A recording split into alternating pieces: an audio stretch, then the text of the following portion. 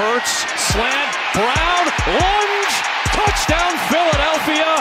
A.J. Brown snatched it out of the air for the score.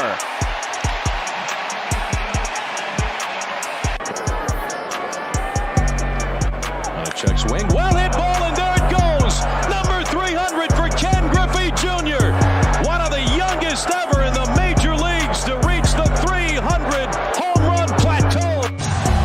Bothered by Lou. Iverson. How about that? Steps over Teron Lou. 7 straight points by Iverson. Ladies and gentlemen, welcome. A pleasant good evening, everybody. Welcome to NFL Football Playoff Sunday right here on the Louis Sports Network. We got the Dallas Cowboys going up against the San Francisco 49ers here at Levi Stadium.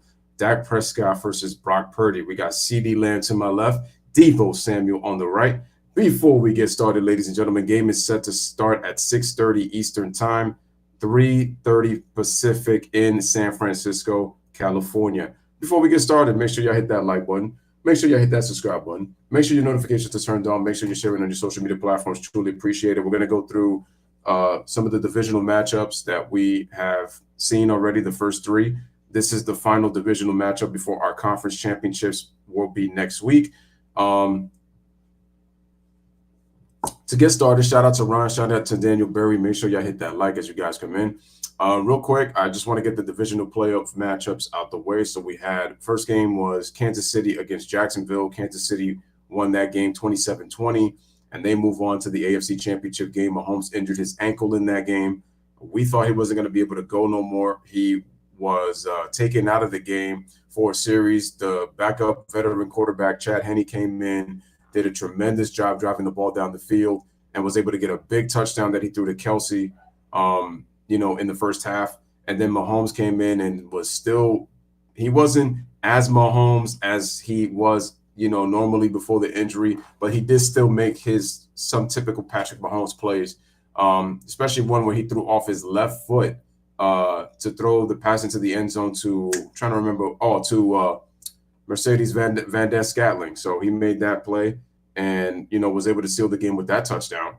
While the Jaguars, they had to end up taking a field goal and they tried to get an onside kick, but it was recovered, and then Kansas City was able to win the game. So they move on to the AFC Championship for the 5th straight year. So congrats. I had a feeling that Kansas City was going to go back. I thought that Trevor Lawrence story was going to come to an end. But shout out to the Jacksonville Jaguars, man. They really have come a long way, and you can see that they got some talented pieces that they can definitely build for the future. Doug Peterson has done a great job considering they almost didn't make the playoffs. They got hot late in the season. Trevor Lawrence really improved, especially as the season went on. And even though he threw 4 picks against the Chargers, he came back and threw 4 touchdown passes as well. So, Trevor Lawrence, man, salute to you. Salute to the Jaguars. You guys have a very bright future. You and Travis Etienne at running back. Hit that like button. All right, man, let's get to the Eagles and the Giants. Enough said. I mean, Philly, they just whooped our behinds, man. 38-7. There's really nothing else to be said. Philly killed us on the opening drive. Even if we got the ball in the second half, our defense just could not stop Jalen Hurts in that offense, and it really showed that they were the better team. It also really exposed how bad of a defense the Vikings were, because I got to say this. I mean, the Giants usually they struggle. They were struggling against bad defenses when we were a bad team, but, despite the fact that we lost as badly as we did, I'm proud of my Giants. Nobody expected us to be a playoff team. Nobody expected us to get 9 to 10 wins this year, and we overexceeded expectations. So the fact that we made it to the divisional round and Daniel Jones did a great job protecting the football this year. He only had 5 interceptions all year. He did throw 15 touchdown passes, but it's just difficult to get touchdowns when we don't have a good receiving core. So it's really hard to generate scores. We struggle to score points because we don't have a good receiving core. I mean, and Saquon is a home run hitting running back. I mean, he's a guy that struggles, and I saw it all game against the Eagles defense, against the D-line. I mean, he could not run in between tackles, and that's been a weakness of Saquon. He needs space to be able to get runs, and he's fun to watch when he gets the space to run. But great running backs are able to elude defenders. Like even when the blocks are even when the blocks are trying to be set up on the offensive line, they're able to use their vision and make real good cutbacks. But Saquon usually, like a lot of times on early downs, he struggles in between tackles. So there's that. And like I said, our receivers couldn't catch passes. We really couldn't sustain any good drives. We only had one good drive all game. And that offense is just real tough. They beat us in all phases. Their defense was great. I mean, James Bradbury, I miss him. I wish he was on our team right now. But the Eagles secondary is good. I mean, one of the best overall teams in the league, and they proved it. Now they got to do it one more time in the NFC Championship game, and then they're on their way to the Super Bowl. So, like I said, man, I know it's a rivalry thing. I don't like the Eagles, but like I said, I always know when to show respect where respect is due. Shout out to the Eagles, man. They outplayed us. They are the better team. I mean, I said it in before the matchup. I was just pumped up as a Giants fan to pull off of the upset because maybe, if we could just find a way to keep the game close, especially in the fourth quarter, the Eagles made sure that there was no close game. So big ups to the Eagles in their 38-7 win. Like I said, I'm proud of my Giants, and we need to do better. We need to get some receivers to help Daniel Jones. And we have to fix our offensive line too. In order to give Daniel Jones some protection. I mean, the fact that Danny Dimes was able to do what he did, can't say nothing about it. So I think Daniel is our quarterback. So, nothing much you can say, man. Congratulations to the Eagles. Like I said, I'm salty about the loss, but it is what it is, man. Shout out to the citizen, Fiona. Shout out to Fiona. Says, I'm from Australia, so I don't know what this means American football. Well, you're seeing it right there. It's you guys play rugby, right? Is rugby played in Australia? Because if you play rugby, football is similar to rugby. The citizen says, oh no, Mayer missed his first 2 field goals in warmups. That's not a good sign. But didn't the Cowboys? Okay, so yeah, rugby. So yeah, football is similar to rugby. It's just a matter of understanding the rules a little bit. The rules obviously are very different, but rugby is similar to football. It's very similar. Just the rules are different, and you actually play on the field. Rugby is kind of like an all-out assault in some ways. I mean, it's fun. It's the way that you guys play. But yeah, citizen I believe the Cowboys signed the yeah, you guys have a bigger ball. That's right. Yep.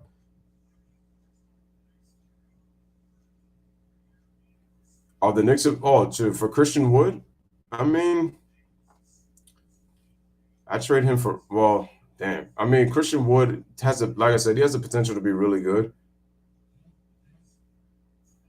I just wouldn't put him in that Knicks locker room just considering our culture, and I mean culture from upstairs from the front office. We got 8 people watching, guys. Hit the like. Make sure to hit that subscribe.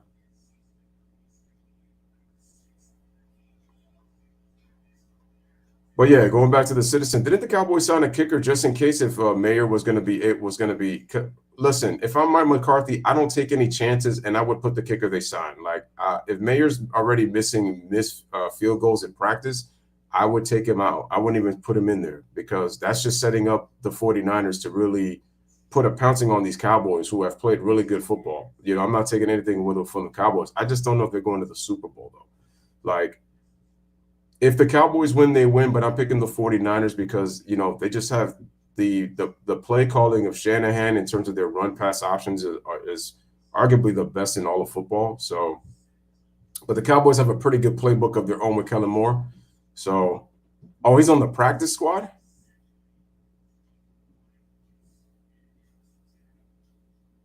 TJ says, do you think Brock Purdy pulls out today? This is the big test for Purdy because he's going up against a really good Cowboys team, and you're going up against a really good Cowboys defense.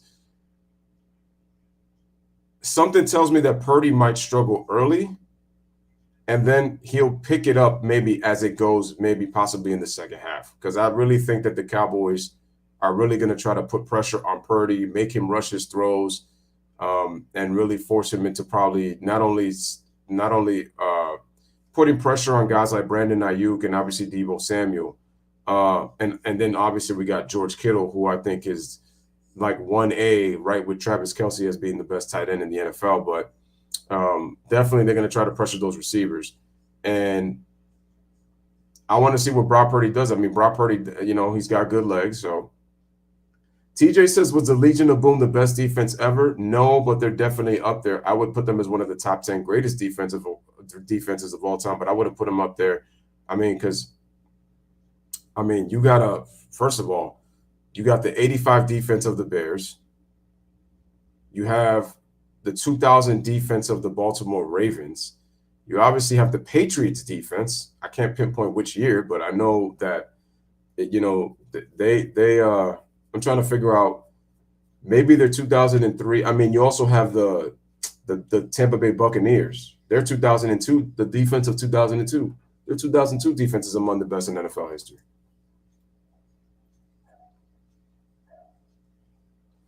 So, there's quite a few good ones all time.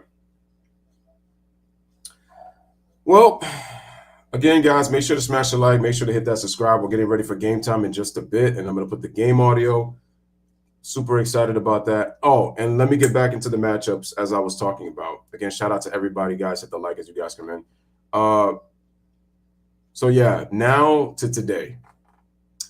I was watching the Bills and the Bengals, and I was not surprised that the Bengals were able to score in this game.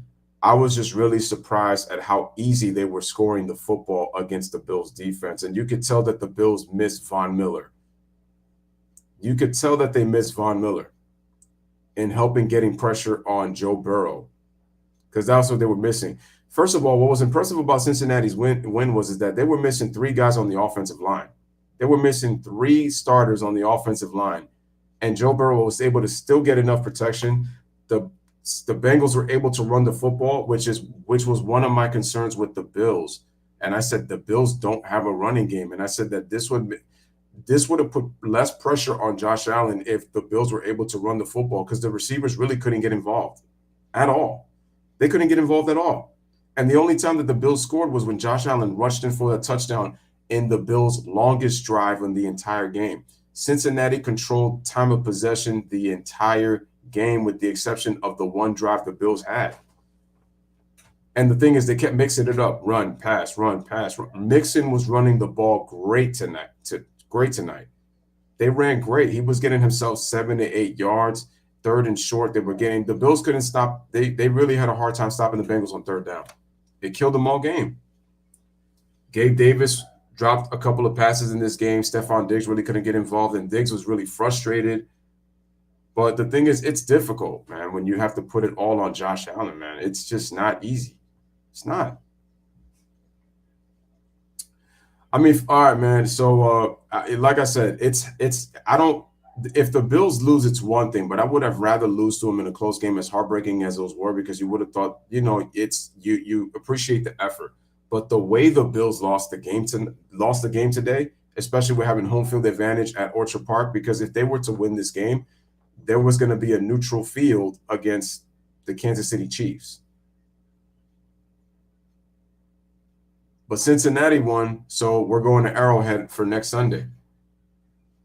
And Josh Allen did not look great. He was pressured a lot. He got sacked a few times, but they could not get anything going on the ground tonight. They couldn't. I'm sorry, I said tonight. I meant today. They couldn't get anything going on the ground. And that was my concern with the Bills. I said, if they don't have a running game, the defense was just flat out bad.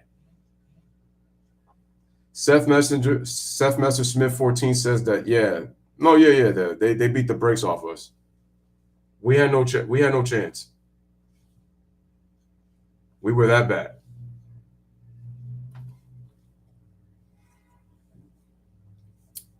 Cowboys and 49ers coming up next on Fox. So the ball game is on Fox tonight. Who do you guys have winning? Do you guys have the Cowboys, or do you have the 49ers winning tonight's game? Let me know in the comment section.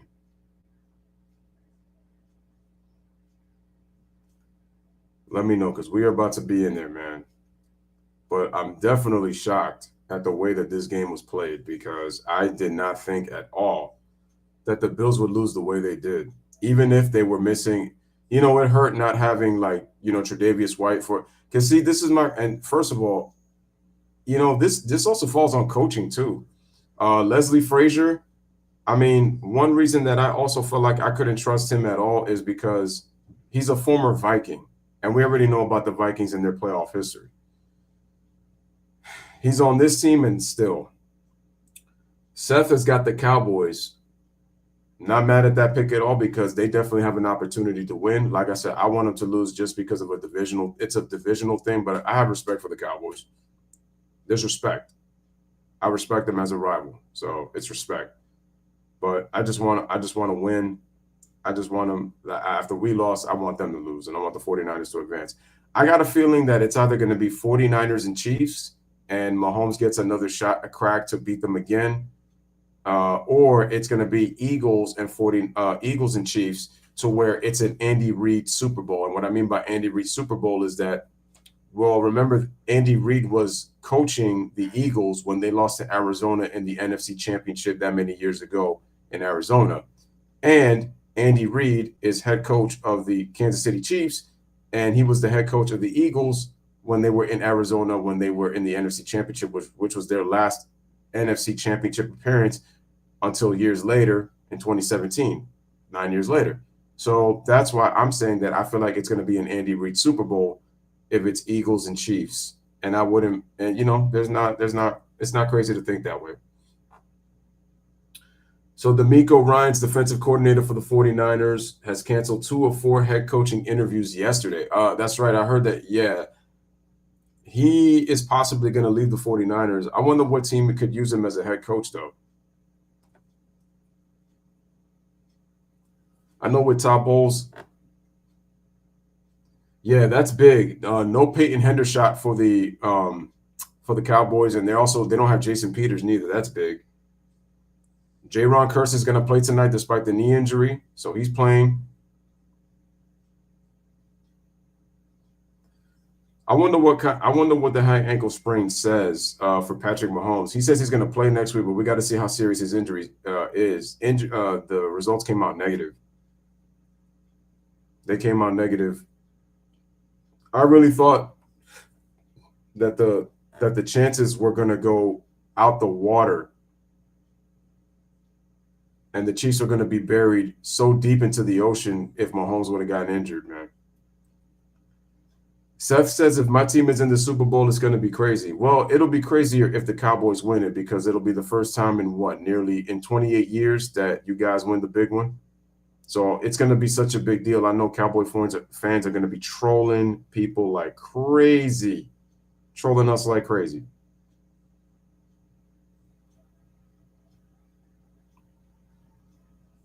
Oh, no, I'm sorry. You're an Eagles fan. You meant the Eagles. I mean, the Eagles, it's been a while. It's been just, five seasons? You guys last won the Super Bowl? So you guys went to the Super Bowl? So not that long ago. 5, 6?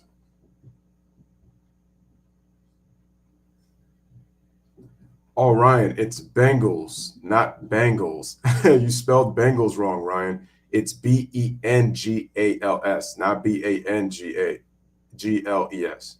Spelled it wrong. Smash the like, hit that subscribe.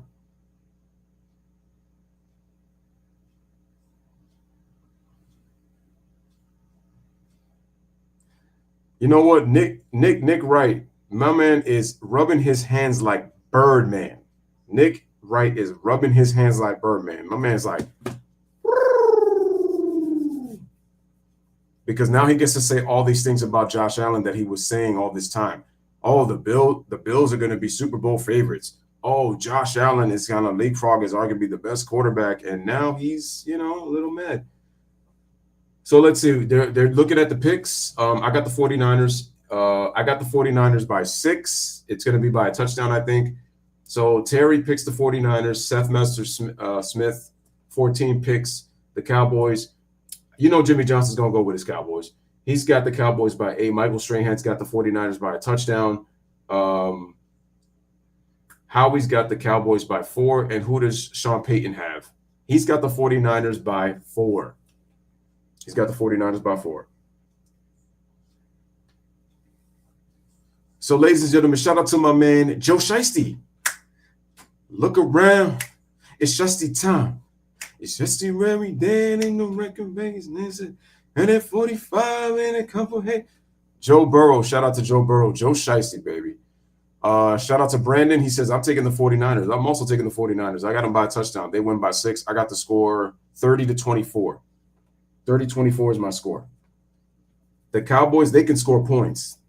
CeeDee Lamb is finally playing up to his potential.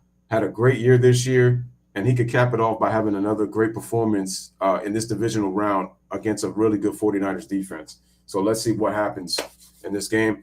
I'm interested to see how the Cowboys are really going to stop their run options with McCaffrey and with Debo when they use them. I wonder how the Cowboys are going to read the reverse. Expect a lot of reverse and screens by Kyle Shanahan to try to confuse the defense. Excuse me. Oh, I know you're ready for the season, Brandon. I know, man. And like I said, congratulations to your Houston Astros. They're coming in as the defending champions. I know that's got to feel great considering what happened with, obviously the cheating scandal that they suffered 6 years ago. But now you can call yourself a champion after that. The only thing that sucks is that, I got to say this is that people are just talking about how you guys are cheaters, but there's been a lot of cheaters in MLB history, and baseball's always been quiet about it. So the fact that people are complaining about how you guys cheat to me is ridiculous. I think it doesn't make any bit of sense at all because we've had cheaters in the history of baseball, and guys have gotten slighted for it. So I don't understand that. I really don't understand it. We got 12 people watching. Hopefully we could get some more people in here. Shout out to Cowboys Nation, 49ers Nation. This is a huge game for both teams. Winner of this game goes on to the NFC Championship to Lincoln Financial Field and faces the Philadelphia Eagles.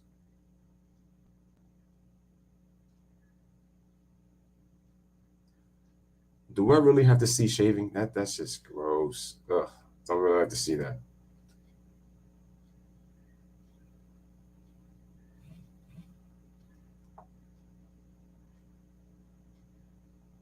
My team are the Yankees. I ride or die with my Yankees. These are just facts. Fox NFL Sunday. Fox NFL Sunday. Here at Santa Clara, and it is rocking. The Dallas Cowboys and the San Francisco 49ers. Santa Clara, California, baby. He's Greg Olson. I'm Kevin Burkhardt. Kevin Burkhardt and Greg Olson doing the call. We start with the 49ers, Greg. They're red hot. They've won 11 in a row. The last 6 have been with rookie quarterback Brock Purdy. The crazy thing is, since he's played, they're better with him on offense. Yeah, there's no question. And so often with young rookie quarterbacks like Brock Purdy, you're kind of thrust into the spotlight. They find themselves playing meaningful games down the stretch, let alone playoff games. The expectation is just kind of stay out of the way. Don't mess it up. The reality here in San Francisco, the 49ers are not winning in spite of Brock Purdy.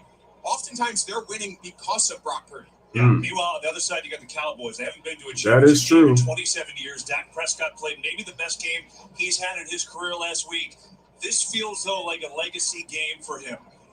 There's no question, and like it or not, quarterbacks' careers, their legacies are judged on how they play. The funny thing is, if Dak plays well, you already know that it's not going to be. And for Dak Prescott to do something that hasn't been done in 27 years and take the Dallas Cowboys to the NFC Championship against their rival San Francisco 49ers. Cowboys will take that as a win. A pretty big chapter in this book as far as his legacy is concerned. We can't wait to get it going. An iconic matchup. It's the Cowboys. It's the rivalry. And the 49ers divisional playoffs at kickoff on Fox. Brock Purdy against Dak Prescott coming up next, ladies and gentlemen. Coming up next.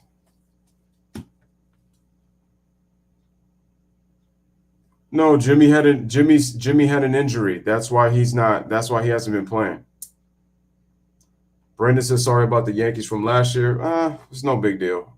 Honestly, the Yankees have been trashed for quite a while now. So many expectations, high on the payroll, and we find a way to stink every single time. It's ridiculous.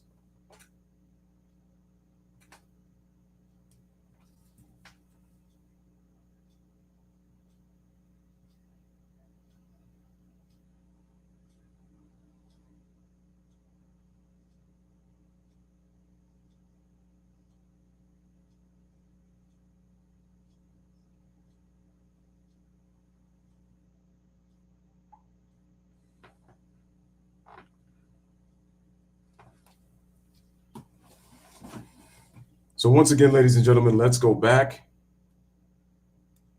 Boxes and Cowboys and 49ers does that with nostalgia, right? All the history with these two teams. Classic uniforms. Everyone knows when these two teams. I got my jerseys. I didn't get a 49ers jersey.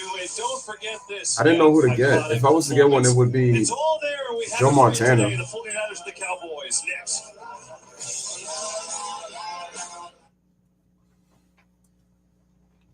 Smash the like button, hit the subscribe button. 15 people watching already. Let's get the likes up, ladies and gents. We're going to have ourselves a really good game today. It's going to be awesome.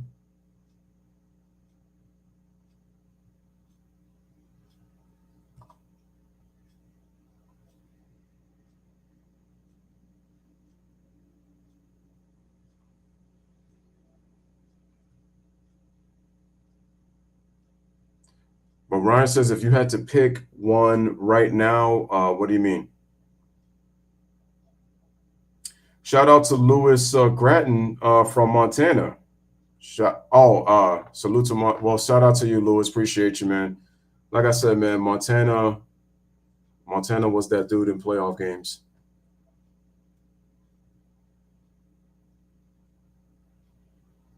When I think of the 49ers, he's the first guy I think about. And it's like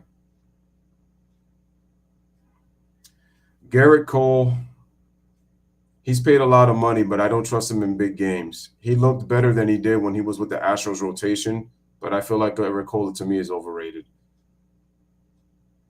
He has not lived up to the number one starter expectations that I expect. Like, I don't look at him as a true ace. I feel like he's a two.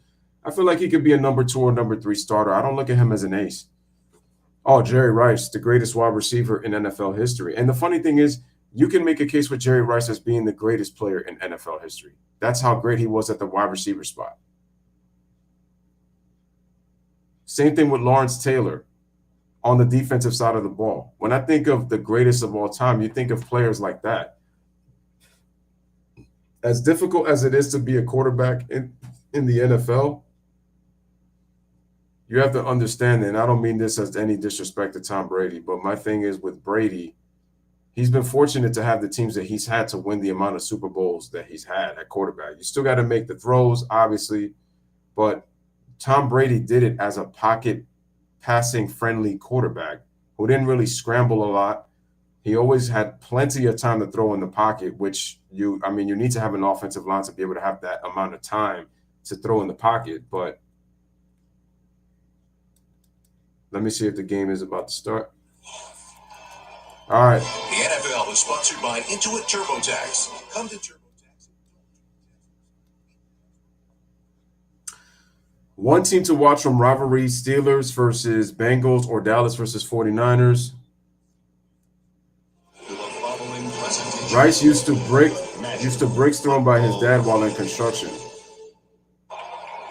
Welcome to the Divisional Cash bricks. Presented by Intuit TurboTax here in Santa Clara. Cowboys and the 49ers just moments away from kickoff as we go downstairs and say hello to Aaron Andrews. Hi, Kev. It's the question everybody is asking. When is this 49ers quarterback, Brock Purdy, going to start looking and playing like a rookie? Everyone thought it was going to be last week against Seattle. Do you think Brock Purdy's going to play like a rookie in this game against the Cowboys defense? Let me know in the comment section. It slipped out of my hands, but then he thought, I'm not going to overthink this. I love that whole thing. 49ers helmet, by the way. It's one fire. play at a time. He said he got some completions under his belt. Let me get some water. I'll be right back real quick, guys. Any other game. But what about this matchup? Cowboys on the field, Hall of Famers all around the stadium. He said again, yeah, it's awesome, but I can't worry about playing so well that they make a docu-series about me. Again, let's keep it simple. That's how I have to play it in my mind. For more on Dallas, let's send it over to Tom Rinaldi. Well, EA, likely no Dallas Cowboys under greater scrutiny heading into this game than Dak Prescott. Brett Maher, the kicker. That's right. Extra points all regular season.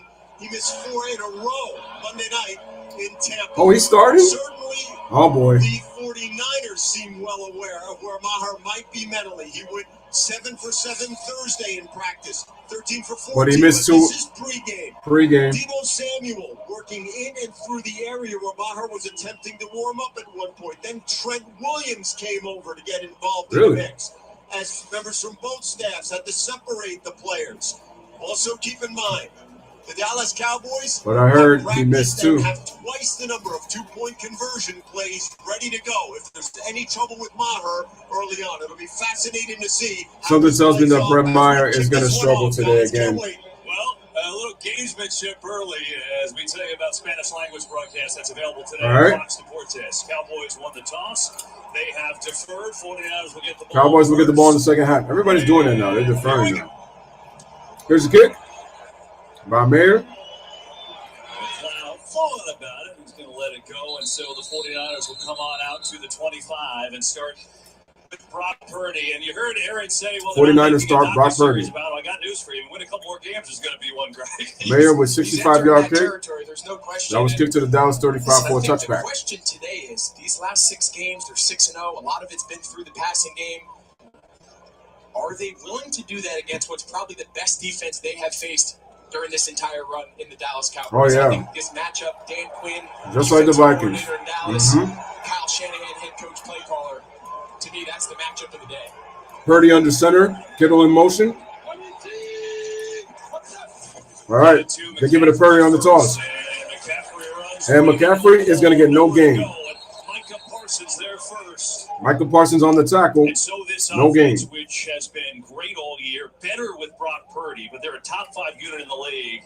Trent Williams, maybe the best lineman in the league. I mean, they're stars all over the place. San Francisco, the 5th best offense in the NFL, 13th in passing, 8th in rushing. Is where does everybody line up? You know, Deebo Samuel, Ayuk. this idea of positionless players. They've got about 4 of them.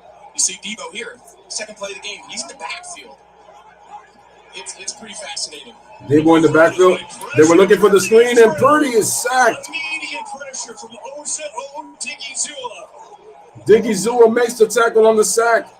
Well, the first battle, Dan Quinn wins. You're going to see Diggy Zua down here, number 97. They're trying to set up a little swing screen. He starts looking right, tries to swing it. He was trying to get that ball for Kittle. Deep in the backfield that I think he was in Purdy's throwing lane. He couldn't get the ball to Deebo. 3rd and 19 now. Tailback, and they find themselves in a 3rd and real long. That sack was for a loss of 7. Purdy in the shotgun. Purdy back to throw. Pass over to Deebo. It's complete, and he's gonna get 12 yards on the play, so it'll be 4th and 7. And so the Cowboys defense with the big pressure and the sack, and they force a 3 and out. Yeah, real uncharacteristic start here. As we were saying a couple plays ago, what's so 49ers start. That's a rough start for the 49ers right there. McCaffrey gets no gain, and then Purdy gets sacked 7 yards back. Is a big challenge for these defenses. Wisnowski with the kick. Not a great punt. And the punt. Takes a 49ers bounce. And that's going to bounce will come out on offense. to the Dallas For 26. the first time, we see Dak Prescott. And now Dak Prescott comes in for the Cowboys. Hit at the end of that. Fans booing, they wanted to fly. Let's take a look here. Ronnie Lott. Sam Williams on the pressure. Mike Pereira. Ronnie Lott I think they've got it. was one of the most hard-hitting safeties that I had ever seen. But only would have been a 5-yard penalty. Would not have been a first down and likely decline. All right, so that's the key. Here's Dak And he started out as corner. Here's Dak. 1st and 10 for the Cowboys. Play action. Prescott throws it, and it's knocked away, but we got a flag. Gibson there on the coverage. All kinds of things happening. Bosa getting the early pressure. I think this might be on the Cowboys. What's the call? Offense. First down.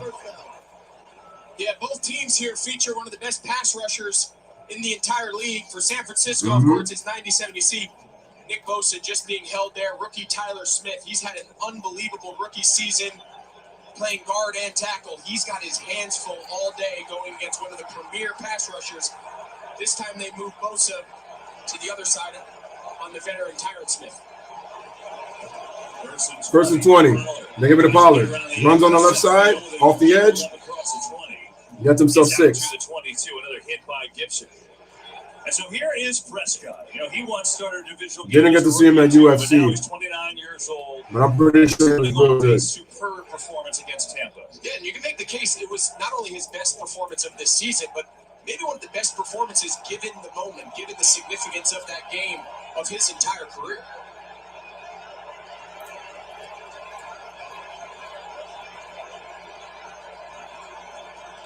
Second and long, 4-man rush. Second and 14. Dak backs across. 4-man rush. Throws it complete. T.Y. Hilton makes the play and gets a first down. Looks to have enough for a first down. Yeah, T.Y. Hilton, he's been brought here to just give them a handful of catches, first downs, third down conversions. Number 76. Here, Dallas going jumbo. In this case, Travarius Ward, number 7, just a real soft cushion, meaning he's playing so deep. They're counting on that rush, getting the ball out. Great job there. First and 10. They give it to Zeke. Oh, no, Pollard gets tripped. That's a loss of what, 3? Fred Warner. Oh, vet move here. Watch Zach Martin grab the defensive tackle. He knows he has Fred Warner. Watch him get pulled. Oh, that's a really veteran play there.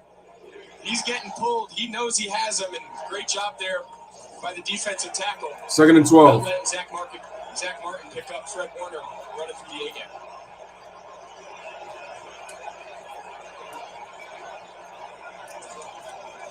Pressure again. Prescott throws. It's complete. It's a short one, though. It's C.D. Lamb making the catch. C.D. Lamb with the catch. That'll bring up third down. It looked like they might have getting about 5 yards. Cowboys going quickly here against his number 1 defense. So it'll be 3rd and 7. 3rd and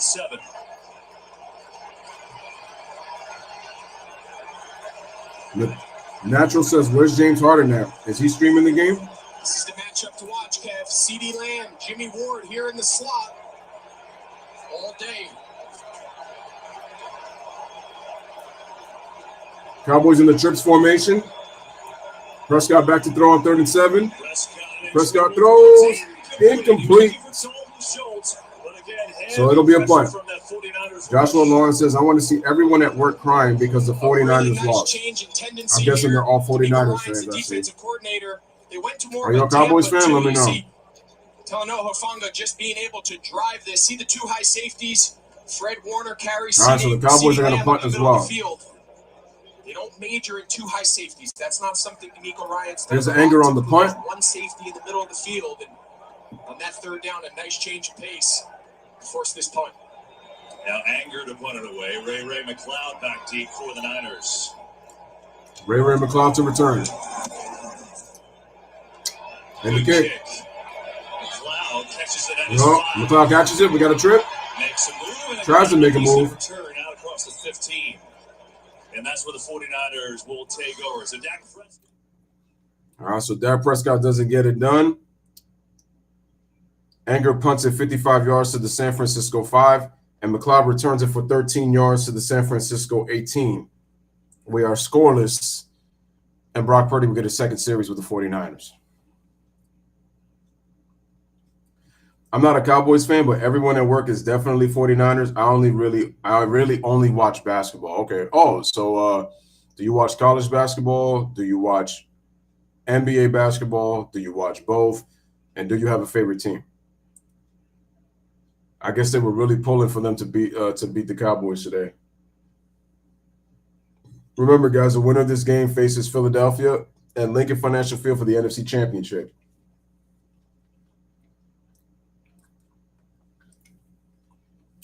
This is a must-win for Dak.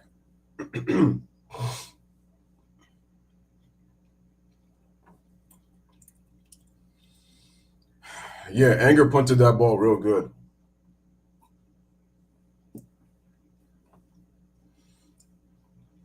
I guess we can make our early pick. Who do you guys have winning the AFC Championship between Kansas City and Cincinnati? Is Joe Shiesty going to go to a second straight Super Bowl? Or is Mahomes going to go to his 3rd Super Bowl in his career, and Andy Reid goes to his 4th? For the third time as a Chief. People forget that Andy Reid went to 4 straight NFC championships as he went to 5 of them as a head coach of the Philadelphia Eagles. Actually, no, he went to 6 because he went from 99 to 03, I believe. The Eagles went to 5 straight NFC championships. And then, hold on a second, wait, 99, 2000. No. It was from 2000, I think, to 2003 that they went to the NFC championship. Then they went in 2004, so that was 5 straight. And then in 2008, for the 2008-2009 season, quote unquote, they went to the NFC championship and they lost to Arizona. So yeah, Andy Reid went to 6 NFC championship games with Philly, and they went to the Super Bowl just once. With the Chiefs, he's been there twice in 4 straight trips to the AFC championship game. He's trying to get to the Super Bowl for a 3rd time. Yeah, this rivalry renewed, 9th meeting in the postseason for these two. Of course, 3 straight NFC title games in the 90s where it was just so electric, the rivalry every game. Joshua says NBA, no college. All right, the 49ers are starting on their own 13. Who's your favorite NBA team? Do you have a favorite player? 7 years, so rivalry renewed here today. Second possession, San Francisco. 1st and 10. Here we go. Here is McCaffrey. They give it to McCaffrey. Gets himself like 3 yards. He's going to pick up about 3. Against this Cowboys defense, Greg, you said it's the best D the 49ers have faced. Why? Because I think that the style that Kyle Shanahan has been able to kind of morph into because of his trust in Brock Purdy and his ability to protect the ball and have more of an impact passing game. Michael Parsons, Van Der Esch, from the linebacker spots. Times, they're very opportunistic. We got Darren Bland, J-Ron Curse, Donovan Wilson. They got a good secondary. You don't want to fall into a trap of playing into Dallas's hands. Some of this early run game, 2nd and 7. we expect to see a lot. Here's Samuel on the wing. They give it to Debo. That gets stood up right near the first down mark. Gives himself 6. With a big hit. That's 2 strong dudes meeting right near the first down. 6 yards. See the mark. I think he's a little bit short. That'll be 3rd and inches, right? It looks like that'll be the case. And 49ers get up to the line quickly here. Purdy's only completed 1 pass attempt. McCaffrey gets in 3 yards. Didn't let the Cowboys get set. 3 yards for the 1st down. Overall, Dallas, the 5th best scoring defense in the league. And you're talking about a team that gets turnovers. They got the most takeaways in the NFL the last 2 years. Yeah, the ability to take the ball away and the ability to rush the passer. You see Lawrence there getting looked at on the sidelines. Couldn't really tell what happened, but when you can rush the passer and you can take the ball away, that puts a lot of pressure 1st and 10 on for the offense Niners. to stay out of passing downs, right? And you're seeing early in this game, San Francisco running the ball, trying to maintain staying ahead of the chains for that play-action passing game. Play action. Purdy. 1st down. George Kittle, 31 yards. Well, right on cue. This is what they're trying to set up on these early 1st downs. You'll see Kittle working on the back, a little nod 9. He's going to lean Bland out and just run a little skinny post. 31-yard completion on time to George Kittle. Those are the chunk plays. 1st and 10 for the 49ers. Because of how dynamic and versatile all of their players are. And that puts them at the Dallas 39. This time it's straight handed to McCaffrey. McCaffrey gets 1 on the play. 2nd and 9. Think about Brock Purdy. This is what he has done to the 49ers offense. Look, they were obviously very, very good. Trey Lance started the year, got hurt. Jimmy Garoppolo, familiar, took over.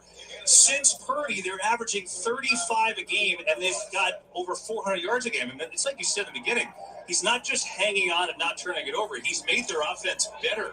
Yeah, there's no question, and he does so much of his damage. You saw it there with the throw to Kittle. Inside the hashes, inside the numbers, the middle of the field is where Dallas has to find a way to take the throw away. Purdy, play action, rolls left. Purdy throws to Ayuk, and oh! It is incomplete. Sometimes rolling to the left is hard. He had Ayuk early. You'll see Ayuk, he gets behind Malik Hooker. What a great job there by Deron Bland, just staying with it. He just kept running. He timed his jump perfectly. And Deron Bland did a great job on the coverage. Back to the way. That ball needs to come out just a count earlier and just bring Ayuk more to the sideline and let him run under that ball. Marcus Lawrence has come back on the field. There you see him, number 90. 3rd and 9. Quick snap. Purdy throws incomplete. On 3rd and 9 to McCaffrey. McCaffrey, the intended receiver. After the big play to Kittle, this Dallas defense making some plays. 4th and 9. Lawrence on the tackle. Marcus Lawrence came back in. They brought him on a little stunt from the inside around. Micah Parsons was lined up on the all-world left tackle Trent Williams and got a little pressure to flush Purdy to his left, and Marcus Lawrence forced him to get rid of that ball. All right, the 49ers now are to punt. I mean, both these defenses have started fast. There's a lot of talk with both these offenses and the high scoring 30 a game, and these two defenses have showed up. So far, so good. Wisnowski to put it away. As the lay one down. There's a punt with Wisnowski. Bounces inside the 5. It takes too high of a bounce into the end zone. It goes. And the Cowboys will. And unfortunate, it's a touchback, so it'll start at their own 25. So with 7:01 remaining in the first quarter, we are still scoreless, and Dallas will get their second series started when we come back. Both defenses doing their homework for the most part.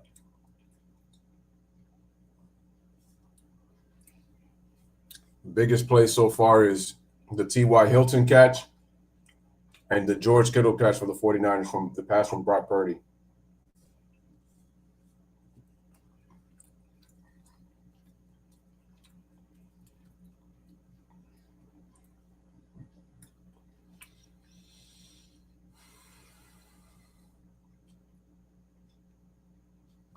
Make sure to hit that like button if you have not hit the like.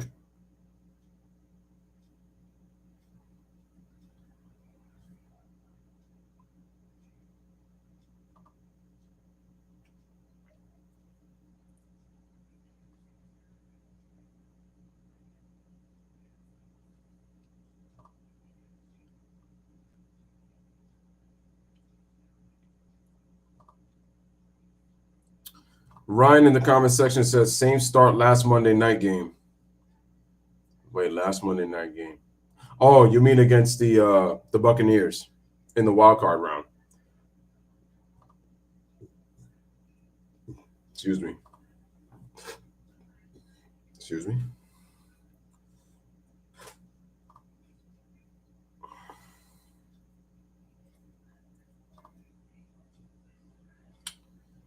No, that's not what I wanted to click. Let me just move to the right.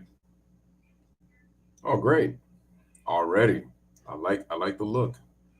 I like the look.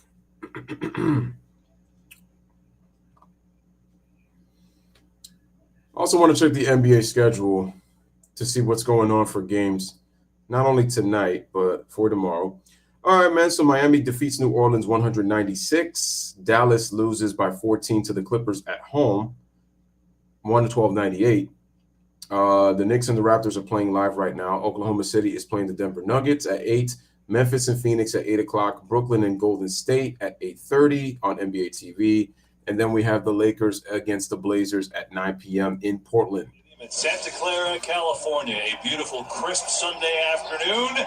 These two heated rivals back at it. Mike McCarthy has the Cowboys back-to-back years in the playoffs. He certainly had plenty of experience in the postseason. And now trying to take the next step. 1st and 10 for Dallas. 1st and 10 for the Cowboys. I formation. Dak on the center.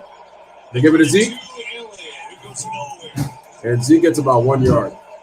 So the Cowboys offense, when you look at them, I mean, they also have a lot of weapons. But when you're talking to D'Amico Ryans, the 49ers defensive coordinator, immediately out of his mouth was Tony Pollard. Yeah, the two most explosive players on this offense, no question. Tony Pollard, they can use him, of course, in the run game, but he's also pretty valuable in the screen game. You see him here lined up in a three-man bunch of receiver. And then, of course, CeeDee Lamb. Those are the two guys this offense needs. 2nd and 9 for the Cowboys. Prescott in shotgun. They give it to Pollard. No gain. Fred Warner making plays out here. Problem is, in theory, it's great to get him going, but when you're playing the number one defense, not so easy. And sometimes against this front, the best way to attack them is you got to try to find a way to attack from linebacker back. You try to get into a wrestling match with this 39 for the Cowboys. Linebackers with Fred Warner and Dre Greenlaw. You have to find a way to attack the secondary as long as you can pass protect. Third long, blitz coming. Blitz. Prescott throws. Intercepted. It's intercepted.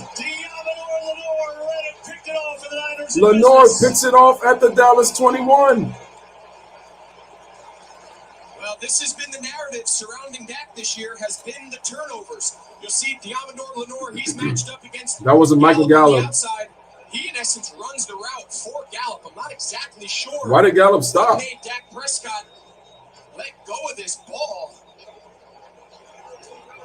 And he had Zeke wide open, too. Pressure by Eric Armstead in his face. I don't even think he saw Lenore.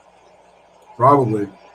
He pretty much just ran the route for Gallup and gets the early turnover. I don't want Luka as a Boston Celtic. It wouldn't look right. And he starts off the divisional round with another one, and now San Francisco. You know the media is going to make a big deal, but he's not a Larry Bird. There's no comparison. San Francisco takes over. Here's Brock Purdy. 1st and 10. Purdy. Play action. Here's the fake. Looking. Gets away. And he's sacked for a -6. DeMarcus Lawrence gets the sack. The second sack for Dallas. Yeah, really well defended. They're trying to get Purdy to break contain and hit this deep crosser. But DeMarcus Lawrence does a nice job. Watch, he redirects off to Deebo Samuel. And see how he puts an edge on the pocket? He could have just threw it to Purdy Deebo doesn't Samuel. have time to set his feet to look for all those crossing routes. Really nice job there by the veteran, DeMarcus Lawrence. Cowboys defense, 35 pressure percentage this season, highest in the NFL. So they get to the quarterback. Put a lot of pressure on the QB. They were tops in pressure. Here's one of those formations. Here's McCaffrey. Here's Deebo. They can build this out of all formation groups. They're going to throw it to McCaffrey on the screen, and he gets tackled. No gain. Watkins, who's an interior defensive lineman way out there to make the play.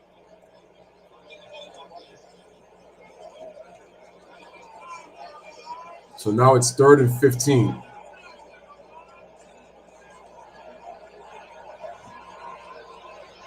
Kyle Shanahan. Let's see what plays do the 49ers come up with here on 3rd and 15. If we drop you back to put this ball in the air, you can't take a sack. First read, progress, get rid of that ball. If he decides to attempt to pass. Here we go. 4-man rush. Purdy throws. Complete. Ayuk gets a first down. 17 yards for a 49er first. Well, this is about as good a route and as great a job working through his progression and throwing an absolute dart. He pushes him, little double move, bang. Pull the string back, come right down your stem. Huge play for the 49ers on 3rd and 15, and Ayuk gets 17. You talk about having confidence in your young quarterback. You're Kyle Shanahan. You got 3rd and a mile. You don't want to lose field position for a field goal attempt. He says, I don't care.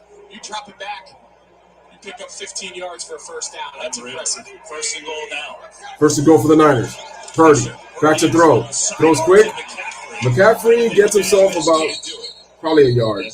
Cowboys there. Armstrong He was already got by contact. Going all Kent to Colby on you. He brought this thing way down. Kind of had no choice. So it'll be second down. Cowboy right now too, and it's Carlos Watkins. Just showed him making the play a couple plays ago on McCaffrey. And so they tend to Watkins. While they do that, we'll be right back after this message from State Farm. All right, so we're going to take a 30-second break. The message is brought to you by State Farm. That pass was to McCaffrey, and he got only 2 yards on the play. So Wilson and Armstrong were on the tackle. And Carlos Watkins, as just mentioned by Kevin Burkhardt, that he was injured during the play.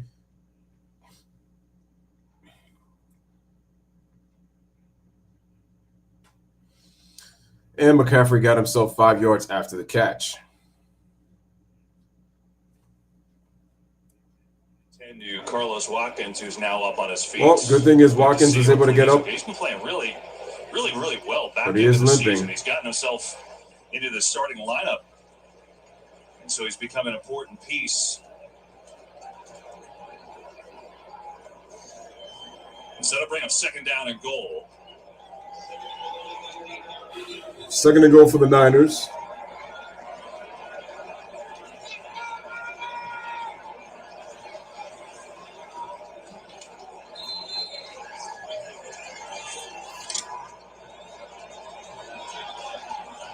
This time McCaffrey lined up as a wide receiver, bottom of your screen. All right, McCaffrey's going to go to the wideouts. Purdy, pump fakes, looking and try to draw and gets no gain on the play. Or maybe 1 yard. It's third and goal. Yeah, that's a new wrinkle. We haven't seen a lot of design quarterback draws out of Purdy. They're trying to get a 4x1. You see they're going to take Debo and try to short motion him. They're counting on these backers getting out of it. You see Donovan Wilson, number 6. Between him and J-Ron Curse, it still gave them too many defenders in the box. They only want to have to block 5 guys. There was 6. All right, third and goal. Nowhere for Purdy to go. It could be. Here's Purdy, empty backfield. Purdy gets away, scrambles. What is he going? Throws it, and it throws it away incomplete. And now the Niners will go for a field goal. I think off to his right, he's going to have a shot at McCaffrey. I think the pressure there by Odigizua, number 97, got him off. McCaffrey was there off to his right-hand side, and that's where 97 Odigizua's pressure came from. So it took his all right, 49ers bring out the field goal Give unit. credit to Dallas. They find themselves in a sudden change following the Amador Lenore interception, and to make San Francisco settle for This 3. will be a 24-yard attempt They'll take that as for the a win. 49ers to put themselves ahead. Goal from 26 yards out. And the kick is up, and it is 26-yard good. attempt is So good. 49ers on the board. Mayor, are you looking at that? You better make sure you make your kicks when you're in field goal range. I'm just saying. So Lattimore on the interception, but unfortunately for the 49ers, they're not able to capitalize and get themselves a 6, but they do get 3. So right now with 2:12 remaining in the first quarter, it is a 3-0 Niners lead over the Cowboys. So now, Dak is going to have to redeem himself and see if he's able to come back and try to see if he could get the Cowboys to score, whether to tie the game or take the lead on this possession for the Cowboys. I just think they're going to have to get a long drive to try to tire this 49ers defense. That's what they're going to have to do. Get this Niners defense as tired as possible, because they'll be more vulnerable as the game goes on. Lewis says, can you check to see if Brandon Ayuk was at Iowa State?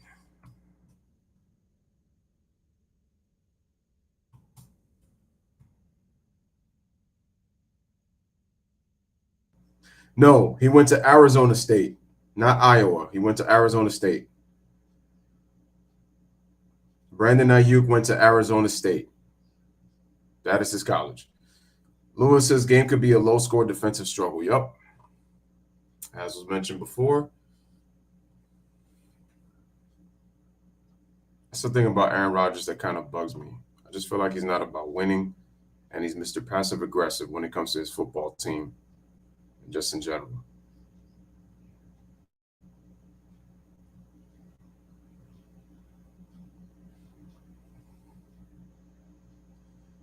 So hopefully I have answered your question.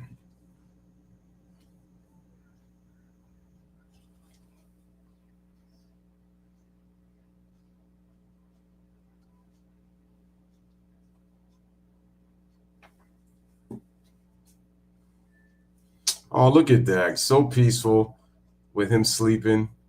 What commercial is this? Oh, the Climat 360 smart bed. The question is, I don't know if you're gonna have a peaceful sleep if you don't play to win this game. Because they need you for this one.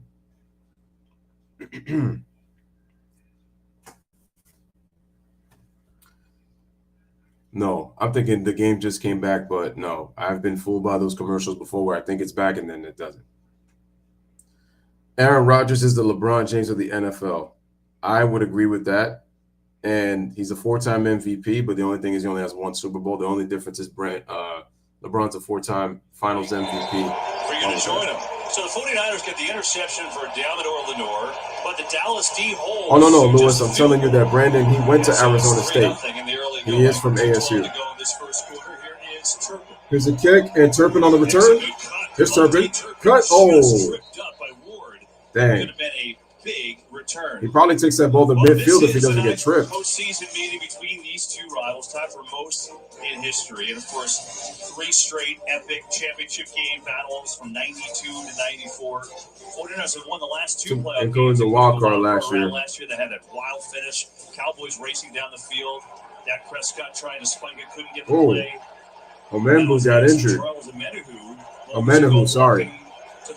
First and 10 for the Cowboys. Prescott, under center, throws, and Noah Brown catches it. He gets 3 yards on the play, 2 yards after the catch.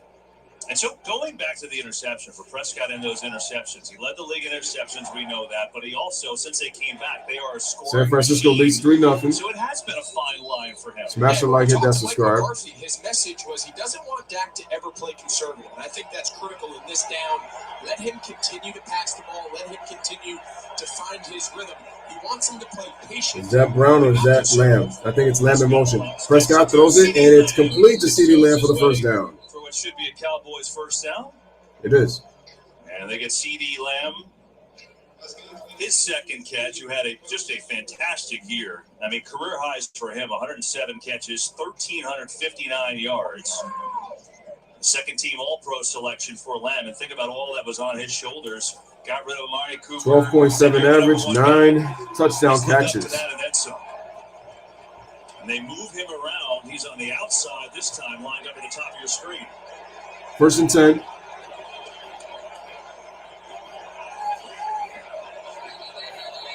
And we got a penalty flag. So we got a flag. Is that offside or is neutral zone infraction? False start offense.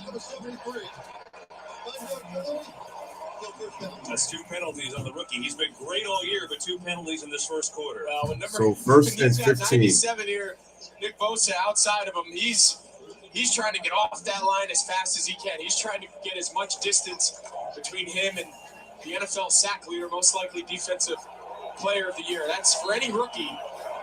Left tackle's hard enough. He is a rookie against Bosa. It's a tough day. First and 15. They're giving the falling on the jungle formation and gets himself 10 on the play. For Tony Pollard, picks up 10. Kind of used Avion Collins as a little fullback there. Yeah, they did. They love going that jumbo. They've had different guys over the years. You see Collins, he's right there kind of leading the way. See Pollard, he's able to run through that Drake Greenlaw for as explosive as he is. It's amazing how NFL head coaches have taken Kellen Moore there, the offensive coordinator. For as explosive as Tony Pollard is, there is Kellen Moore. Running through contact, yards after contact. He is a strong runner to go along with his home run threat. Final seconds of the first quarter. Pollard gets it and gets himself about 2 or 3 yards, and that's going to end the first quarter. It'll be a third down and short. We come back. So third and short, it looks like it's going to be 3rd and 2. Louis says spell check, and then he starts laughing. Yeah, it happens. CeeDee was such a stud at Oklahoma. Yeah, and when he came into this league, one issue that he had was as he had great speed, but they questioned his ability to run routes, and on top of that he would drop passes. But he's put it all together. His route running has been great this year, and he's been catching the football. I mean, the career high 9 touchdowns. Almost 1,360 yards this season. So he's been very valuable for the Cowboys this year. Smash the like button, hit the subscribe button for the Louis Sports Network. If you have not hit that like button, you need to. Cowboys and 49ers here on this NFL Sunday. And also Louis says he's very proud. That's great to hear, man. That's really awesome to hear.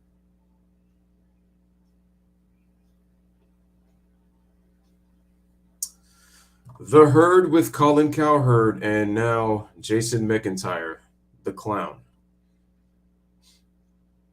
And I have to call him that because he just comes up with the most outlandish takes that I've ever heard in my life. But we also have to remember that it's all for ratings purposes. It's all about ratings. It's all about ratings.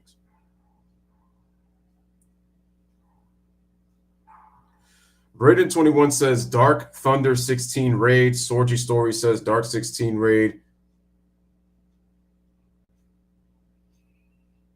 I'm guessing is that I don't know what channel is that from, but whoever that channel is, man, definitely appreciate you guys. Continue to hit the like button, continue to hit the subscribe, and we're going to get ready to come back right now for the Cowboys and 49ers.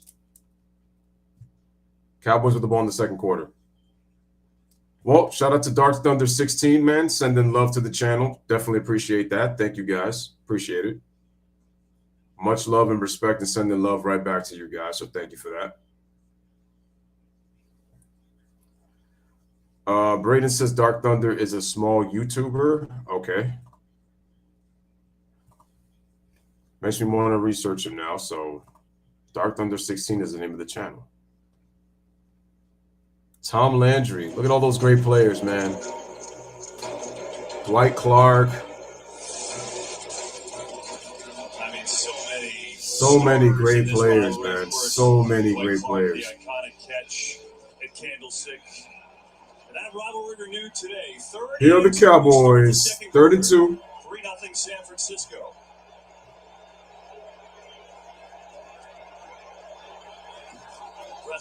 Prescott throws up the middle for, and Noah Brown gets the first down for the Cowboys. Right up the middle on the play by Prescott. Great pass, great catch. So 17 yards on that pass by Dak Prescott for the first. He pulls it. It's a little RPO action, and he wants to throw it initially right off the bat to Brown. The window is not there. Nice job there by Brown to just keep working with his quarterback to find that second window, and give credit to Dak. Bought a little time, float to his right. They will pick up that first down. I want people to show love to Dark Thunder right now. And make sure to go to hit a like for his video. Pollard's going to pick up 5 for Drake Greenlaw, brought him down. Smash the like, hit that subscribe. It's been kind of a split reps with Pollard and Ezekiel Elliott, really almost the whole year. Elliott's been kind of the short yardage grind. Jerry Rice without Joe Montana was no team at all. Today, though, it's been clearly more Tony Pollard. Although it comes out those guys needed each other, which will make them a great tandem. 2nd and 5. Give it to him on 2nd down. Racing up the middle, and Bosa takes him down. And that's Zeke. Close to a first down. Looks like he has it. I mean, Zeke looks short on that first down, though. There's a clear plan here for Dallas. They want to take their shots. Of course, they still want to try to mine some explosive plays early. So as the play clock continues to go down, it is 3rd and 1. 3rd and 7 yards or more. One of the best in the league. They are at the bottom of the league. Anytime it's 3rd and short, 3rd and medium. That's what they have here. So it makes a team a team. Pollard goes back, short, and Zeke gets only 1 yard. Did he get it? Does he get it? Looked like he had it there. Just judging on our first down line. Where's the spot? Did he get it? That reach of the ball. Shout out to both sides. Did he get it? Yeah, that should be a first down. Eric Armstead just backdoors Zach Martin, and he almost makes the tackle in the backfield. Just look at the effort. Wow, Zeke just lunged right there and get those arms to cross the plane for that first. Yeah. That's a first down. That is a first. Keep this drive alive. Critical early play in this game is impressive. We got a shotgun formation. Oh, Prescott just gets rid of it, and Elliott gets tackled. Prescott was going to get sacked for like about 9 yards if he didn't get rid of that ball. The Pro Bowl safety, 29. I mean, what a breakout player he's been. Watch him time this pressure. When your mentor is Polamalu, that's eerily similar. We've seen him make those plays. Yeah, he does remind me kind of like Troy Polamalu in a way. And Troy Polamalu was my favorite safety. For those who don't know, Troy Polamalu was my favorite safety to watch. Such a smart. Prescott throws complete to CeeDee Lamb. Wow, look at the pressure by the 49ers, bro. They are everywhere right now. So it's 3rd and 7. Defensive coordinator for San Francisco. Bro, his teams are so good. #1 overall, the #1 scoring defense. He's being interviewed for head coaching jobs around the league. And here's where they excel: 3rd and long. See, people have jumped on the Joe Burrow bandwagon now for quarterback in the NFL. I mean, he's really good. I like Joe Burrow. 3rd and 7. Prescott back to throw. It's complete, and is Is he just short? So it's 4th and inches. Now, interesting here. Well, I'll tell you what, Mike McCarthy has been thinking about this decision. I think they go hurry up here. They should hurry up, and they should get the first down. They should get it. I think early in this game. Oh, wow, they got Mayer to kick. Your 4th down philosophy. And always remember, the kicker situation is whirling around Dallas right now. Plays a big part. You know they're going to. So they go. 4th down, Lamb. 4th, Lamb gets around. Oh, and he gets the first down. That almost could have ended up bad. That time. Really, again, all on Lamb, and the drive continues. We've been in like this quarterback sneak era where everyone just loads up those interior gaps, and we've seen now so many times teams now pack it in and try to hit the edges. Great play call here by Kellen Moore. You mentioned it. Hufanga had a chance to stop him. I still think it would have been pretty close. I think all right, 1st and 10. Cowboys in the red zone.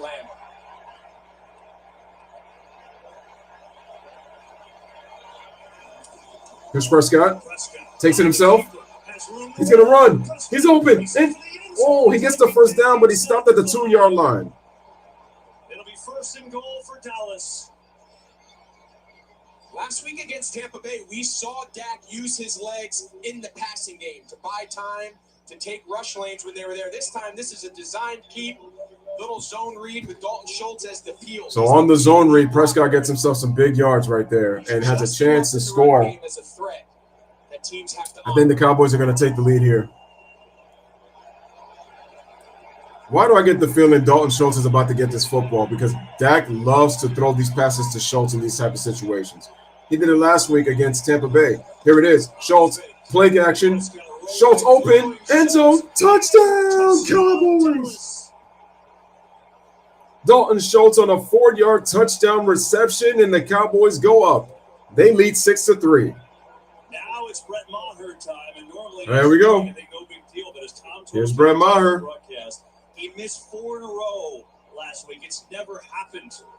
And worked out this week. They brought in another kicker for competition. He did not have a great warm-up. This might be the most anticipated. He made the most anticipated kick for an extra point in NFL history. I took the words out of my mouth, Greg Olsen. Here we go. Does he make it? Here's the snap. Here's the kick. And it's blocked. It's blocked. Samson Ebicom, I think. It is blocked. My goodness. Oh, boy. Mike McCarthy, you better take him out now, man. You better take him out now. And there's the block. Wow. And now a look at M. Night Shyamalan. It is blocked. That's in theaters. So, ladies and gentlemen, with 9:25 remaining in the first half, it is Cowboys 6, Niners 3. And Lewis's Troy Polamalu, super stud like Ed Reed. Oh, Ed Reed was one of my favorites too. Always reading the quarterback, and I always loved every time he intercepted the ball. Always wanted to go for a pick six. Ryan was praying that Maher made that extra point, and that kick was blocked. And Ryan said, "No, Mike McCarthy, don't play, don't play." Like, you need to, I'm telling you right now, you really need to, I would really consider taking him out of the game because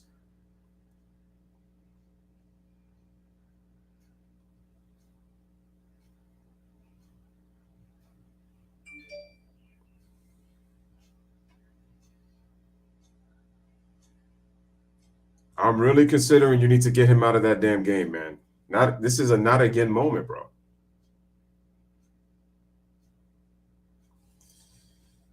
I think anytime when a ball is blocked, it's already a dead play, I think.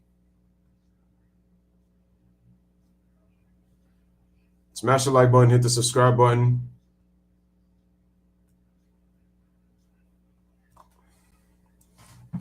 Damn.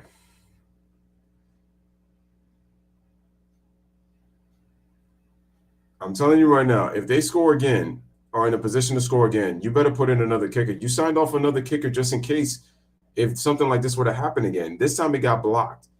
So who's to say that might not hurt his confidence and then he misses the kick again for an extra point? Or if he goes for a field goal. Because you know he's going to be a scapegoat if the Cowboys don't win this game because he's already been the center of attention. It's crazy. A kicker who kicks extra points, who kicks the field goals, and who always kicks the ball, to the opposing team. Like 10 feet to the left. Watch, he's on the left hash. The angle of this kick down the middle of the upright is over like the right tackle. This ball was blocked in the left A gap between the long snapper and the left offensive guard. But do you see how weird that kick The ball is? was low. Listen, Dallas has a problem on their hands. There's no way around Yo, it. I'm telling you right now, Last week, that did not it was a look good. highly anticipated kick for a lot of reasons, and they have some decisions to make now going forward. Well, see that later. For now, though, they're on the board and in the lead. How about the touchdown to Dalton Schultz? I'm not going to lie. That ball looked like it was going to doink. Instead of throwing it to Dalton It looked Schultz, like he it was just going to ran it doink off the Dalton Schultz is goalpost. just going to block there, Jordan Willis, and then he's just going to time it in his head. And that's just timing, That's what I understanding when Dak's going to break contain. You get your head around wide open. That's as easy a dream tight end touchdown as you're going to have. Big time drive. I mean, at 14 least plays, 74 yards. how I And see it. Schultz had a huge week last week with 2 touchdowns, has one today, 6-3 game here in the second. Elijah Mitchell in the game at tailback. Here we go, 49ers with the ball. Here we go. Gonna fake it to Fake it. Purdy. Purdy Last time. rolls right, gets away, can't find, gets away. Gonna take off Purdy and run. is going to take off, and Chasing, and there's not much there. he's only going to get 2 yards. Well, this February, buckle up. One of NASCAR's most thrilling events returning to the LA Coliseum under the lights. So that'll be Pleased to 2nd and announce 8. USC So that was a gain of 2 quarterback and Heisman yards. Trophy winner Caleb Williams will be on hand at his home stadium as the honorary starter. There you go. NASCAR's Busch Light Clash at the Coliseum. It's February 5th. Only on Fox as Maher paces. Oh, Yeah. boy. Kiddo, the reason you're by yourself there, bud, is because your quarterback's all the way on the other sideline running for his life. But All the way. I appreciate it. You always think you're open. Here we go. Purdy hands it off to Samuel. Samuel gets past it. Looks like he's about to gain about 2 yards. And that'll be 3rd down. So it'll be 3rd and 6. Brought him over mid-season just for that reason. It gets for helping that run defense. So that'll be 3rd and 7. Cowboys D, they're so fast to the ball. We talked to Kyle Shanahan. Remember, Shanahan was the offensive coordinator under Dan Quinn in Atlanta when they went to the Super Bowl. Ryan says he thinks his life said, has been threatened. I'm done. So it stinks for me. I used to know everything he does. And now he's a different defensive coordinator. 3rd down. 3rd and 7. Purdy. Back to throw. Complete. McCaffrey, he gets the 1st down, I think. Right there. I think he gets a 1st. Where are they going to spot this ball? 1st down. There you go. It's a 1st. Right on the line. McCaffrey made a catch at a tough one, too. Well, Kyle Shanahan, he won this battle. This was a great play design. Christian McCaffrey started all the way here on the left side. You know who that is? That's Micah Parsons. Now watch, he motions in, acts like he's going to get set, and then he does this little shift where he's going to just shuffle. Parsons doesn't pop. They don't have enough defenders over there. That's a lot of movement for the defense to handle. Here we go. Good job on McCaffrey. Purdy gives it to McCaffrey. And Mitch, I'm sorry, they give it to Mitchell, but he only gets about a yard. Leighton Vander Esch on the stop. Just on McCaffrey, Greg, 7 touches, 16 yards. So the Cowboys really swarming, even though he picked up that 1st down. Yeah, so far this Dan Quinn game plan has worked. I just can't stress enough how hard it is. Forget once the ball is snapped. It's hard to stop Deebo Samuel and George Kittle and McCaffrey. That's a challenge in and of itself. Part of the challenge is from when the huddle breaks to finding these formations. Cowboys 104 yards, San Fran 72 yards, 61 passing yards to 49ers 54. Quick throw, Samuel gets away, breaks a tackle, and gets himself about 8 yards. Moves there. Okay. He's going to make it a 3rd down and short. So that'll be 3rd and 2. Yeah, I think it's important to point out, Micah Parsons, we've seen him this year kind of make a transition to almost a full-time defensive lineman, defensive end. First so it'll be drives, 3rd and 2 for line of scrimmage playing that spot. 3rd and 2 for the Niners. He's been at middle linebacker. He's been off the ball. Dan Quinn told us his speed pursuing these fast backs. Guys, hit the like button. Hit that like button. Him to play off the ball, and you see him again probably adding to this pass rush. Here we go. Play action. Purdy, throw, complete. Jawan Jennings with and a flag. So it's a first down and a flag, and it looks like it's going to be on Dallas. It's probably going to be on Wilson. You see Deron Bland here. He's out of bounds. He cleared. Then it's this. Oh, I'm sorry, Bland. So Darren Bland with the penalty gets the penalty. It's a 15-yarder and it's a first down. I don't know why guys are so extra with these tackles. Just move on to the next play. There's no reason to give them an easy 15 yards because you're frustrated you gave up a first down catch. I'm not choosing one. I'm choosing neither because they're both boring. Here we go. Purdy. They give it to Mitchell. And Van Der Esch on the tackle. No game, bro. There was like 4 Cowboys that came in. Late Van Der Esch. He missed the end of the season, the last 3 games with a shoulder kind of neck issue. He had a great game last week. Holding on the offense. Damn. It's on Aaron Banks, so we'll move it back. But Dan Quinn told us from last year to this year. So holding penalty puts the Niners 10 yards back. Yeah, we asked them, and the two and guys now they're at the Dallas 47. You see here the hold on 65. He clearly grabs him. But the 2 guys he mentioned, Deron Bland, the rookie who was kind of starting there at nickel due to some injuries. Now he finds himself playing on the outside. So now it's going to be first and 20 Diggs. And then you mentioned he said at the Dallas 40, at the Dallas 48. Improvement from last season to this year. There's no question, he said, it was Leighton Van Der Esch. First and 20. First and 20 after the penalty. Here's Purdy. Back to throw. Throws it, and it's complete to Kittle. That's about 1 yard. Would not let George Kittle go. Well, you know Dan Quinn, he's going to have a plan for all these skill players. In this case, he's taken away Deebo Samuel. Outside leverage defender, inside leverage safety. Brock Purdy has no choice but to check it down. Had to check it down that way. Nice coverage there by Barr on the check down on George Kittle. Interesting. Ever since Anthony Brown got hurt, their starting corner opposite Trayvon Diggs, every week he's tried a different combination. Second and 19. Maybe he's found something here with Israel Mukuamu, who played last week in the slot, and he's played a lot here today. Saw him on that coverage. And we got a timeout. Looks like the 49ers call a timeout, their first of this first half, and they'll talk it over with 4th.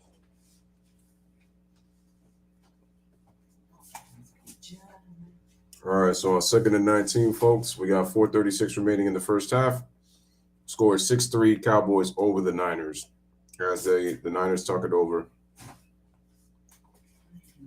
for commercial.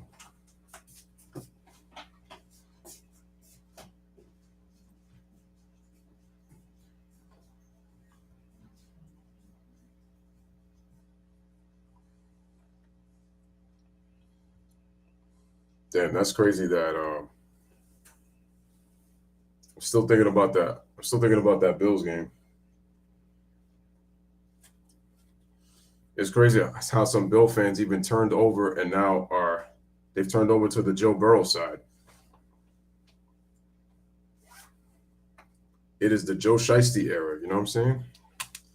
It is the Joe Shiesty era because came in, them dudes did an unbelievable job of beating the Bills, who were favored. So it's big.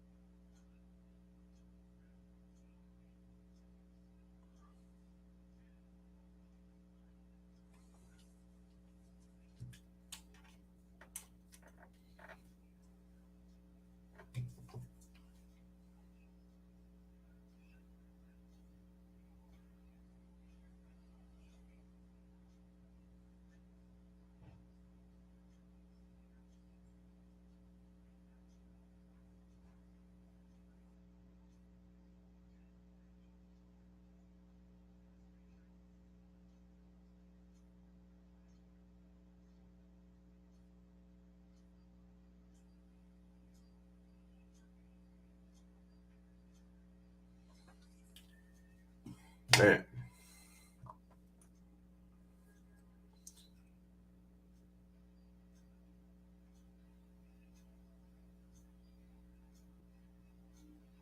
Well, hopefully the 49ers have scored.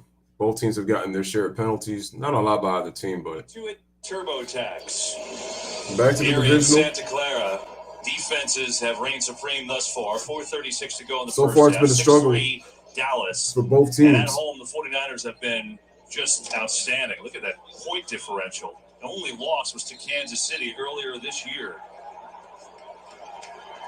2nd and 19 here. 2nd and 19. As Purdy looking, this time. throws, and it's complete to Samuel. And he gets himself about 17 yards.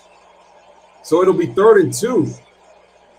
Great job here by Brock Purdy. He starts to the left and comes all the way through his progression. Great play He ends action. with Deebo Samuel. The only reason he could do that. I think he did the play action with Great Mitchell. job up front. Saw the left tackle, big Trent Williams, giving him that protection off the left side.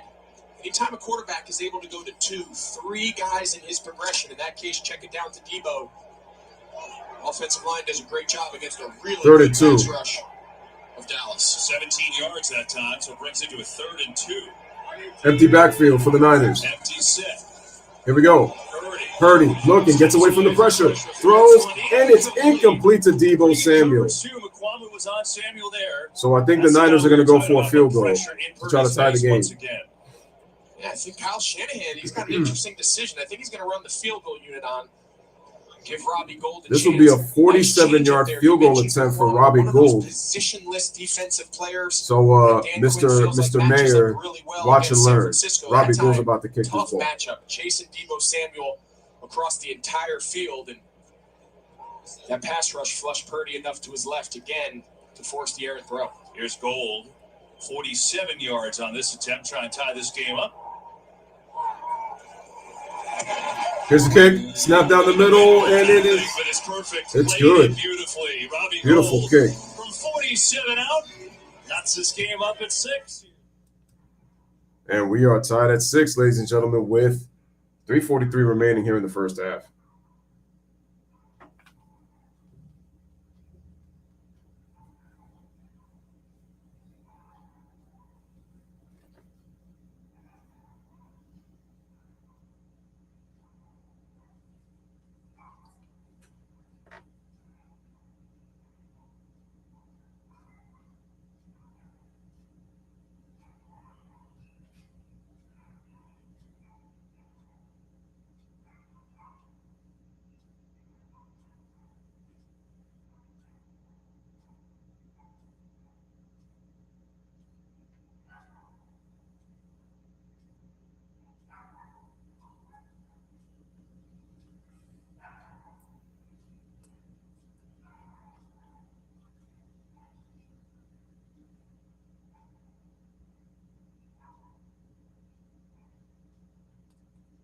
Guys, smash the like button, hit that subscribe button.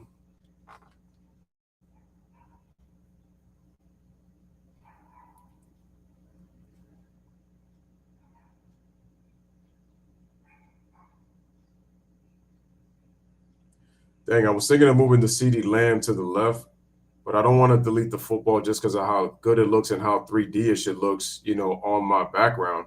The only problem is I don't want it to block in terms of the second quarter score,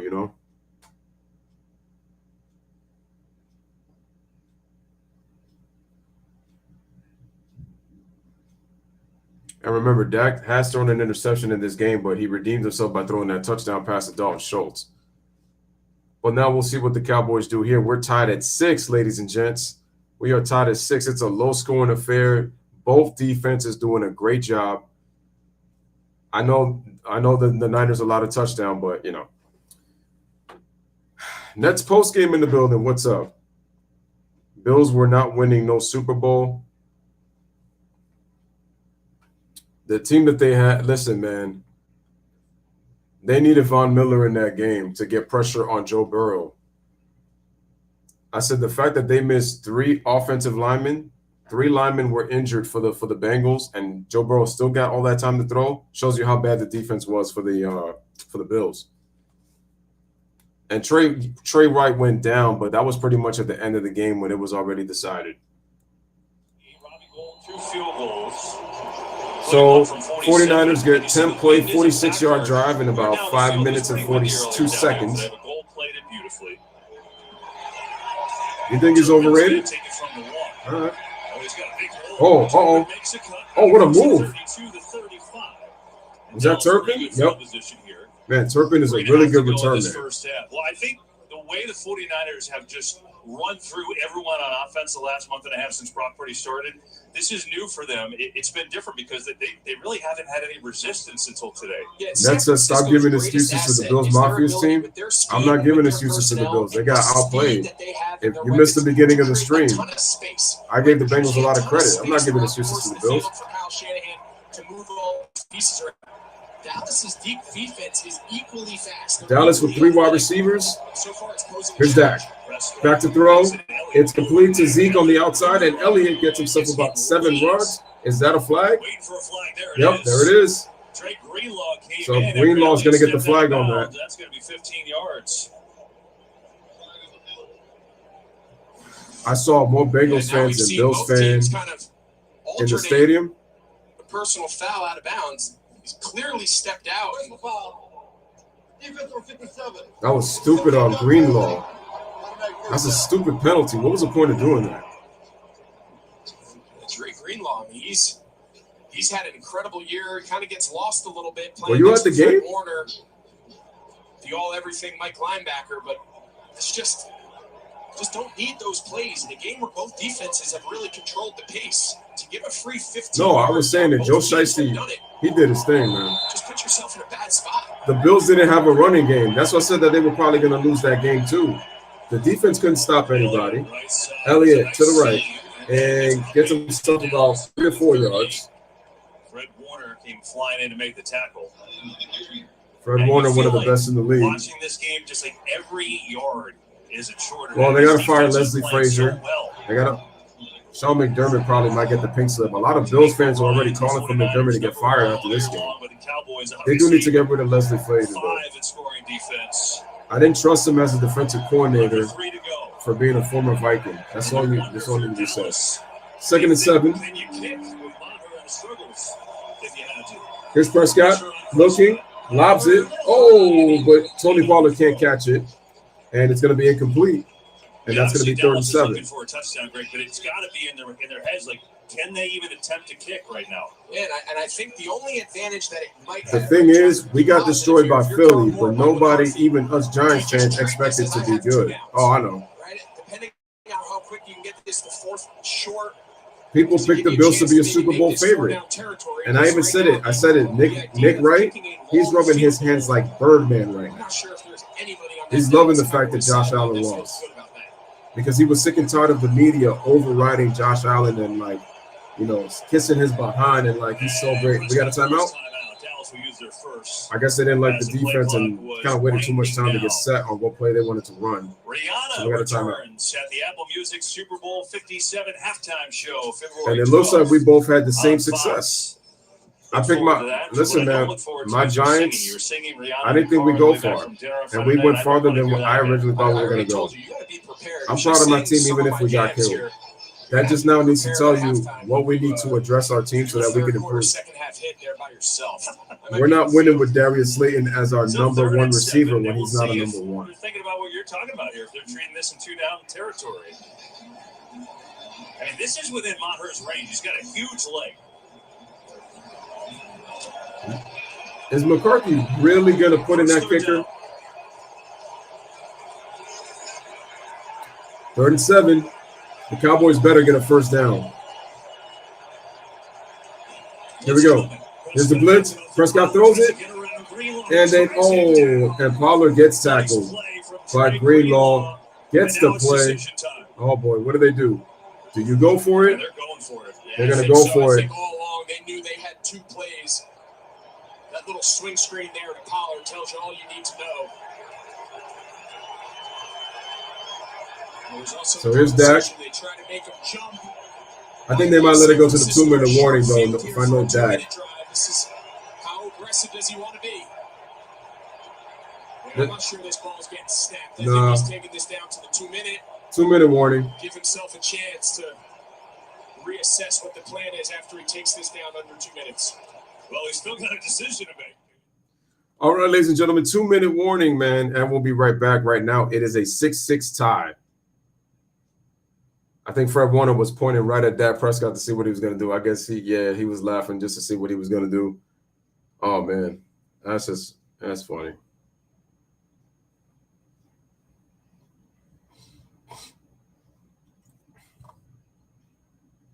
Going to be one heck of a defensive struggle.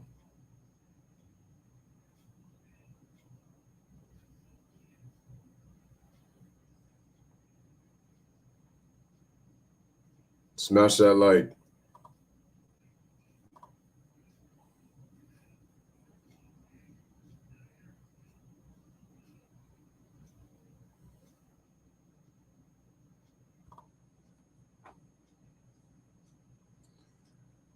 But once again, I got to say, man, thank you to those who are here today, right now on this NFL Football Sunday, man.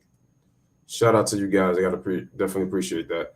I got to set up tomorrow's stream, so I got to see what we're doing tomorrow.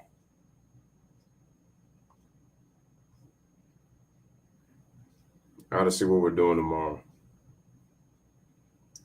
Let's get ourselves to 10 plus likes for this stream. Let's get us to 10 plus likes for this stream.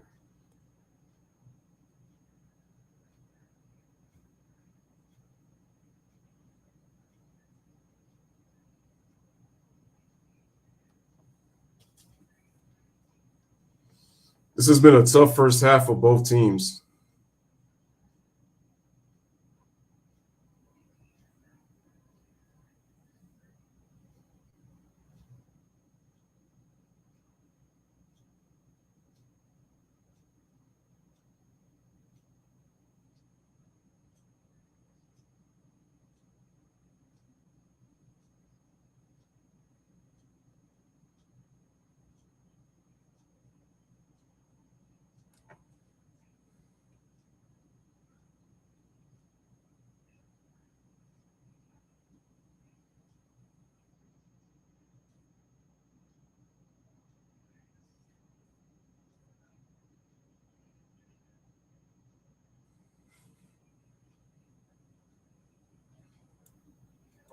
All right, guys, back to live action. Missed 4 extra points last week. He had one blocked earlier, but we didn't think it was going to go in anyway. This is a field goal spot normally for him. He's got plenty of leg, but they're going to go. Shout out to JR. What's going on?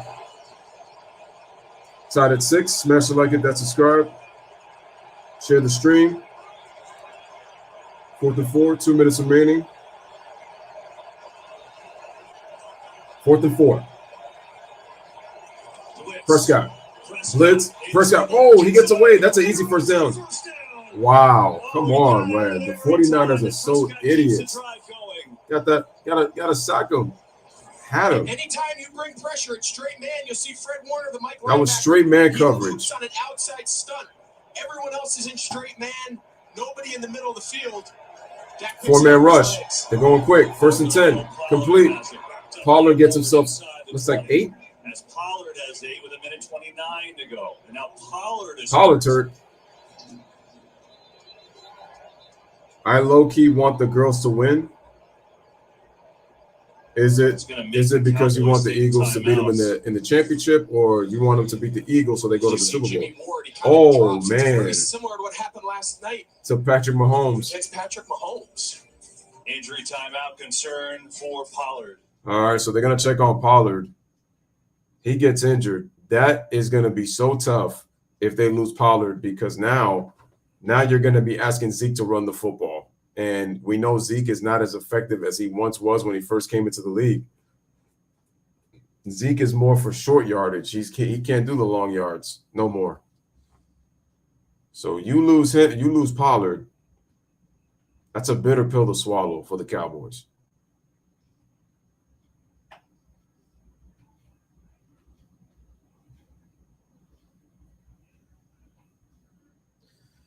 The crazy part is I wouldn't even be surprised if the Cowboys end up winning in 2025, because it would be exactly 30 years since they last won a Super Bowl. I wouldn't be surprised. And it was the last time they went to the NFC Championship game.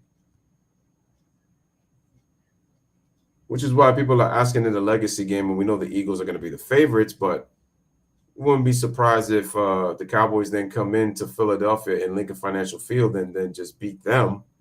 And next thing you know, the Cowboys are going to the Super Bowl and they go up against Patrick Mahomes. It'll be Prescott and Mahomes.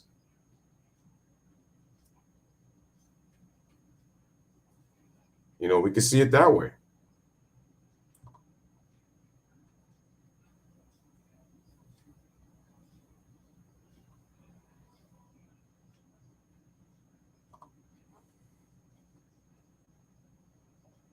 But make sure we hit that like button.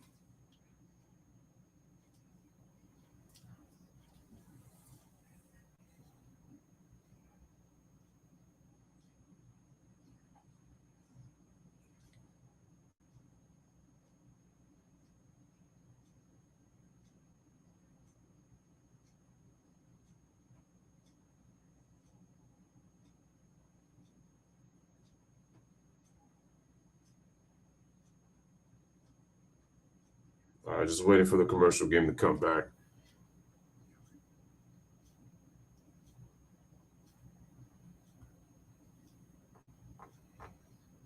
So you heard it from Nets post game. He wants, I mean, just say it. You can't even say low key. You want him to win. All right, man. Tony Pollard's hurt. It looked like the Mahomes injury yesterday. He was diagnosed with a high ankle sprain. 124 remaining here in the first half. Mike McCarthy knows it changes their whole offense. He's such a dynamic playmaker, and we'll get a report on him. Now you're going to have to rely on the receivers a lot more. Cowboys had to use a timeout there, so they've got one left in the So they got 3 wide receivers, 1 tight end. Prescott looking. Oh, it's picked off. It's picked off. Fred Warner picks Dak Prescott off. And Dak Prescott throws his second interception of the game.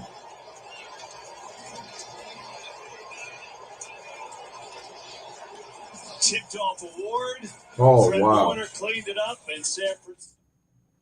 Once again, how about the athleticness of by Ward? He almost picked off Lamb, but it bounced off of him trying to catch the ball, and the heads up awareness by Fred Warner to pick that ball off by Dak Prescott, and the 49ers take over.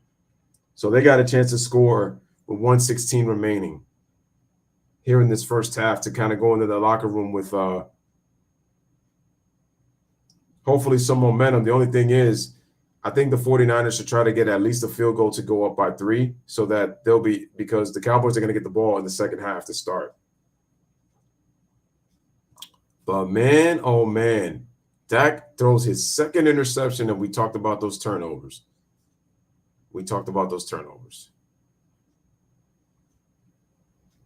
So they got kicker problems, and then they also got this problem. Guys, hit that like button. Hit the like.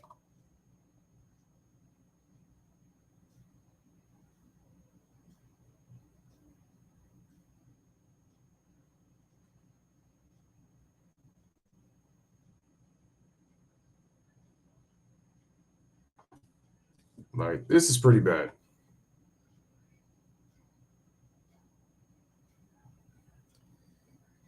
You know, Dak Prescott is going to get crapped on if he picks off a third time. I can see it happening.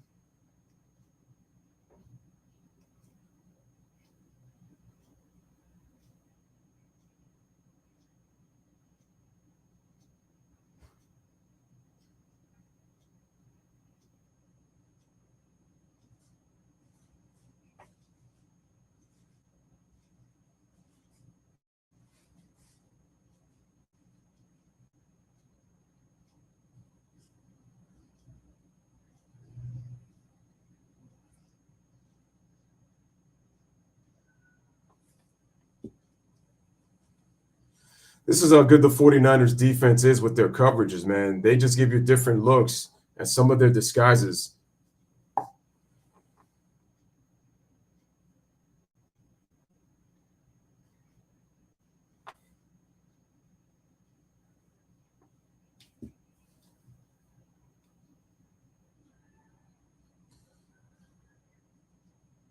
All right, let's look.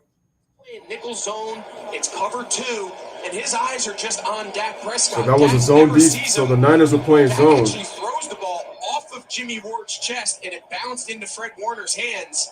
He's just reading his eyes, and he comes in and just poaches from his nickel corner spot. All right, here come the 49ers. CeeDee Lamb, and talk about changing the complexity of this first half. Yeah, tie game, 1:15 to go. 2 timeouts for the 49ers. Here we go. Purdy. Samuel, good cut. Gives it over to Debo, and he gets himself 8 yards. He's got 8 yards on the run.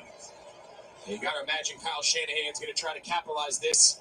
He clearly has the So they're going no huddle. with Robbie Gold. And it's 2nd and 2. Go down here and try to steal some points. In the shotgun. Purdy. They're giving him McCaffrey, and he gets about a yard. They've done a great job on McCaffrey today. And San Francisco will use their timeout. They're playing a little conservative here. They're not going to use the timeout. It's 3rd and short. Doesn't seem like they're in very much of a hurry here.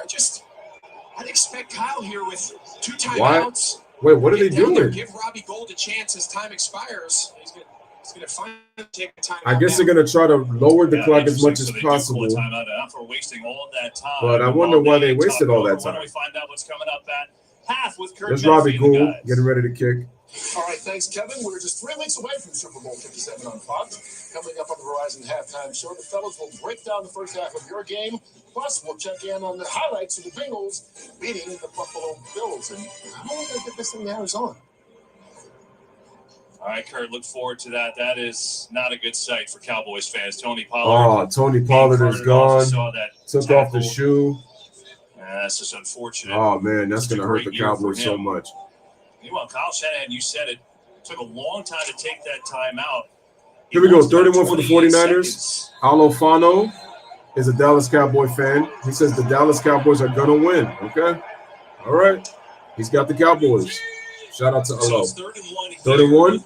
Here's Purdy. Throws it. Oh, Samuel completes it for 10 yards. First down. Looks like they're going to go and try and get up and spike it. 24 seconds. So Purdy, 10 of 14 for 96 yards. Timeout. Interesting how they've used this. I guess they don't want to give Dallas another opportunity, but I know, but they should have been so aggressive with Purdy these last 6 Lewis starts. has got no TV. Dallas is going left or right to left. Well, Dallas doesn't have the ball. Dak threw an interception. Jimmy Ward had the ball, but it went off of his hands, and Fred Warner picked up the pick. Thursday, February 9th. It's at 9 Eastern on NBC. And he ran the ball out of bounds when CeeDee Lamb kind of pushed him out. Yeah, you mentioned it. But right now, the 49ers have the ball, and they're near midfield. So they just used their second timeout, and they have 24 seconds remaining in the first half. So the 49ers have the ball, not Dallas. To get up and clock it, but it really limits the amount of plays. They still have another 15, 20 yards to get a reasonable attempt here. So it's 1st and 10. They're going to have a couple of opportunities, but I think they're going to have to play the out-of-bounds game, though. McCaffrey in motion. Comes back in the shotgun to an empty backfield. 4-man rush. Purdy. Purdy throws. Incomplete. And that'll be 2nd and 10. Well, you want to see the old hook move? Watch this. Watch what Parsons does here to McGlinchey. Looks like Bruce Smith back in the day and just throws McGlinchey on his back with that right hand. Wow. That is impressive. Then he finishes the play off by just getting enough of Purdy's arm. He got enough He's of it. lucky that ball wasn't picked. Reggie White is San Francisco was going more middle his signature right now. It's not nearly as big as Reggie was. Shotgun. So here's Purdy. Purdy. Back. Looking. Throws. And it's complete. Jennings gets a first down in field goal range. So they went right to left. And Jennings got himself a first down for the 49ers. They need to give him all this time. Look how far Juwan Jennings comes. He comes all the way from the right side of the field. If you just tackle him in bounds, the half expires. And that was complete for 21 yards on the first down. Jennings is able to get out of bounds, and got to imagine San Francisco is going to see if they can just pick up. They're probably going to try to go for one more play. For Robbie Gould. That was 27 yards. No timeouts. Here's Purdy. Back.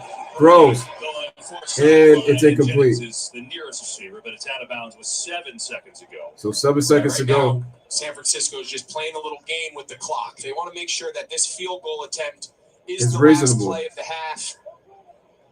someone pops open, maybe you get lucky and But you take a shot. But I right probably now, Purdy's would just holding the ball, throw the ball out of bounds, bring on Robbie Gould, and just ensure that field goal is the final play before you go into the half. Well, let's see what the play is going to Robbie be. Gould was good from 53 yards in warmups. This is a 51-yarder as it stands right now, but 7 seconds left. Here we go. 2nd and 10. Purdy looking, throws it, and he has to throw it away. 1 second. So Robbie Gould's got to go for 51 yards. And that was young quarterback almost creeping in. Now, just so everyone knows at home, the clock does not stop until the ball hits the ground out of bounds. So not where it crossed the sideline. I don't know what made him come back to the wide side of the field. He started to the left. Just throw that thing in the bleachers. So Robbie Gould is going to kick the ball with 1 second remaining. And I think Dallas is probably going to take a timeout before that. 1 second on the clock. Yeah, they'll get a field goal try out of it, and the Cowboys will make Robbie Gould think about it. Why not? You see, he didn't even try the practice one. Well, that was a really weird last drive, but if Gould gets a field goal out of it, they'll take it. That was weird. No question. I don't know. So you see Robbie Gould going to go warm up. You know, it's interesting. They'll have a little discussion here. And like you said, Greg, you forget he started 6 games. He's still new to this. Yeah, you see him kind of roll his eyes. Whatever Shanahan said to him, he just went, "Oh, yeah, you're right. You're right."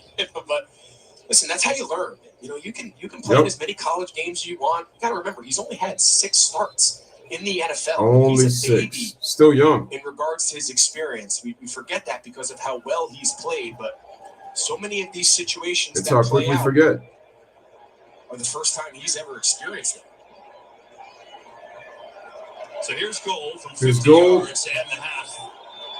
Turpin is back deep to receive in case he's short. Here's the 50-yard attempt. Kick is up. Straight up. Good. Robbie Gould does it again. And the 49ers go into the half with a 9-6 lead. And the first half stats. So, ladies and gentlemen, San Francisco has scored all their points on Robbie Gould's 3 field goals. He is 3 for 3. While Mayer had a blocked extra point attempt. That's all we got. So, ladies and gentlemen, at the half, we are at halftime. It is a real defensive struggle. Cowboys scored on the Dalton Schultz touchdown. Let's look at the first half stats. 55 yards for the Cowboys on the ground, 27 for the 49ers. But the 49ers outpassing them 114-81 in the first half. 49ers were 2 takeaways on 2 Dak Prescott interceptions. Excuse me. And let's look at Prescott. He is 12 of 16, 81 yards, 1 touchdown, 2 picks. Brock Purdy, 12 of 19, 129 yards, no touchdowns, and it's been all field goals. Rush yards, Tony Pollard had 6 carries for 22 yards, but he got injured. He injured his ankle, and he's out for the rest of the game. They took his shoe off, and you can see that it was on his left foot, and it was his bare foot, so he's going to be out for the game. And that's a huge loss for the Cowboys because now it changes their offense. And what is Mike McCarthy going to be able to do now that you don't have that dynamic option on your team? And you can't depend on Zeke to run the football because he's really good for short yardage situations. They use him for pass protection with blocking, and they block him for Pollard too. And then they use him as a receiver for screens. So you're not going to be able to use him to run. So I don't know how that's going to work. Receiving yards, Deebo Samuel's got 45 yards. He's on pace to get about 100. So you're looking at 90 to 100 yards today if Deebo's able to get some catches. CeeDee Lamb's got 4 receptions on 23 yards. Smash the like, hit that subscribe. And Louis says thanks, no doubt, no problem.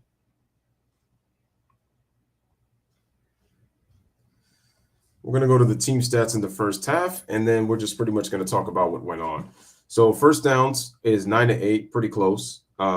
San Francisco winning the passing first downs battle, while the Cowboys have rushed for first downs, but that's due to Tony Pollard. So now that hurts that he's not there. Zeke is going to have a tougher time trying to run through that defensive line. San Francisco was able to run 32 plays. They're winning the total yards by 5. San Francisco has had 5 drives to the Cowboys 4. We talked about the passing yards, 114 for the 49ers, 81 for the Cowboys. 49ers averaging about 0.3 more yards per pass. We talked about the 2 Cowboy turnovers, so 2 takeaways by the 49ers defense. Let's see. And time of possession has been pretty close, but San Francisco is winning that battle by 1 minute and 26 seconds. So 2 turnovers for the Cowboys. Cowboys with 3 penalties for 30 yards, costing for 30 yards, while the 49ers have had 2 penalties for 25 yards. And ladies and gentlemen, those are your first half stats right here on the Louis Sports Network.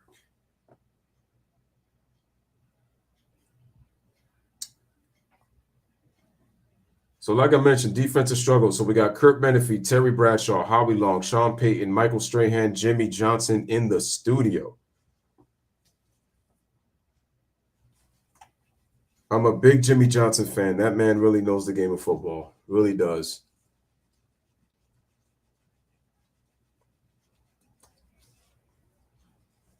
The Cowboys really could have been a true dynasty if had they won more probably would have won more championships.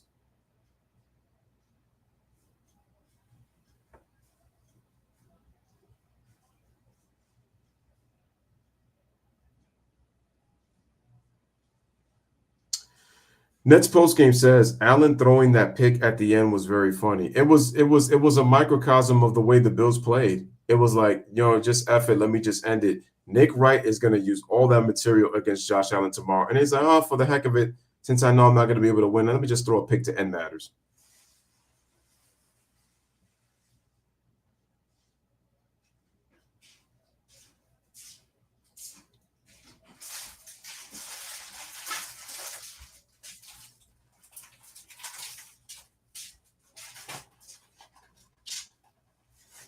Nets postgame also says, I didn't realize what happened, but when I did, I laughed out loud. When he threw that pick at the end of the game, I was just like, I think now what Josh Allen is, people might start to hate on him now, considering how this year went. They were picked to be the favorites, and well, now they can put this to rest now. Josh Allen is not on Mahomes' level. He's really good, but he's a little overrated. And the thing is, he lost.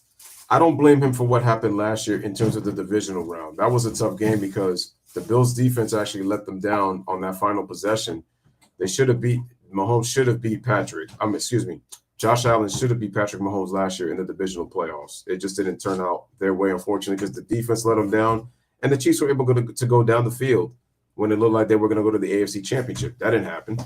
And now this year, people were like, the Bills are a Super Bowl team. The Bills are a Super Bowl team, and you lose in the divisional playoffs with home field advantage on the Bengals. But the Bengals weren't that far off, so it's not that much of an upset, quite honestly. The Bengals are a good team, and I said, if the Bills weren't able to run the football, and I said that what concerned me about the Bills is how their defense looked after the injuries to Tre'Davious White. And then I know people are going to say Vaughn is overrated and whatnot, but the thing was they were getting good pressure on the quarterback when he was on there.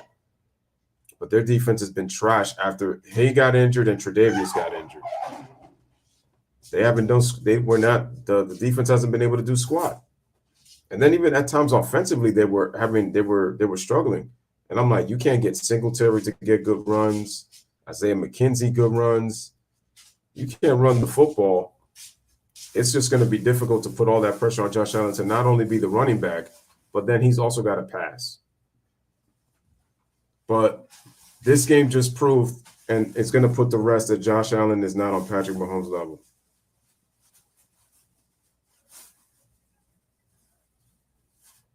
What is Terry Bradshaw doing?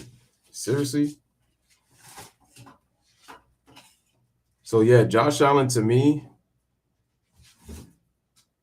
I think what's going to happen is that they're going to be using that as a way to be – you just hope that in his career he doesn't become that, he's a good regular season quarterback, but when it matters most, he doesn't play – he plays like trash, right? He plays like garbage because Josh Allen was awful today. All right, man. So Arrowhead Stadium, AFC Championship.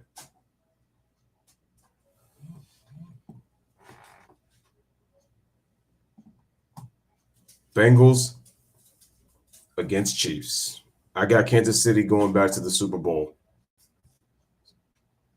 But it also tells you Cincinnati's a good team, because for you to come back and not only go to the Super Bowl, which a lot of people didn't expect you to go that far, but then you come back the very next year and you're back in the AFC Championship game for a second straight year, you're a good team. You're a damn good football team.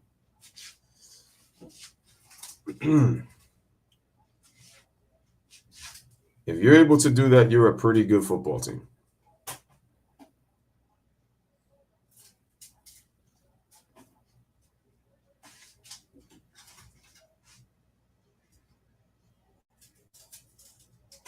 Smash a like, hit the subscribe. So the second half is coming up in just a bit next.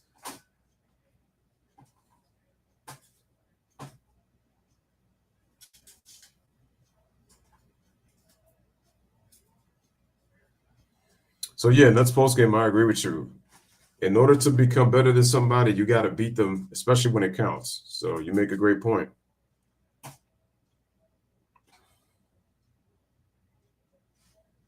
But yeah, that's a bitter pill to swallow if you're the Bills. It's going to be a long offseason. So now, you know, you got your first division title in 25 years just in 2020. But the problem is,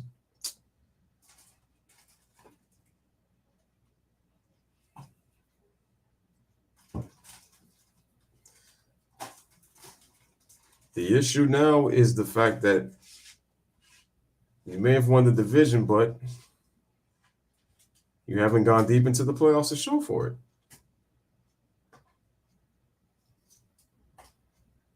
So like I said before, Nick Wright is going to have a field day with this.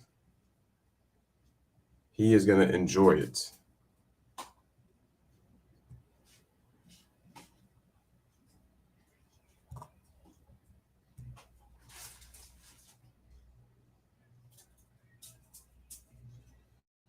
Knowing Nick Wright, he probably camped out over the weekend just to make sure that he is able to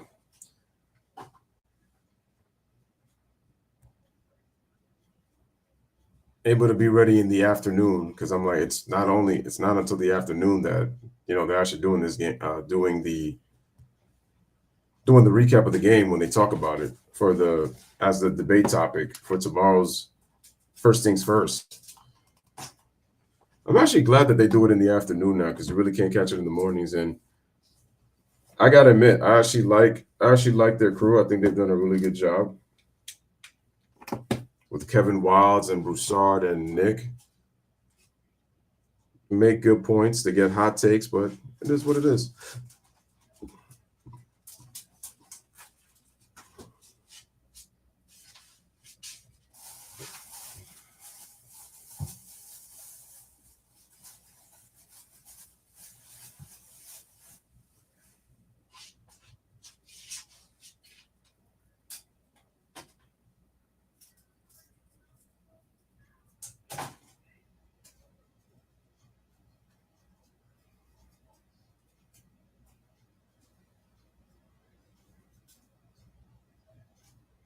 Lewis says, what do you make of the talk of Jaylen Brown and Kevin Durant? Wait, what do those two talk about?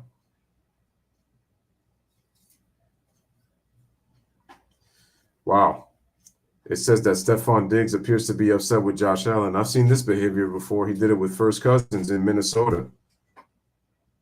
Yeah, he's looking right at Josh too, and Josh is not even looking at him.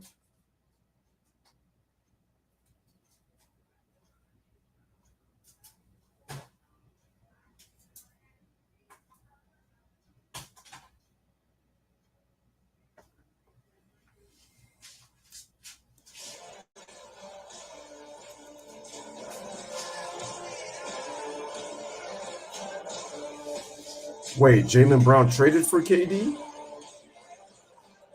Today's game flow brought to you by Progressive. It is a good old-fashioned doesn't make any sense to me today. 9-6 49ers at the half. Dallas gets the ball to start the second half. He's Greg, I'm Kevin, and it's interesting. You know, we knew like both these defenses are really good, but for Dallas now, doesn't make any sense for either team. On a card, how are they going to find explosive plays in their offense? They haven't had any. Yeah, it's got to come through the passing game. They've got to find a way to somehow free up CeeDee Lamb. San Francisco defensively have done a great job limiting him to 4 catches, but only 23 yards. Dak Prescott's going to have to win this game.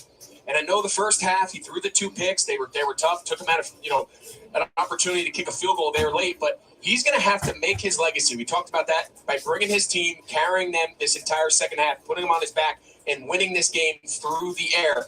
Him and CeeDee Lamb got to make it move. Yeah, we'll see what happens. A 9-6 game at the half. We get set for the third quarter. More on the Cowboys as we go downstairs to Tom. Well, Kev, we begin with an injury update. Tony Pollard, as we saw, He's carted gone. off. He's He will gone. not return to this game. A high ankle sprain. We saw him leaving in an air cast. Yeah. Asking Mike McCarthy coming out of the field.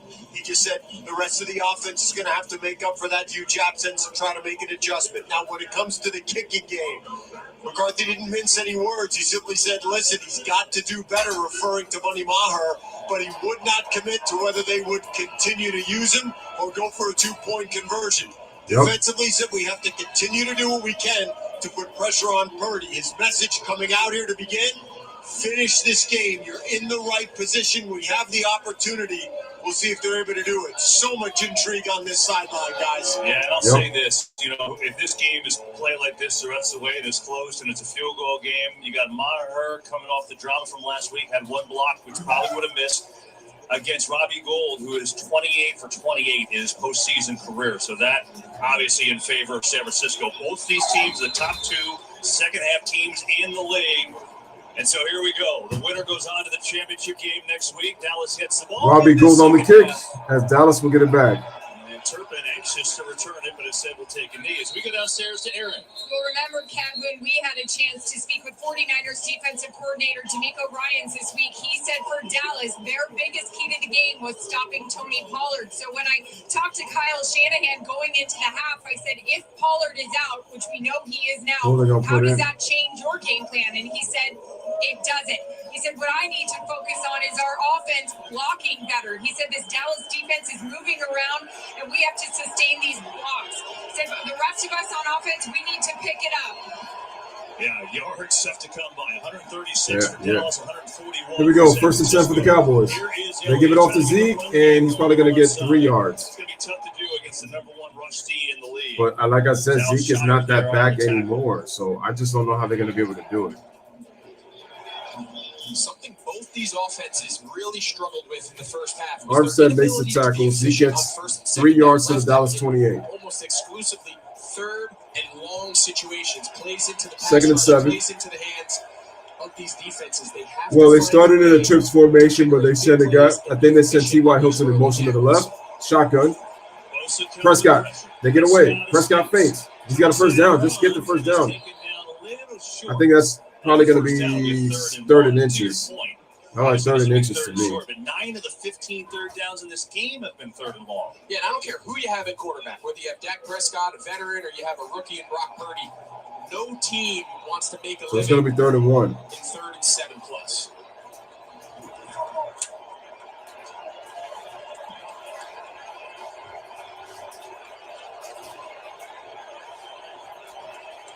Third and 1. Shotgun, empty backfield. Prescott, quick throw. And CeeDee Lamb gets. And Dallas converts on that 3rd and short. Noah Brown gave him a good block out there, too. They're like about a gain of 6 or 7 right there for the first down. Call here. You'll see 2 high safeties. Jimmy Ward's kind of out there in the slot by himself. Dallas has 3 receivers, only 2 defenders there. Pretty easy math equation. Spit it out to CeeDee Lamb. First and 10 for the Cowboys. Ball near at midfield.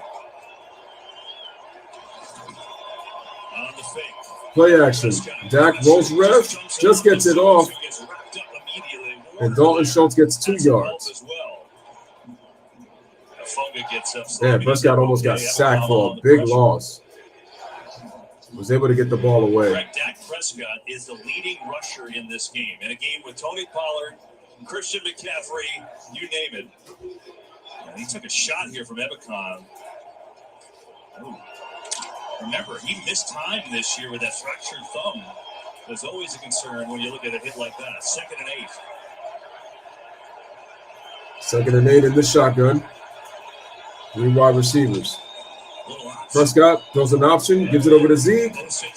And after a short game, that is a short game for Elliott. Yeah, really nice job And there it'll be by third Jimmy down. Ward. They try to get it, Bosa trying to take advantage of his aggressiveness off the edge with a little speed option, and Jimmy Ward strings it out. Dallas is going to go fast. They don't want San Francisco to be able to sub their third down personnel into the game. 3rd and 5.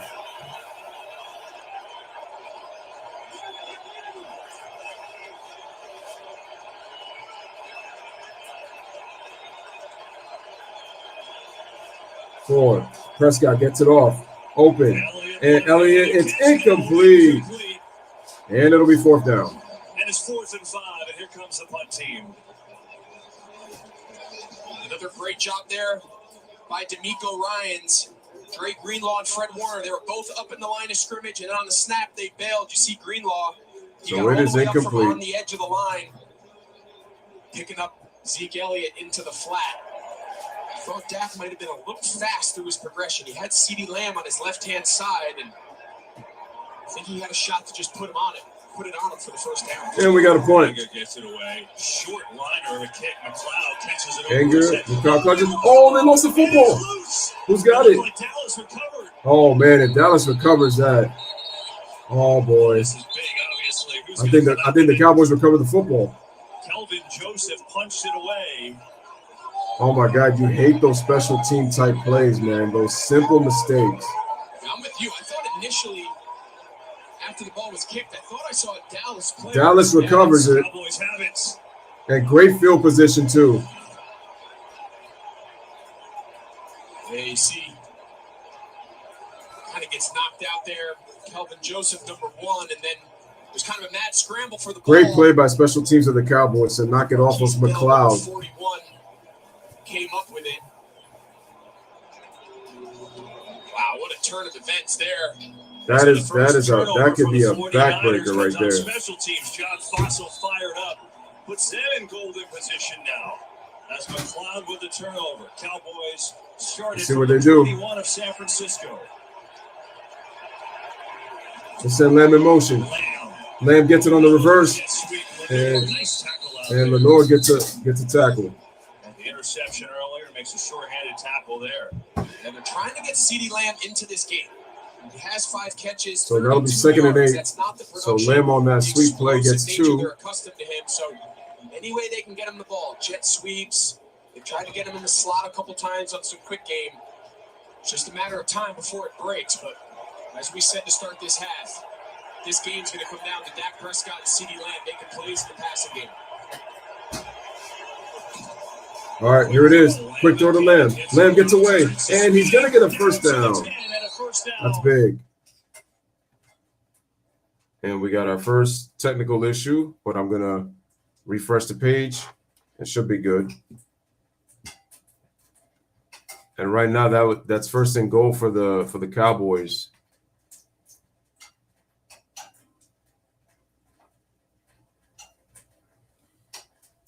Picks up first down. Cowboys have 3 1st and goal. They're all lined up at the top of your screen.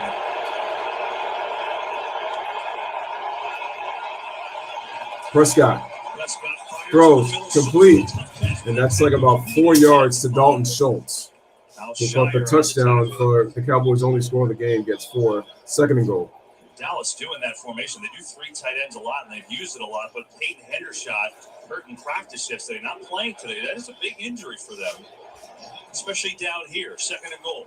Hendershot would be another nice tight end to use with Schultz. It's a good 2 tight end set combo, but not having him is big. 2nd and goal for the Cowboys. They send Lamb in motion. They give it to Zeke, and he gets no gain, -1.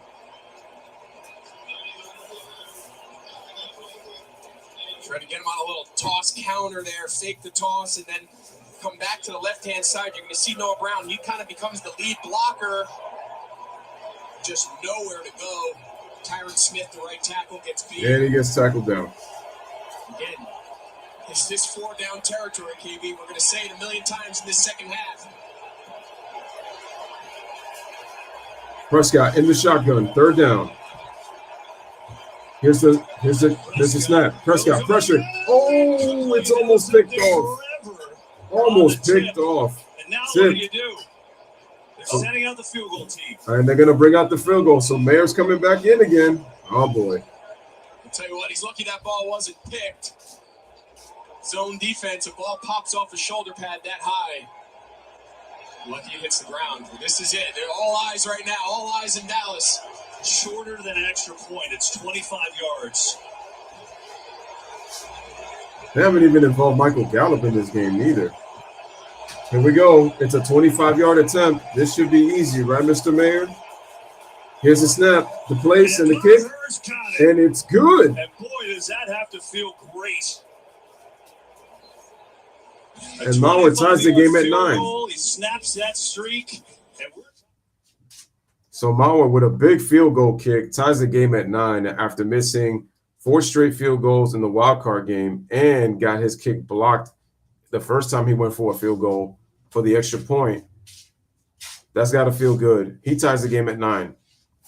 This could be a bad omen for the 49ers if he knocks since he got that one.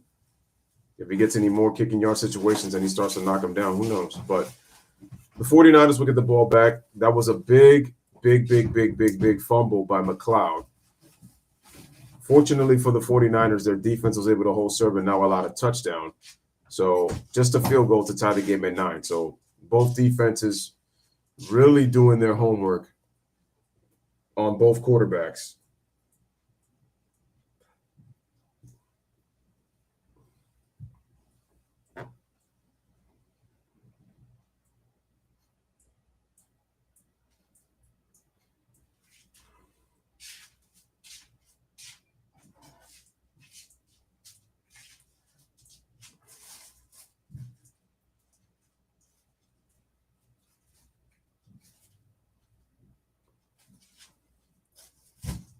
Smash the like button. Make sure to hit the like.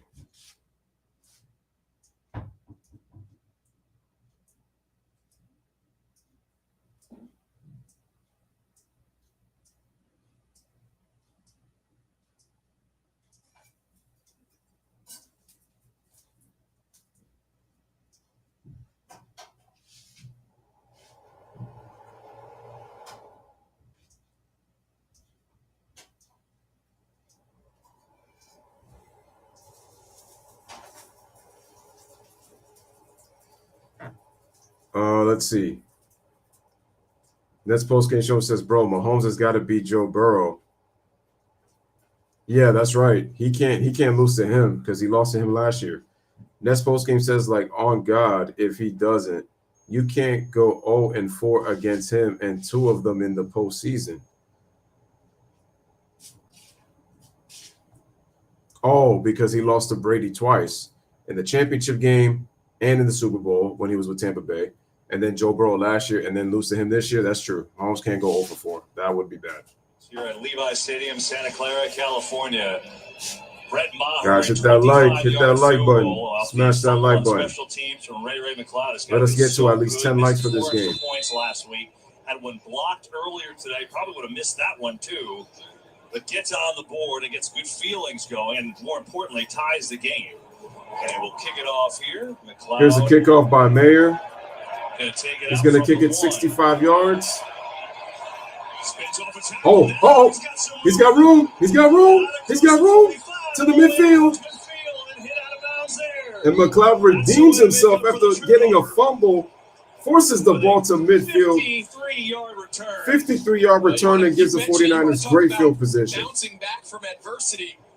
You go from muffing the previous punt return to having a 53-yard return.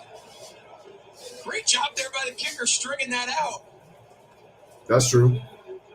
That's really Mayer pushing him out was actually a good thing because dealing with some little bit of a setback there, and he responds. Oh, Jerry Rice is in the building. All right, so he's at the game. Jerry Rice was pumped. Of course he'd be pumped. Career long on the return for McLeod. Now the 49ers set up. All right, here's Brock Purdy in the I formation. They give it to McCaffrey, comes to the right side, and gets himself about 4 or 5 yards. Great job on him today. So it'll be 2nd and 5. Kyle Shanahan kind of hinted at coming into the game. He said, these last 6 weeks with Purdy, we've been so aggressive.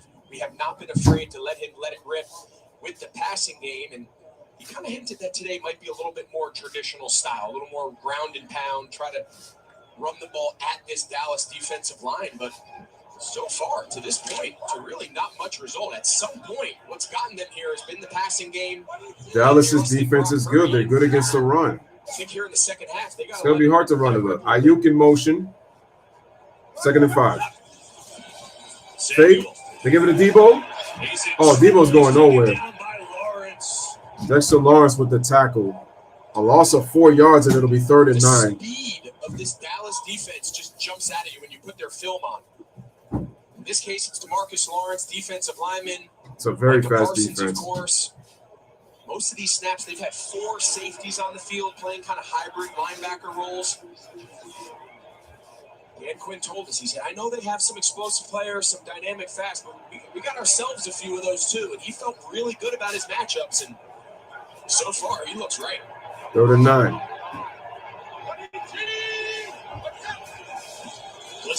Here we go. Here's the blitz. Mayer. And that pass intended for McCaffrey, and it's incomplete. Came on the safety blitz.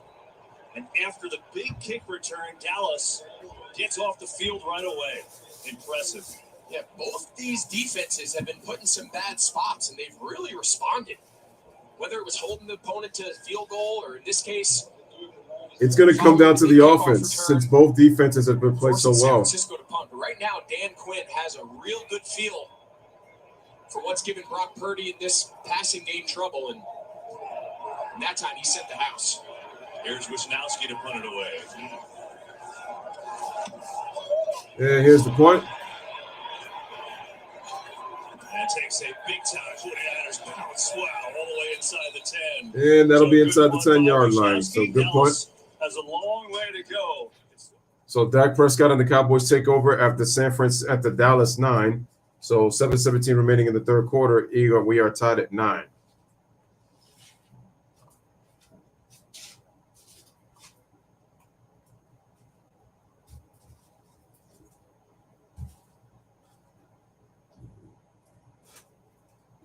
Excuse me. And that's post-game says, yeah. In terms of talking about Mahomes going 0 for 4, because think about it. You would have lost to Joe Shiesty and you would have lost to Tom Brady in your last. You lost to Brady in the AFC Championship game the year you were supposed to go to the Super Bowl. And that was when Kareem Hunt was still on your team before he got into that domestic abuse situation. With his girlfriend, with his girlfriend, now ex-girlfriend. Then you lose to the Super Bowl when you go for the 2nd straight year. But then Tom Brady's a Buccaneer, and you play one of the more worst games that you had. I know his fans want to say he had turf toe. I know their offensive line was missing, which is true. But at the same time, it's like a loss is a loss, and you can't make excuses out of it. And again, the superstar players are going to get the blame, especially coaches going to get blamed, quarterbacks going to get the blame. But then last year, you lost in the AFC Championship game to a team that did not have expectations. Like, nobody expected the Bengals to go as far as they did. They had a Cinderella run to the Super Bowl. But now the Bengals are showing you that their trip to the Super Bowl is no fluke. They're a good team because they're going back to the AFC Championship. They can score on the Chiefs' defense. It's going to be a matter of how the Bengals defense does against Kansas City. That's going to be the key, because I feel they can score on the Chiefs defense. The Chiefs defense is not that good. It's overrated at times. Like, other than Frank Clark and Chris Jones, and Lavarius Sneed, who else do they really have?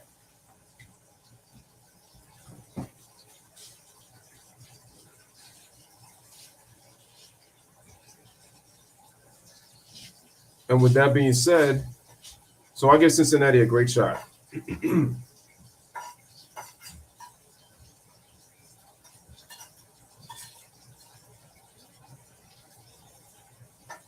Will they win? We don't know. We are back. And then he takes the glove off. He indicates to the training staff, had that glove taped up those two fingers. He's back out there right now, but obviously, So CeeDee Lamb's got. playmaker right now. They might have hand to issues. see how willing and able he is to catch with that right hand. Yeah, especially because you told us earlier, Tony Pollard's out for the game with a high ankle sprain. 9-9 here in the third quarter. CeeDee Lamb, top of your screen now.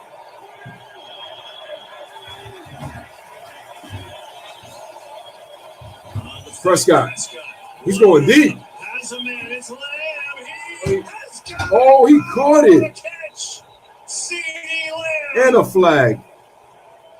There's a penalty 41 as well. yards, and it's going to be on Lenore. It's probably pass interference. Well, it's a great play call here. Eric Armstead, Nick Bosa, they're both on the sideline. So what do? First play, you take a shot. You go one-on-one. Your best player. Yeah, grabbed him by the jersey. It's a first down. The ball's a little underthrown. That's what gets Diamador Lenore in a little bit of trouble with the contact. CeeDee Lamb says it doesn't matter. Tape finger, PI, contact. Wow. It doesn't matter. Tape finger, it still makes a big play. Snap, great identification. Understanding the best two pass rushers are standing on the sideline. So it's first and 10. Sideline, you got to keep that going. I guess the finger can't be that bad. That's a heck of a catch. That's the longest play of the day by anyone. 44 yards, too.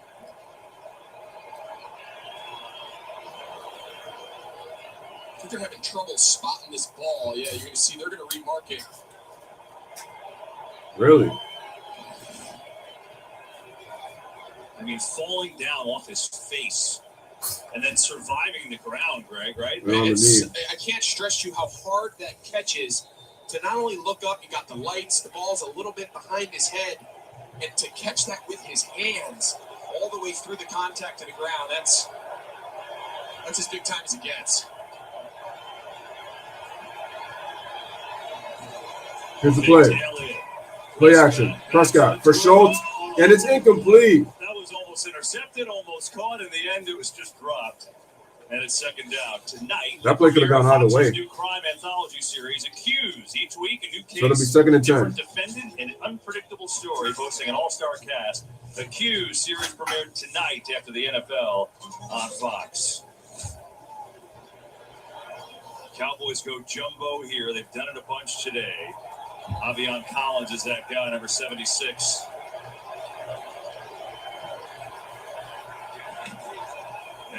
Elliott to Zeke. And Zeke gets about 5 on the play. So it'll be 3rd and 5. This is Zeke's game now the rest of the way.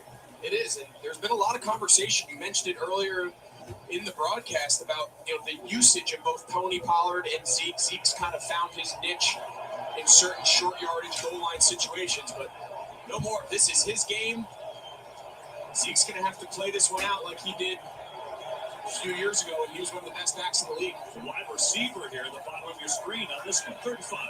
35. Empty backfield. Prescott. Blitz. Prescott. And it's incomplete. Warner had terrific coverage. That's a linebacker on a wide receiver, by the way. And it's 4th and 5. Yeah, Fred Warner, he gets so much credit. You see, they bring pressure off the slot. That is such a long way to go for Fred Warner. He gets a lot of credit for being a tackler. Look, this is Fred Warner here. He's on the line of scrimmage. He is such a force and a difference maker in the passing game. Cowboys going to go. 4th down. Cowboys going for 4th down. 4th and 5.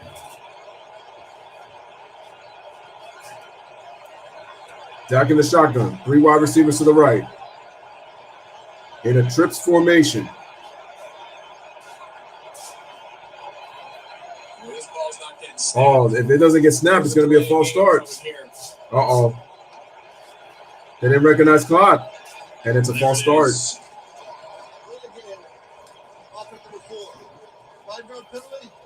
So it's now 4th and 10. Well, if you just tuned in, this is the injury to Tony Pollard in the first half, and you see that high ankle. And Greg, you called it. It looked exactly like what happened to Patrick Mahomes yesterday, which was amazing that he stayed and played that game, by the way. Yeah, it's every offensive player, every ball carrier's nightmare when the defender wraps his arms and then kind of just sinks his weight into the back of your heels. You just hope that your foot's able to get out from underneath the turf. We saw it yesterday with Mahomes and today with Pollard. When it doesn't, those are tough injuries. There's McLeod. Fair catch this time. Hanger And he fields it cleanly punts it, inside and 10. McLeod's going to get a fair After the catch. big play to CeeDee Lamb. Bro. Oh, my God. Your boy Ryan, the defensive coordinator.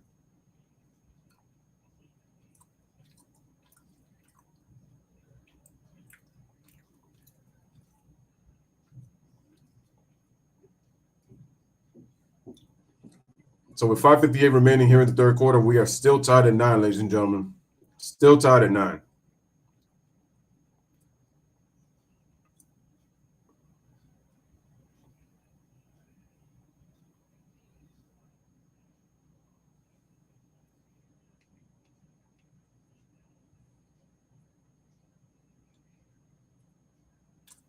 Lewis says Lamb is so good at contested balls.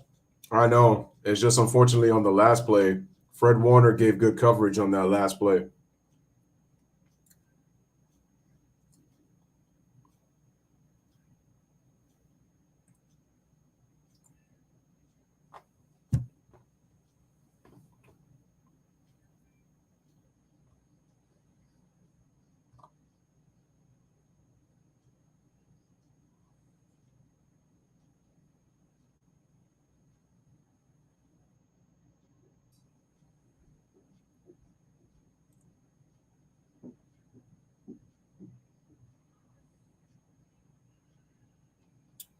Like, damn, that really stinks that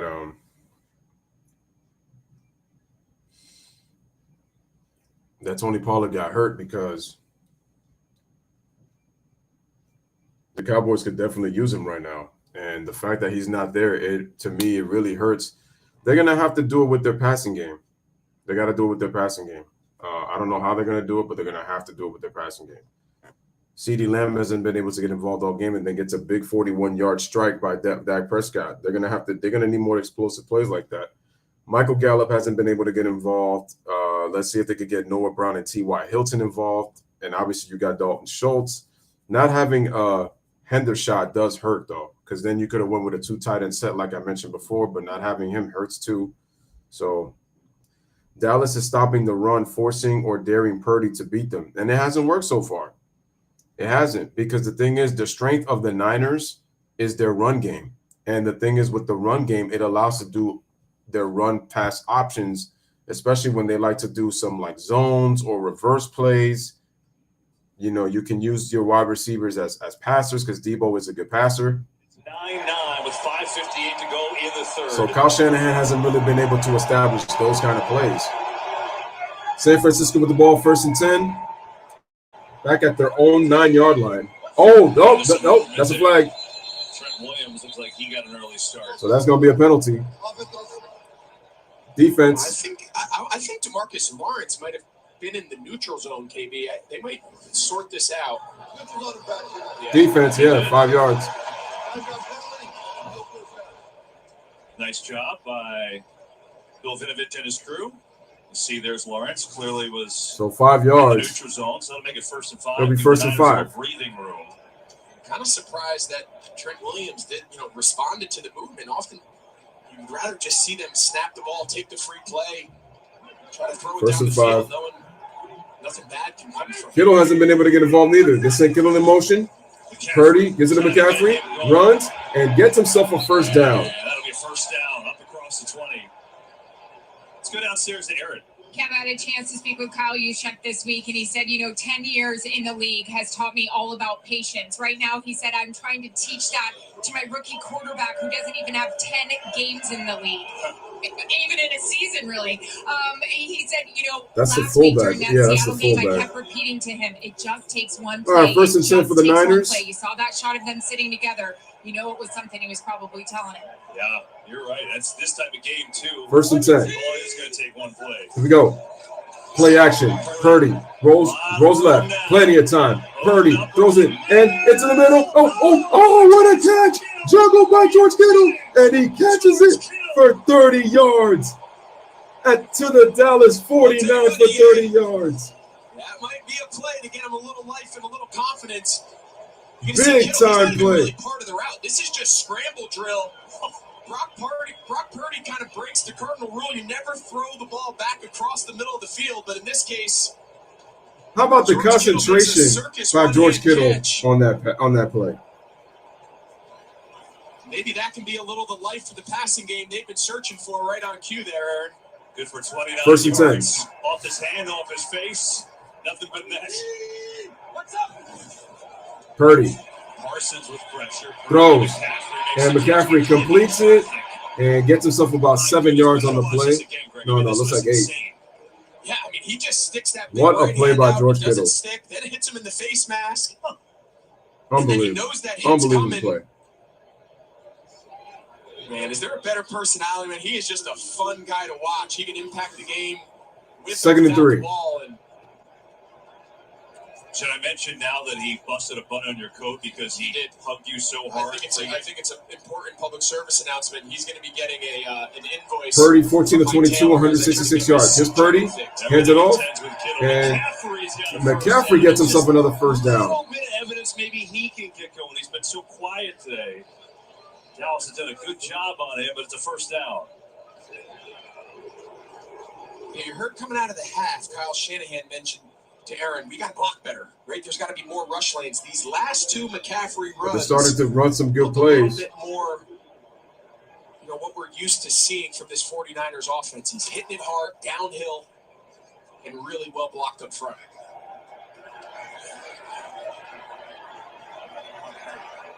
First and 10. Here we go. McCaffrey again. They give it to McCaffrey. And wow, gets himself another 8 yards.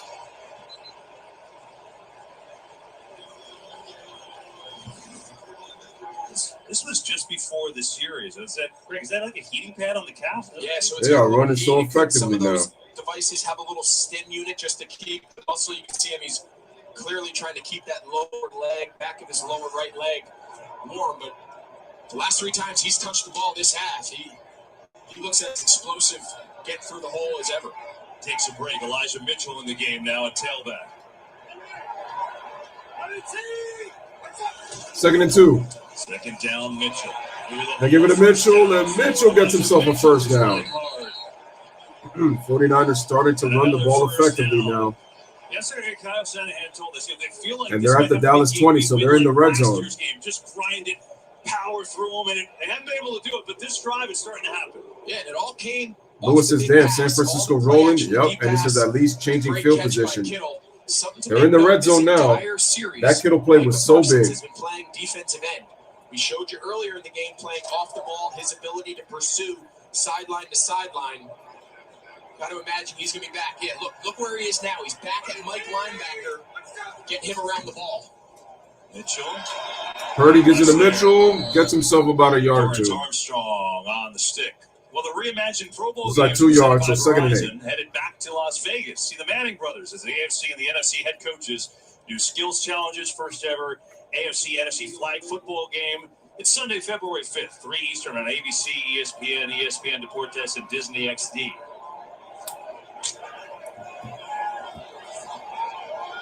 Hit that like button, guys. Second and 9.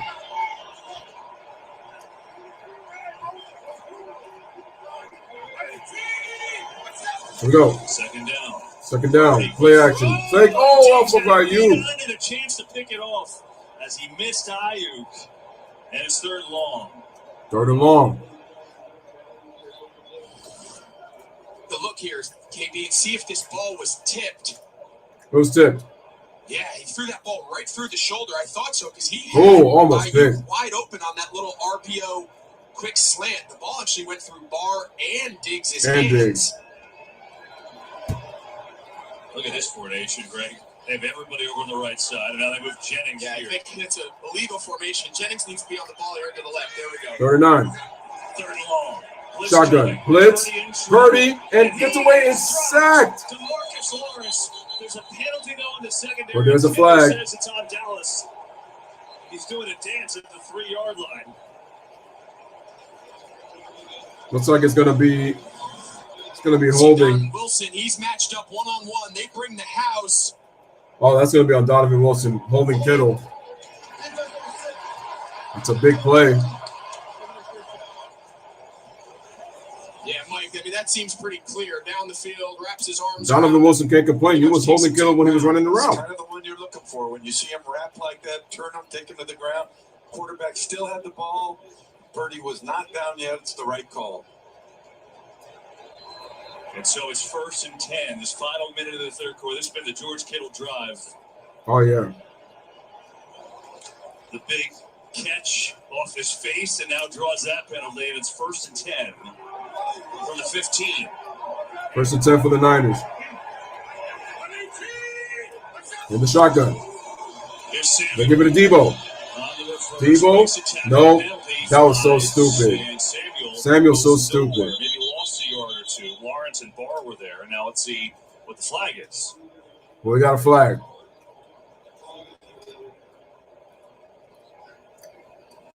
Yeah, the penalty flag was thrown from way back behind the secondary of the defense.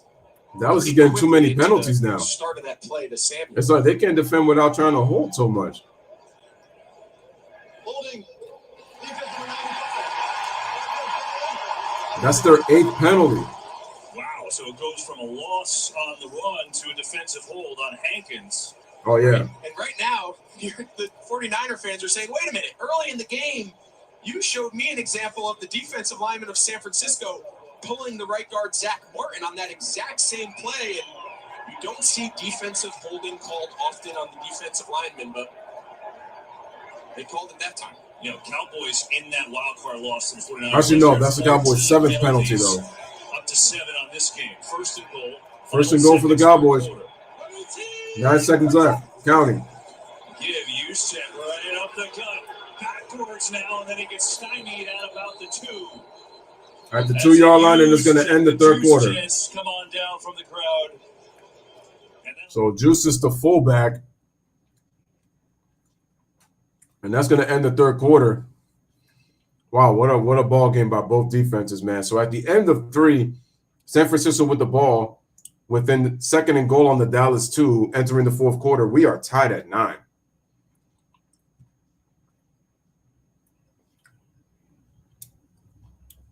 But Dallas's penalties are hurting them.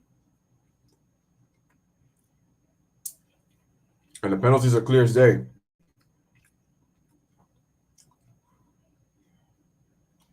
Lewis says you got to lean on your best players at this point.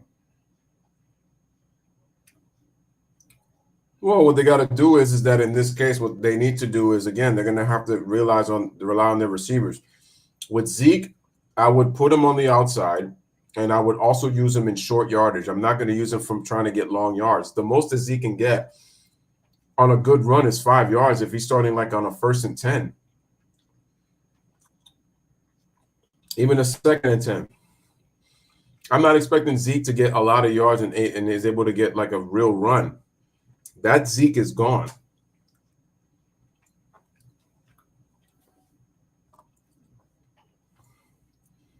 So like if you think you're expecting much, it's like you're not.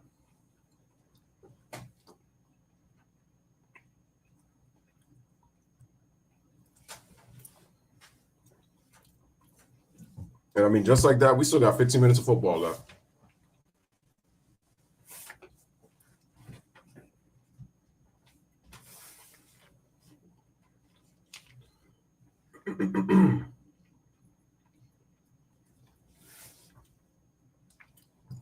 Smash the like button, hit the subscribe button.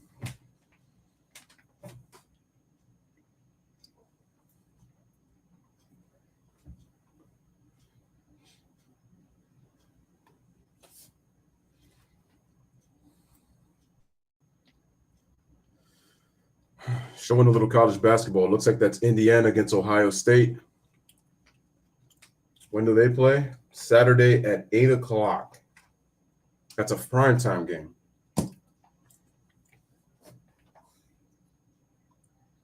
I probably would do that. There's Joe Montana. There's Roger Craig. Charles Haley. Charles Haley, who won rings with the Cowboys. Steve Young. Two of them in San Francisco. Steve Young is here. Jerry Rice. I mean, they had so many people down on the field. Merton Hanks was down there. They had a ton of guys. It was awesome. And that's what this rivalry brings out, and that's why it's perfect that there's high drama here. Surprised they didn't show more Cowboys, probably, but that's game. It has been such a hard-fought defensive battle. See the quarterback numbers. This has been the best drive of the day, though, for San Francisco. 6 first downs. They previously had 8 the entire game, and it's a 2nd and goal from the 2nd and goal.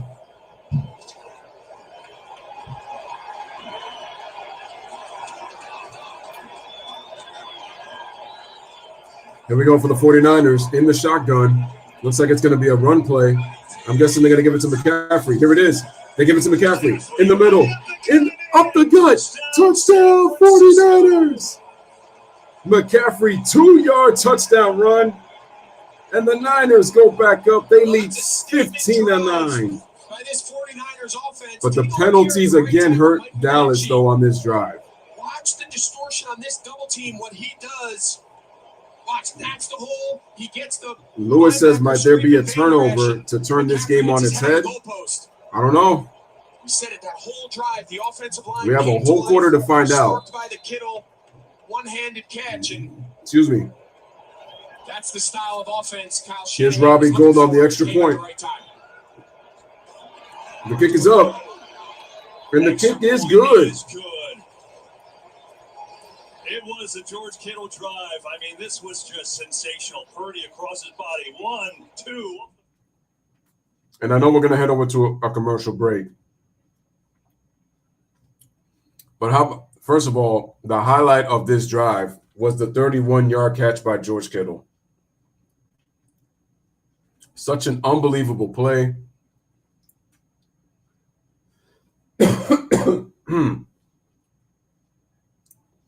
And Jerry Rice is pumped.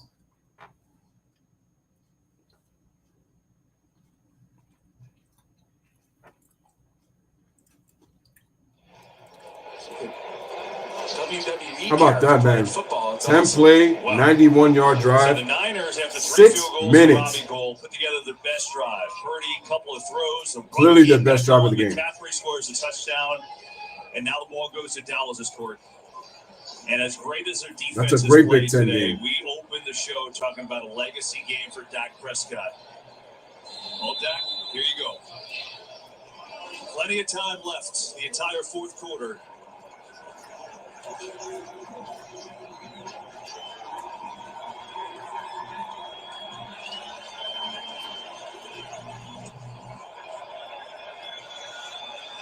Here's the kick.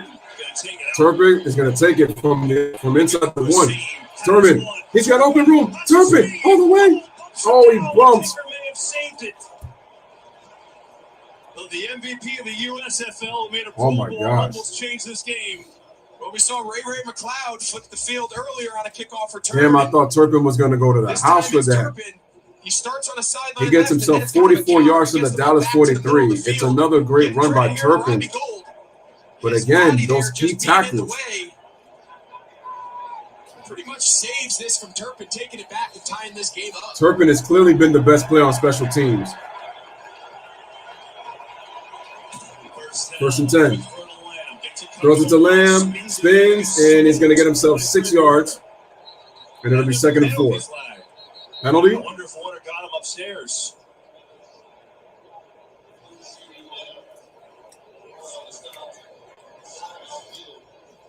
Is it a personal foul? I think the timing of when that flag was thrown, it came shortly after Fred Warner had came over and laid a big hit on CeeDee Lamb. Could be personal foul after the catch. Over trying to determine whether or not the contact was to his head or neck area. We'll see what Bill says. There was no foul on the play. It was more of a runner and not defensive. So 2nd down. Well, he was clearly not defenseless. He was clearly a runner, and he doesn't get. Okay, they're going no huddle. So that's what was called up tempo. 2nd and 4. Yeah. And Zeke comes to the back, so it's gonna be a run play. There it is. They give it to Zeke. Zeke gets tripped just short. First down and maybe a lot more as he's out Shire with a nice tackle. And here comes the third and, I don't know, a foot. They're bringing in the jumbo again here, Collins. And it's 3rd and 1.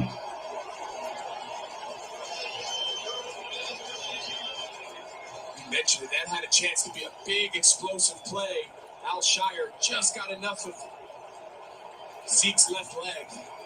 From the 14 minutes remaining. How aggressive do they want to be here? If you think this is 4-down territory, do you take a shot on 3rd? Or do you just get happy and pick up the first down?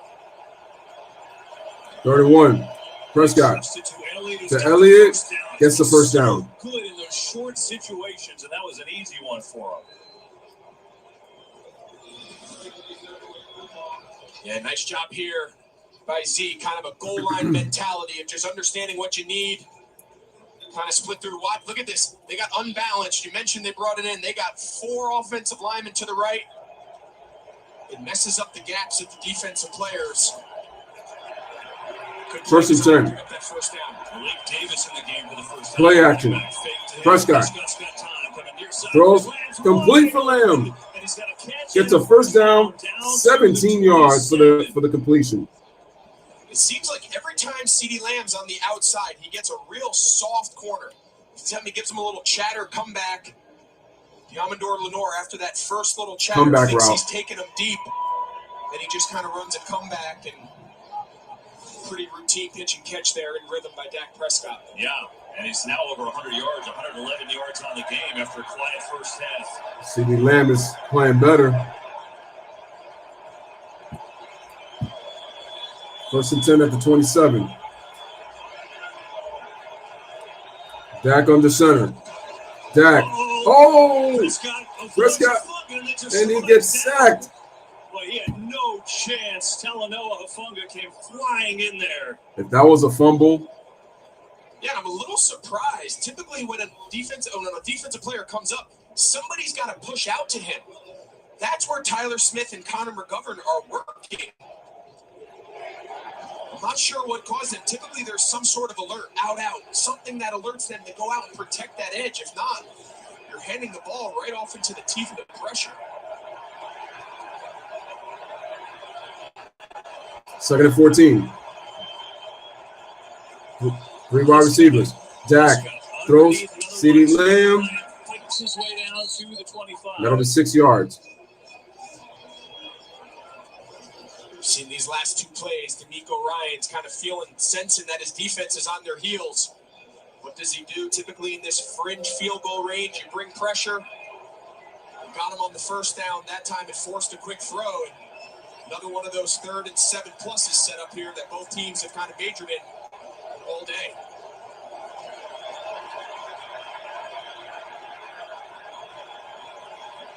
Dak in the shotgun.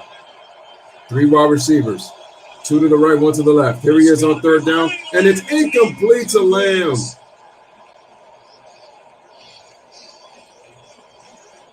Here comes the field goal. Yeah, here comes the field goal. We'll get a 25-yarder earlier after having his first extra point blocks.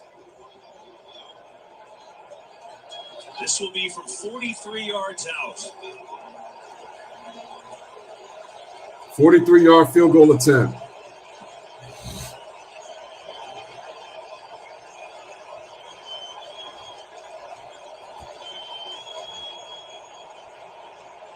Here's the snap, the place, and the kick. It's good. Oh, he's back in order now. A couple in a row for Maher, the Cowboys. So the Cowboys cut it within 4 on the kick. Straight through the uprights for 43 yards. And with 11:03 remaining in the 4th quarter, it's a 16-12 49ers lead over the Cowboys.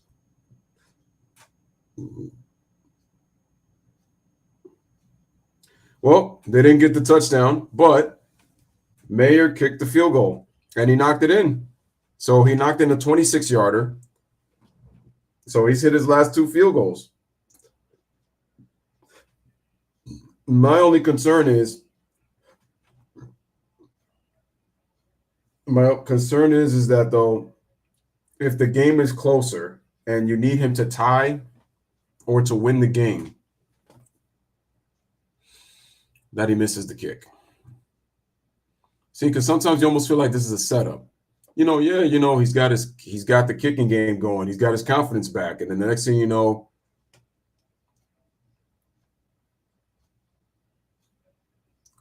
just like that, it's he loses it.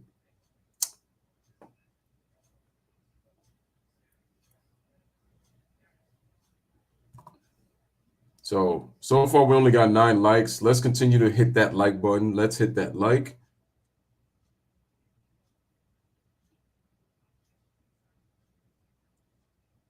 Blazers and Lakers in Portland at 9 p.m.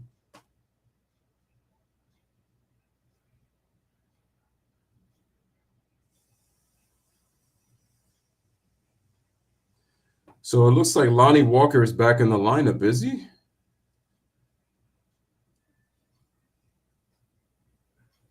Let me look.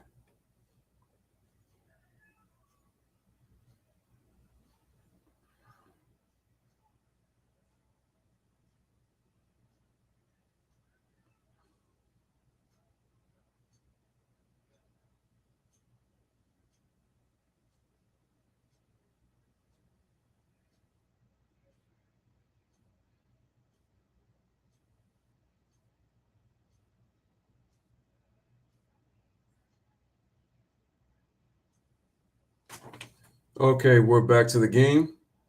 Ever.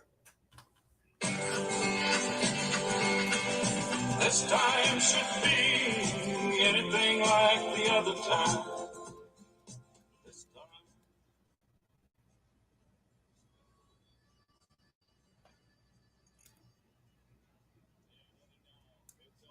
Big time when these two get together. Nice time in their playoff history. All right, Brock Purdy's back. Not a shock. It's a close game. 49ers up by 4. 11:03 to go in the game. Cowboys settle for a Maher field goal, but it's good news for them that Maher's hit 2 field goals now. Seems to be settling in.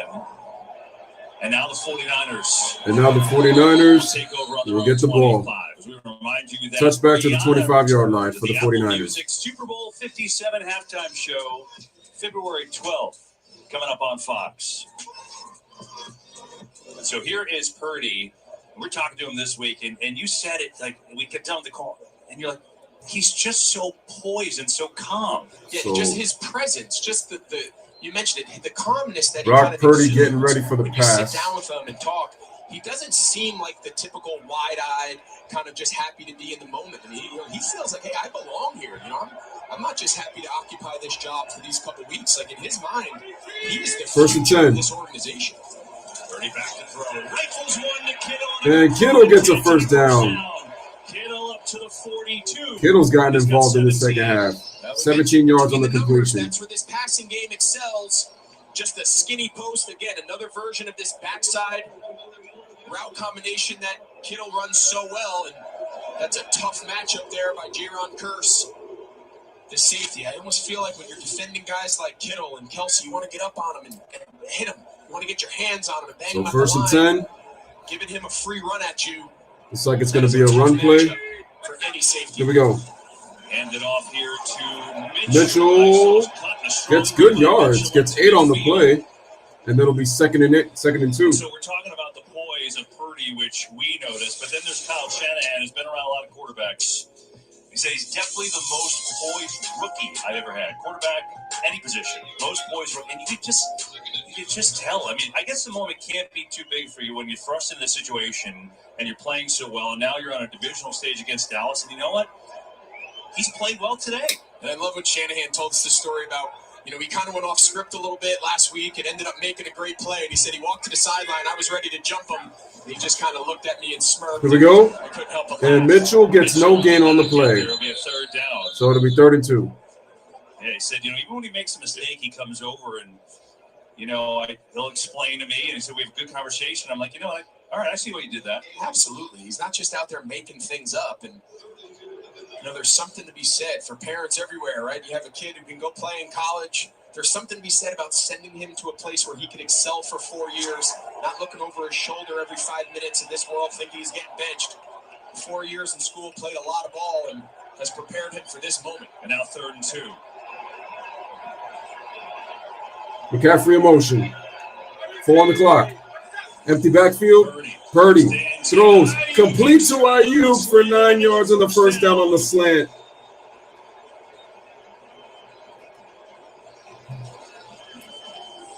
Yeah, they'll take this matchup all day, but if you're Anthony Barr, 42, you need to stay inside leverage. That was terrible by Anthony Barr. To allow Ayuk to cross your face and be in that Ayuk got separation easy. We've said it time and time again. San Francisco excels. Brock Purdy excels. Throwing the ball in the middle third of the field. Make him throw the ball between the numbers and the sideline. Nice job there by Ayuk being friendly for the quarterback. Purdy's on time. Puts a dart right on his chest. First and 10. Game as McCaffrey goes out. Give it off. Elijah Mitchell. Elijah Mitchell gets himself about 5. He's down to the 37. So that'll be second down. Fringe of field goal range with Robbie Gould right now with 8 minutes to play. Yeah, Dan Quinn, he needs to find a spark. D'Amico Ryans on the previous drive, he did it with the pressure off the edge that led to the first down tackle for loss on Dak. Well, he needs to pull something out of his bag here. These last 2 drives, his defense has been on their heels. San Francisco's been able to pretty much run or pass at will.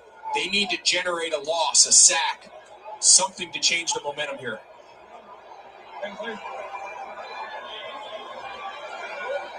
Play clock winding down. He's probably going to call a timeout. And looks like they're content to call a timeout, and so they will. Timeout, San Francisco. Their first 7.5 to play. 4-point lead for Kyle Shanahan. All right, ladies and gentlemen, so with 7.5 remaining, 7:31 in the fourth, we have a 16-12 game, San Francisco with the ball, and I know they have the ball, it looks like at the Dallas 34 right now. No, Dallas 36. Ball is on the Dallas 36 right now. Currently, 5-play, 39-yard drive, 3 minutes and 32 seconds in time of possession for the 49ers. Shout out to Earl Phillips in the building. What is up, man? What is going on, guys? Hit that like if you haven't hit that like button. Lewis says, clock, tick-tock, Cowboys need that ball badly. Let's look at the time of possession. I'm pretty sure the 49ers have owned it in this entire game. Well, I mean, Dallas has held the ball just, about 2 minutes less than the 49ers? But they haven't really been able to score points. It's been 1 touchdown and 2 field goals. San Francisco, 3 field goals, 1 touchdown.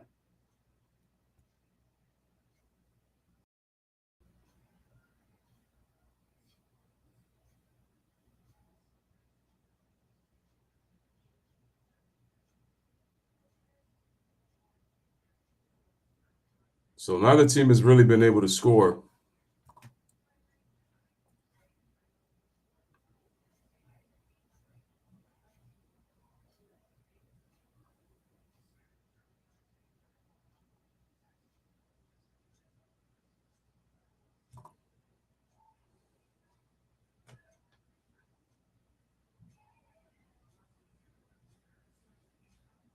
Dang it. So I did the poll for who was going to win. We got 61% of the people picking the 49ers. Only 39 picked the Cowboys.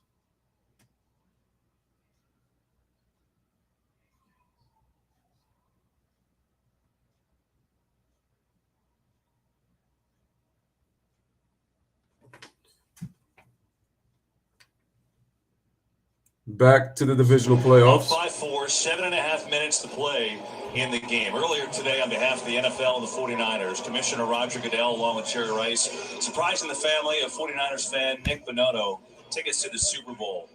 Sadly, Nick passing away on January 11th. He had a 2-year battle with ALS, fitting way. Oh, man, 2nd and 5. Dwight Clark, of course, passed away from ALS as well, and forever remembered for the catch in the 81 NFC Championship games. Nothing. And so here we go. 49ers All right. on the drive. 180 yards. 2nd down and 5. 2nd and 5.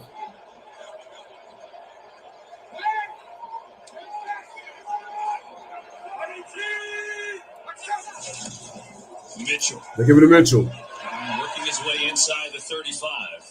Picks up a couple for Jaron Curse level. Jaron Curse on the tackle, and that's going to be third down here. Defense needs to stop. If Dallas doesn't force A touchdown by San Francisco can end it. Very possible. Alistair, who checks in, says the Cowboys choke as usual. That's great and all, but what happened to your Buffalo Bills? Don't talk about the Cowboys when your Bills could have get it done against the Bengals. What happened? Got to make this a field goal attempt on this possession by San Francisco. San Francisco 6-4-11 on third down, 3rd and 3. 3rd and 3. Here we go. Purdy short, gets McCaffrey and gets a first down. How in the world did he hold on to that with Bland all over him, but he did. The Niners 7 for 12 on third down.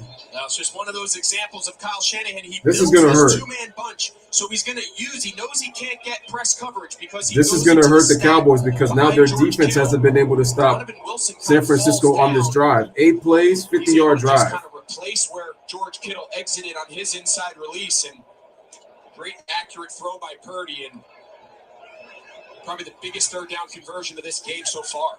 See McCaffrey goes out. You have to think that calf might be barking a little bit. Coming in on third so down. Mitchell's supposed to get the ball. He gets it. Mitchell cuts outside, comes back in. So Dallas gets him on the wall, so a gain of 3. And now if you're so it'll be 2nd and 7. They've been running it at you. You know there's an element to the clock now that's starting to come into play. But you can't fall in love with stopping the run. Kyle Shanahan, right when you do that, he's going to have one of those play-action shots. Don't you dare think for a second Kyle Shanahan's playing for 3. He knows how important it is to make this an 11-point game. So Dan Quinn's got to have his secondary play in the pass. 2nd and 7. Let the front 7 handle the run action. So ball's on the Dallas 25. Here we go. Purdy to Mitchell. Mitchell runs, brings a tackle, and a first down to the Dallas 17. This is not looking good for the Cowboys. Well, this has just become a run-blocking clinic here. This is not looking good for the In Cowboys. this second half of this San Francisco Hold them to a field goal. Not enough George possessions Kittle, he left. becomes the second puller, kick out. They can use him in so many different ways. Of course, Elijah Mitchell and McCaffrey have been able to run the ball effectively, much better on this run. They use him in so many different ways, and Elijah Mitchell, you mentioned McCaffrey pretty much just playing on third down, and they're losing clock time. Running Mitchell, especially up in the middle. 1st and 10. They give it to Mitchell. No gain. As Donovan Mitchell came in and submarined him. No gain. Or Donovan Wilson, excuse me. Donovan Mitchell, good NBA player. Fantastic. Different sport. Wonder how he'd do at tailback. Probably good. But he's not in this game. I think so. 2nd and 10. Oh, we got 2nd and 10. Mitchell will go out. Time now becoming a factor. Cowboys are running. Man, San Francisco's really holding this clock.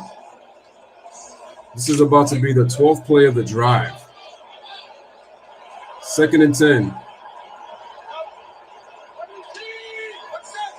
Here we go. Purdy.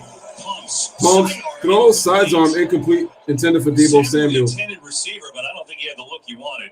No, I don't think Deebo knew that ball was coming to him. It looked like initially all of the receivers to the right started to go out and block. Watch how far he goes down the field, and I think he's like, oh, wait, I'm getting the ball. Brock Purdy, you see him, he's going to kind of double clutch and then just kind of dirt it. But him and Deebo Samuel, I don't think we're exactly on the same page there. I don't think so neither. Who was getting the screen? So now a 3rd and 10. Think about using timeouts on the defense. 3rd and 10. Here we go. Purdy decides to run. Steps and he should have went left. He went to the middle right. He got 6 yards, but he's short of the first down. So I think they're going to send Robbie Gould to kick. And he's been clutch. 2 3-point kicks, 1 extra point. These last this two will be possessions, we've said another field goal. Kind of had their way with this Dallas defense, but the fact that they're able to force a field goal attempt, keep this, assuming he 26 yards, 47 and 50 field goal made. Gives them a shot. This one will be a 28-yard attempt. Here's the snap. Here's the kick. And it is good. 7.49 lead. 3:04 to go. Wow. This is Dak's last chance right here. 3:04 remaining in the fourth quarter. What is he made of?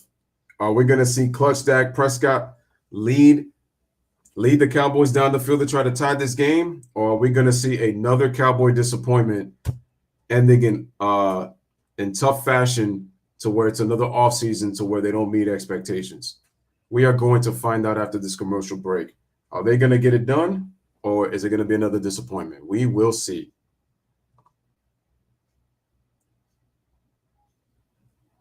This is arguably their last chance, so they're going to have to find a way to get it done, or this season is over for the Cowboys, and the Cowboy fans are going to be once again mirrored in disappointment that a team as talented as they are, well, part of it is not their part of it, the offense was it was already kind of in shambles once they lost Tony Pollard, because you lost his ability to make plays as a receiver. You could put him in the slot. You could put him on the outside. You can have him make runs as a running back as long as he gets good blocking, because he's a very good elusive back.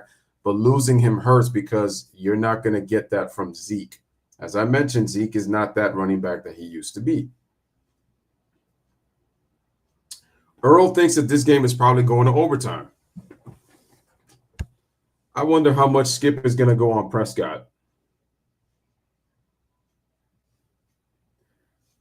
I mean, are we going to call him Clutch Dak? He's thrown 2 picks. If he throws another pick or they don't lead, trust me, I know Skip is going to go off on Dak Prescott. I know he'll go off. You got to also remember, Dak got his money already.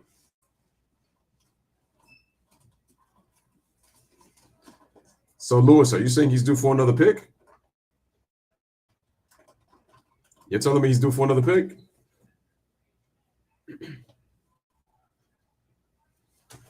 I mean, if that is the case, and if he's due for another pick,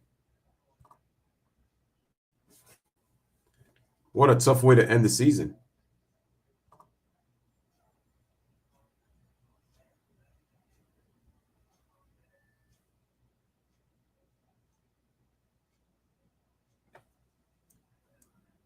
Super Bowls, you see the 5 rings. They're probably a little bit bigger now, but it's been a while. Super Bowl. So Louis is calling it. He says he is due for an interception for the 3rd time in this game. That's what this man just said. He is due for another pick. 3:04 to go. San Francisco up by Damn, 7. imagine if it was a pick 6. Oh, that would really be. I'm like, we saw Josh Allen throw a pick to end the game. It didn't matter though. Here's Turpin, and he gets tripped. Wow. Damn. Take a look at today's next gen. That is like at about the Dallas 18. That is a long way to go to come back. You think he's due for a solid drive? Let's see. The entire season now, you see the 10 interceptions, 2 today, but that minus 14.7. So what that means is when they average this out, quarterbacks in all these same situations while facing pressure, let's see what we got. Prescott has completed 14.7% fewer passes than what the baseline average would be. So he's clearly underperforming versus the pressure, and the 2 picks 1st and 10 have been huge. Prescott throws incomplete, and it almost was picked off. Greenlaw had a beat on it. Oh my goodness. That would have ended the game. You're going to see Greenlaw. That would have ended the game. By Dalton Schultz. I just feel like Dak's a little late. There's not a real good window there. He's got to just work back across. Oh my gosh. You got lucky there. Greenlaw would have iced it with that pick 6. But fortunately, he gets another opportunity. Back in the shotgun. Here's Prescott. 4-man rush. Going deep. He's going for Gallup. And Gallup can't get it. That would have been a 1st down, but he couldn't hold it in, and it's 3rd and 10. Yeah, Dak, he has Gallup. He just throws this ball. The landmark for this ball needs to be inside the hash mark, the near hash mark. See, he's running, and this ball just takes way out back towards the numbers. Damn, Dallas only has 2 plays left. This 3rd down is crucial. Gives him a chance to run under it. He's got a shot.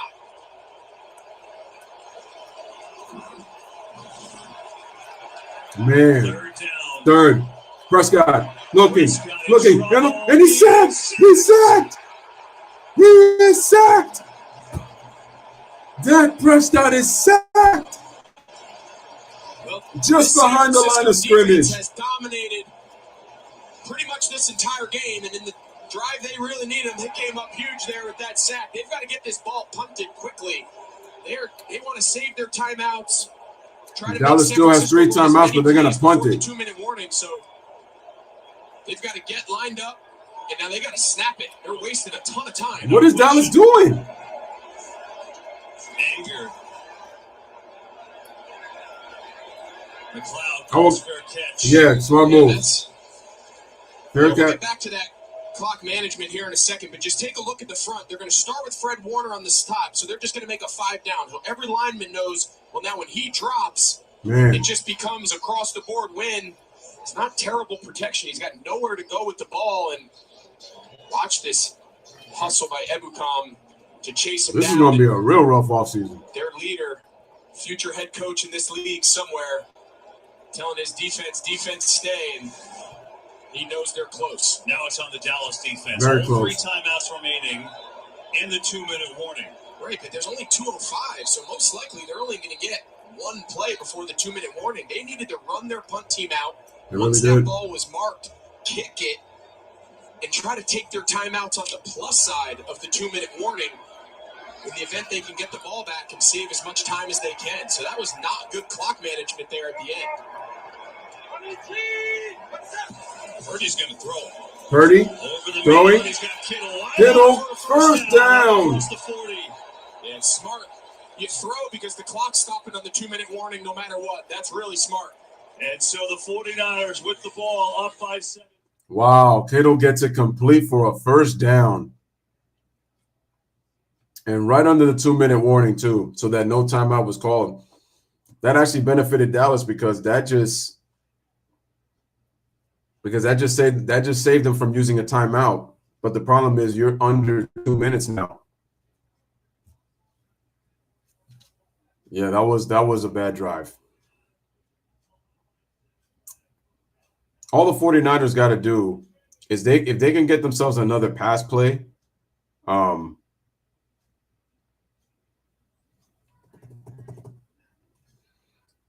wonder what Skip is tweeting right now. I want to know what Skip is tweeting.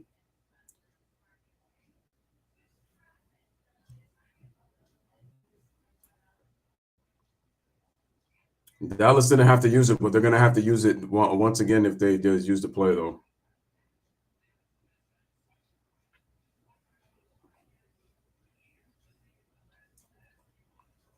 I told these dudes Dak is overrated.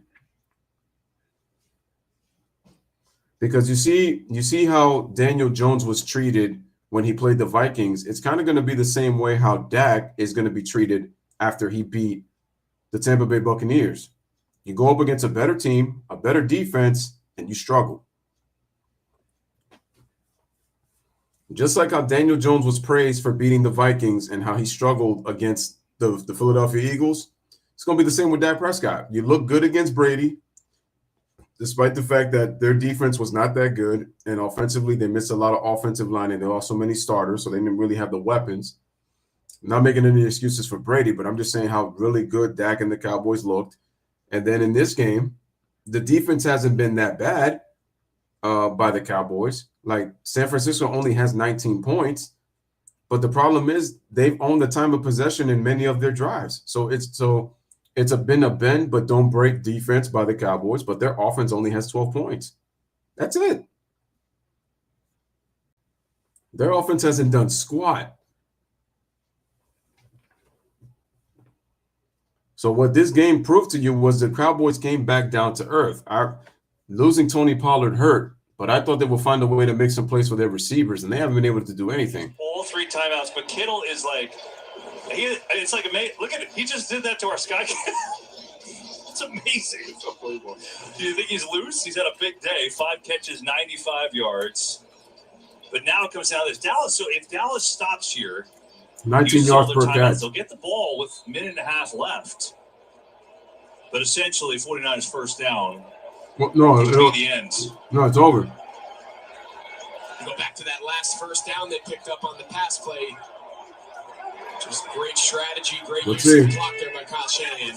They're going to run it here, though. They're going to run. Up the gut, and Mitchell. Mitchell will get one. Not much there, and the Cowboys will use their first time out. Championship weekend presented by Intuit TurboTax kicks off next Sunday. The NFC Championship on Fox at 3 Eastern, followed by the AFC Championship on CBS at 6:30 Eastern. So we will be in Philadelphia taking on the winner of this one. The Niners will travel to Philly. In Kansas City. The divisional weekend, the Chiefs, Patrick Mahomes hurt, somehow came back to the game with a high ankle sprain. They won. Eagles just destroyed the Giants last night. Jalen Hurts and company rolled. The Bengals dismantled the Bills today. Impressive in every way, offensively and defensively. And ho-hum, they went to the Super Bowl and they're back in the title game. And they've beaten Kansas City 3 games in a row, by the way. I mean, what a job by Zach Taylor. I mean, I'm not sure why he doesn't get more like national conversation about the job, the turnaround up in Cincinnati. But here we go. This is it right here. This is it. One first down and this thing's over. That's it. Let's see. 2nd and 9.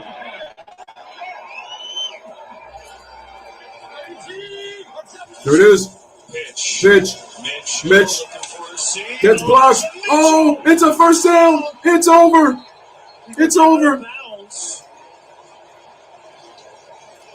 I don't think Philly and San Francisco play this year.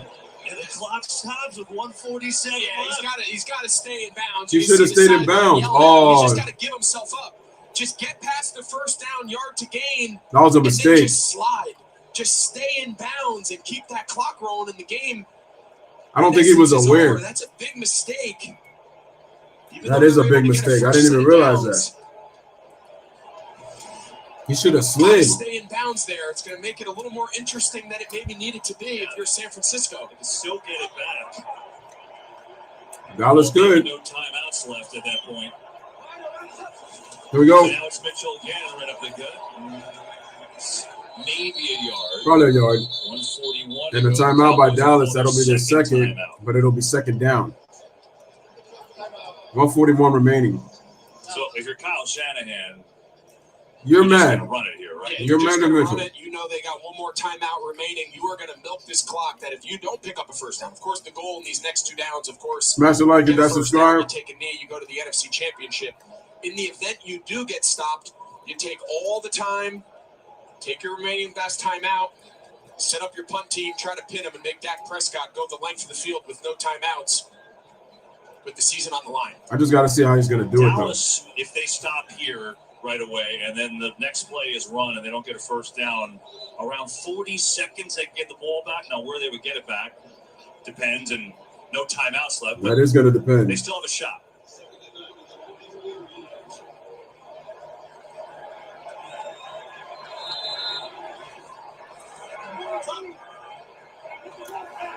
Second and 9.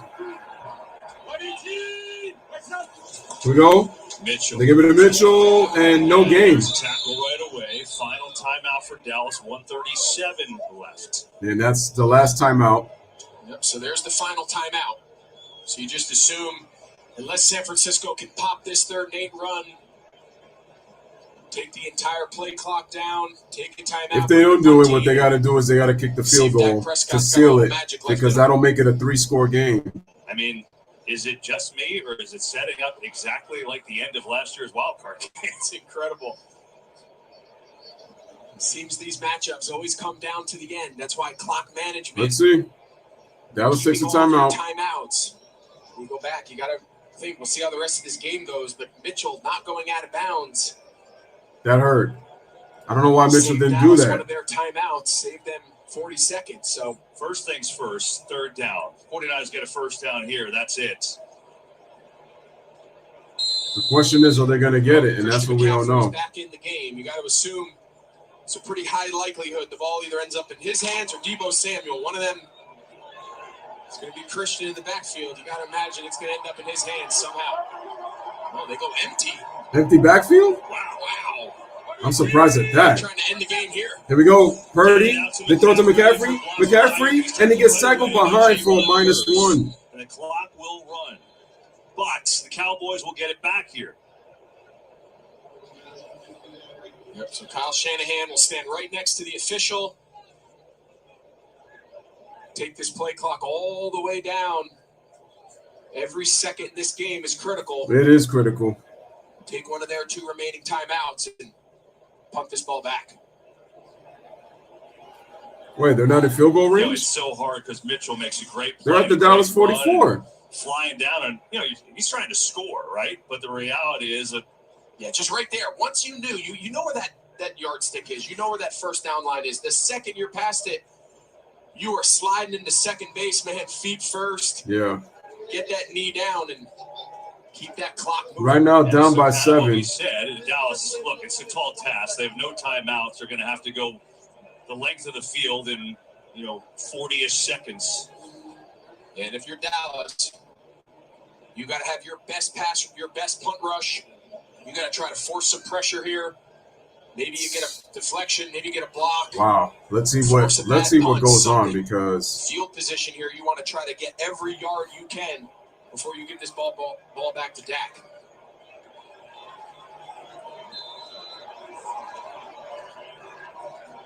Yeah, you see these gunners. They're coming in to time it.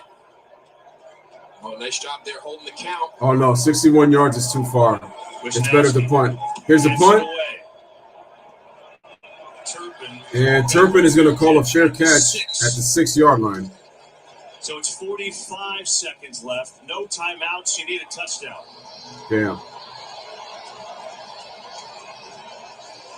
The entire goal here by San Francisco is make Prescott's 20 career game-winning drives in the fourth quarter or overtime, but it doesn't mean anything in the playoffs, though. Dallas is pinned at their own 6-yard line. Daniel O'Neill says that'd be a 61-yarder, and if they miss, Dallas would have a lot less field to go. Yeah, that's true. I didn't realize they were pinned back that far when it showed the 44, but that's a good point. At the Dallas 6. Inbounds completions, and that's about all you got. Prescott in the shotgun. Smash it like it to subscribe. Back in his own end zone. Here's Prescott. Rolls right. Throwing. Oh, almost sacked. And he throws, and it's incomplete. Wow, that would have been a safety. That's the Aaron Rodgers designed kind of spin out to the boundary. That would have been a safety, and that would have been it. To get down the field, and he goes from almost taking a safety. He got lucky there. Eric Armstead. If he takes a safety, it's ball game. Damn, man, so many near-ending plays. Tricks right now. 2nd and 10. 38 seconds left. Prescott, they need a touchdown. Throws, complete. Schultz, and it's going to be 9 yards. He'll go out of bounds and stop it with 33 and seconds. It's going to be 2nd and 10. At some point right now. No, I'm sorry. It's going to be 3rd and 1. 33 seconds left when you're still outside that zone where you still have time to get down and clock it. They have to take a shot. If that means you throw the ball, try to get it around midfield, even if you get tackled in bounds, you run up, you spike it, give yourself a chance for the Hail Mary. Before this clock goes in the shotgun on the 3rd and 1. Try to get a chunk play. Let's see. Prescott throws, and it's complete. And Schultz gets it. It'll be a first down. No, they're going to wind the clock. Yeah, you have to be going forwards. If you're contacted going out of bounds, you got to fight through that contact. Here we go. They're going no huddle. Prescott, they're going to run it. Prescott goes. Dream chase, and he throws, and it's incomplete. 10 seconds left. Yeah, so let's go back to the Dalton Schultz catch where they wound the clock. When you go out of bounds, you have to be going forwards if you are contacted by the defender. So you see how Dalton Schultz is kind of running sideways? Travarius Ward, he knows the rule. They coach that. Oh, my God. This is so reminding me of last year against this same team. Contact and get that official to stop the clock. 10 seconds left. Let's see. 19-12, San Francisco, 2nd and 10. 10 seconds remaining in this game. Hit that like button. Two-man rush. Here we go, 2-man rush. Prescott throws, and it's incomplete. 5 seconds left. 5 seconds left. Oh, Can man. you get one more play before Hail Mary, or does it have to be here? No, it's going to. It depends on how far off the corners are. You know, you go back to a couple plays ago, they had with 30-plus seconds left, you can get tackled in bounds. Are they saying he didn't catch this? No? I think they're going to review and determine that Schultz never got his. If Schultz never got his foot down, and that's an incomplete pass, that's gonna be the game. Take a look here. So I think he just kind of nonchalant. His left foot's down, his right foot's up. Does that right foot skim the ground? Oh, no, it never got down. Damn. Just kind of nonchalantly. Oh, Dalton Schultz. That's the ball game. That's an incomplete pass. They're going to overturn that. Yeah, they got to overturn. There, he's saying no. That's an overturn. So fast. He did not have full possession of the ball. One foot was down. Hoping to get back to the title game, third time in the last 4 years. He should have kept his feet inbound and then get himself out. He could have dragged the foot or something. That's poor awareness by Schultz. That's going to hurt. And with 5 seconds remaining, if that's an incomplete pass, is what you're talking about. You just lost that one. Again. Catch. Yeah, this is where, all right, so the ball's in his hands. That right toe looks like it's off the ground. Let's bring in Mike Pereira. Mike, is that enough? Like that's an incomplete catch. That's an incomplete pass. I think you have to look at total control. When does he get total control? You're looking at that back foot. That right foot, is it up off the ground? It really is. This is going to be an incomplete pass. His foot is off.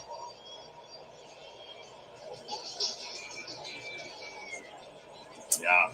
Damn. You get the idea there. They're going to take a look. No, you need 2 feet inbound for a completion. If this is incomplete, the ball goes it's back 2 to feet, not 1, line. 2. Yeah, this is a tall task. You're going to just. This is going to hurt. You're going to see a bunch of laterals. That hurts. Try to keep that play is going to be. They're going to revert. They're going to change that play. That's it. Incomplete pass.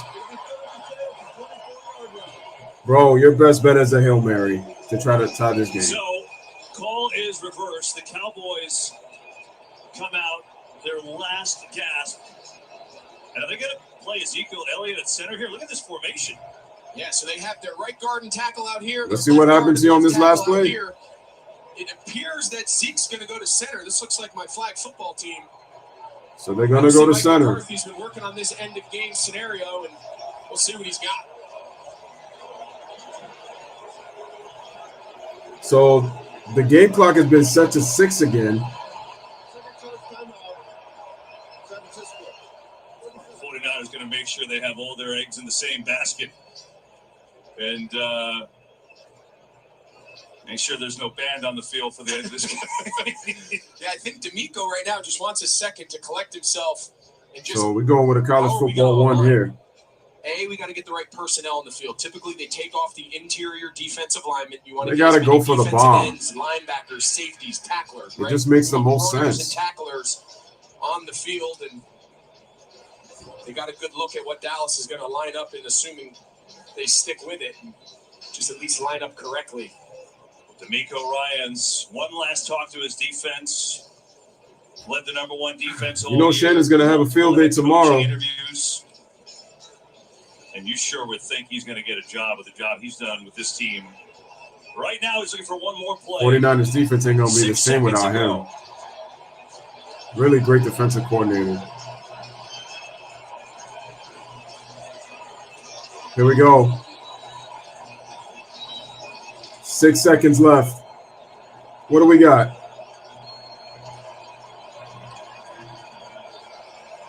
In college football, 1 does count, but you need 2 in the pros, yeah. We got an ineligible receiver. If anybody was wondering, they're declaring that Zeke Elliott is ineligible just by alignment, although they can lateral him the ball. Here we go. Looking for the last play. Final play. Prescott throws it. That's it. That's it. And the 49ers win. That's it. The San Francisco 49ers beat the Cowboys 19-12 in this divisional playoff in Levi Stadium, and they are moving on to Lincoln Financial Field to play the Philadelphia Eagles in the NFC Championship game.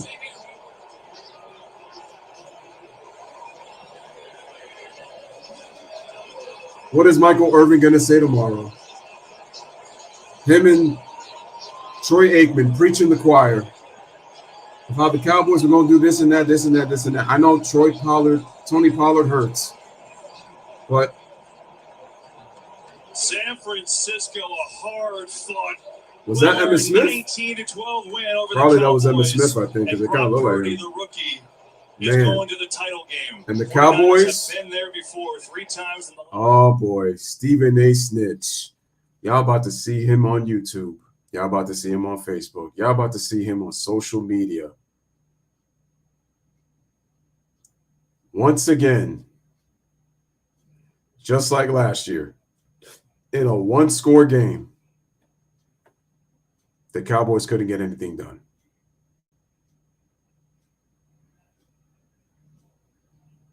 Damn. And once again, ladies and gentlemen, it is another disappointing season for the Dallas Cowboys. They come up short. They lose 19-12 to the 49ers, and it's over. So now this will be year number 28 that the Cowboys are going to be without reaching the conference championship game and Super Bowl.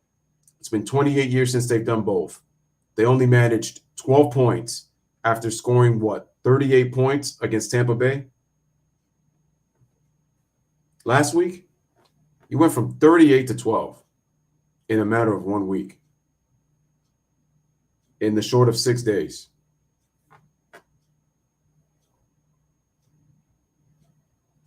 Man, Stephen A. Snitch is going to have a party.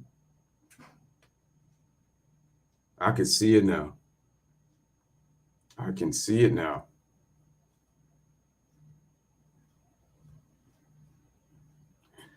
Man, you know they were talking, right?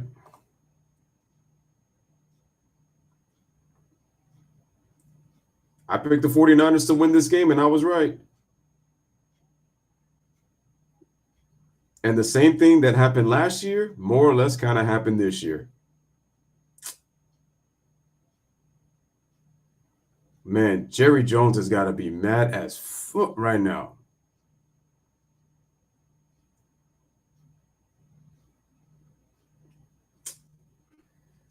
It is a wrap. It looks like Mike McCarthy is probably going to get fired. And I bet you they're going to try to get Sean Payton to be on this Cowboys team. I wouldn't be surprised if they try to get it, but I know there's a lot of people that probably don't want Sean Payton on that team.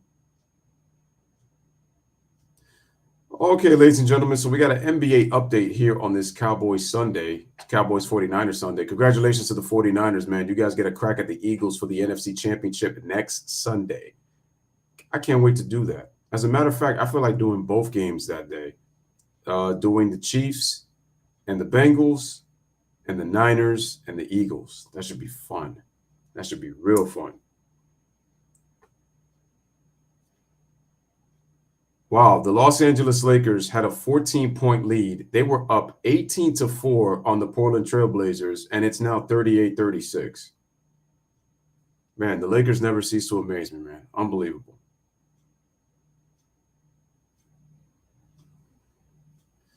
The Cowboys sold again, did they? Yep.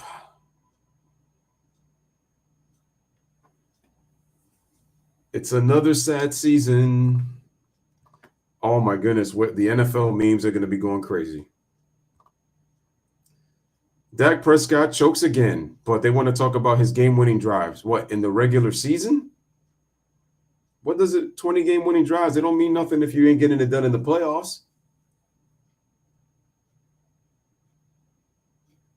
Once again, he doesn't get it done. Once again, he doesn't get it done. 49ers are back in the NFC Championship for the third time in 4 years.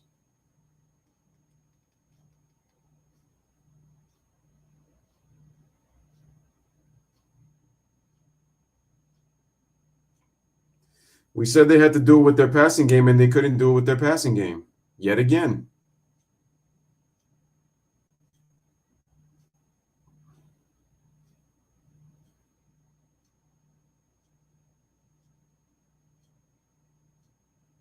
That's unbelievable, man. Oh, first of all, we got to give George Kittle a ton of credit, man. That third quarter that he had with those catches, really turned the game around in a tie score, and they were able to get into the end zone with McCaffrey scoring that 2-yard touchdown.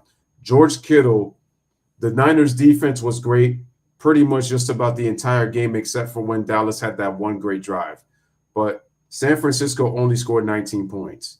But the biggest touchdown of the game obviously was McCaffrey. But in the middle of that run, George Kittle had some key catches for some big yards. And that 31-yard catch that Purdy threw to Kittle was the biggest play of the game because it set them up to have the lead. It set them up to have the lead.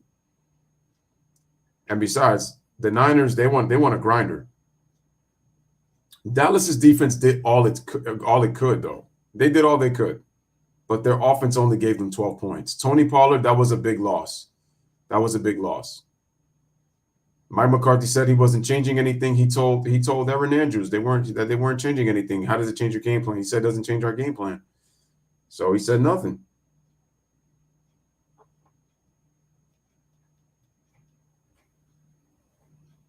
It was called the Kittle drive. I call that the Kittle drive. That was the difference in the ball game. Unbelievable game, man. So yeah, it was a grinder.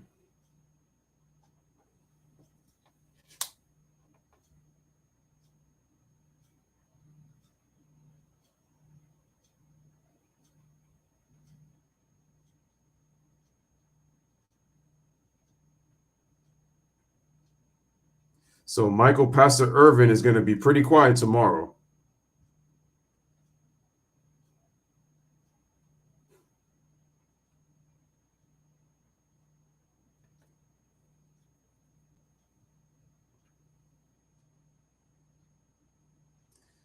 This was Dak's opportunity, man, for redemption.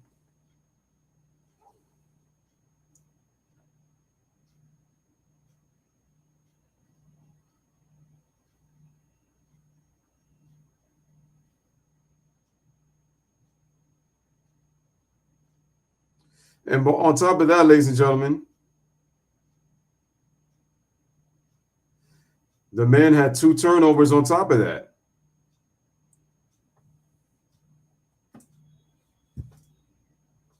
Damn.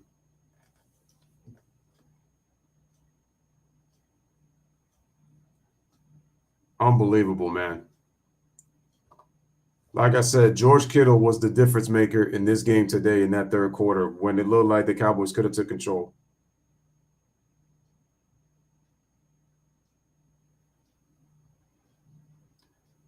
The fact that they lost Amari Cooper was big because Michael Gallup hasn't been able to give him anything, and he's coming off an ACL injury. He hasn't been the same. He doesn't get targeted the ball enough. CeeDee Lamb's the number 1 guy.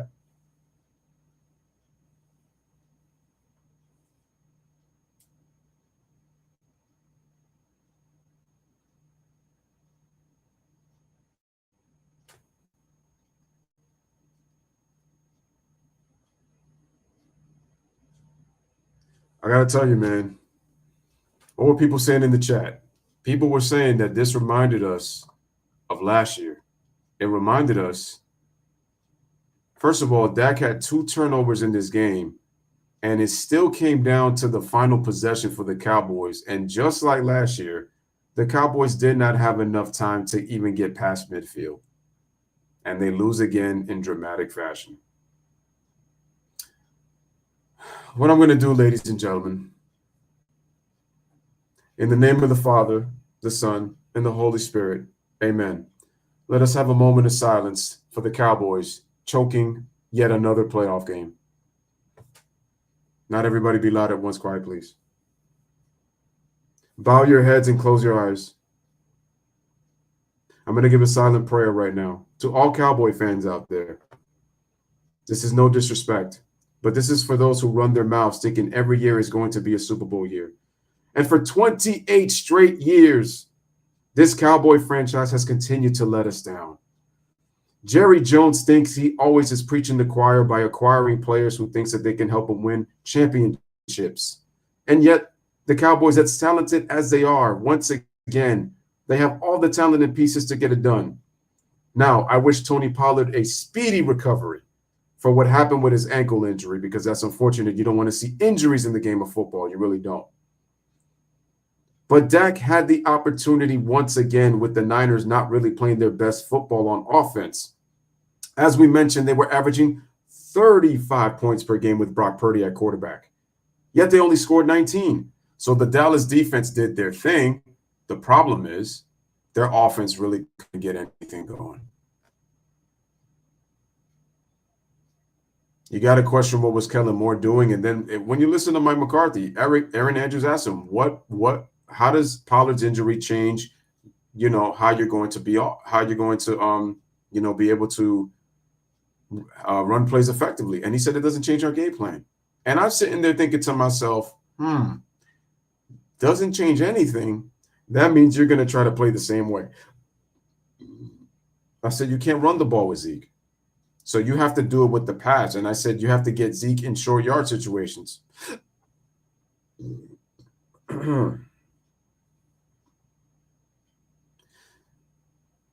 We also have to remember that there was a point in the game where Diggs not getting that interception on Brock Purdy could have been costly at that time of the game. Tony Pollard had a great year, but his presence was being missed. But some people still probably felt that even with him, they probably wouldn't have beat the 49ers anyway. His injuries is unfortunate. To me, the Cowboys still had enough to win, but look, they were missing Amari Cooper. Michael Gallup hasn't been the same. And the thing is with Dalton Schultz, you got that call reversed back, but let's face it, Dak almost threw an interception near the freaking – he almost got – look at Dak. He almost got knocked down for a safety.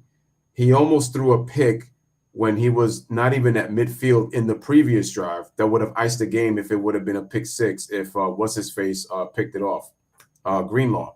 If Greenlaw picks it – if Dre Greenlaw picks that off, the game would have been over even before it reached the 2-minute mark. Even before the 2-minute warning, it would have been over. So quite honestly, in the fourth quarter, Dak was awful. Dak was awful. Avoided a safety that would have ended the game. Avoided a pick six that almost ended the game. And unfortunately, you couldn't drive the ball down the field. And San Francisco, except with the Elijah Mitchell staying inbound, they played very intelligently, not giving Dallas any time of possession. They really controlled the clock in key situations.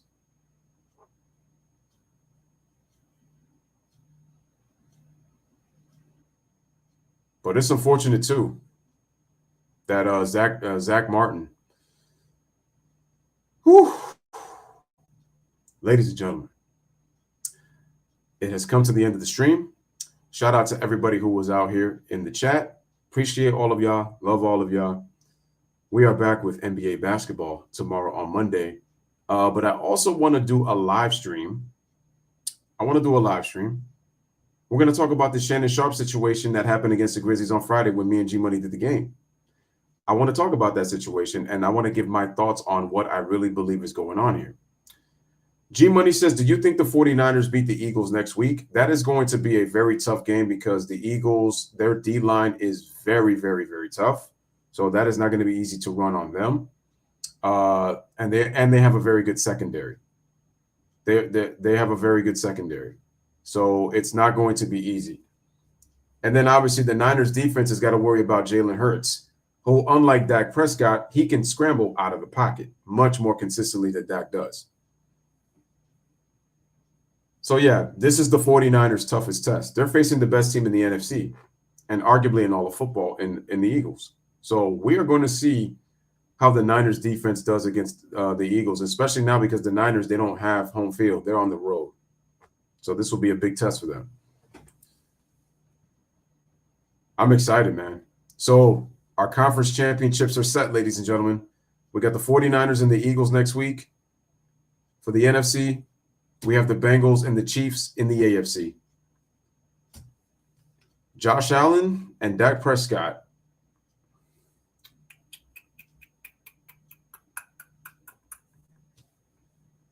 Josh Allen is going to take a step below with this loss to the Bengals.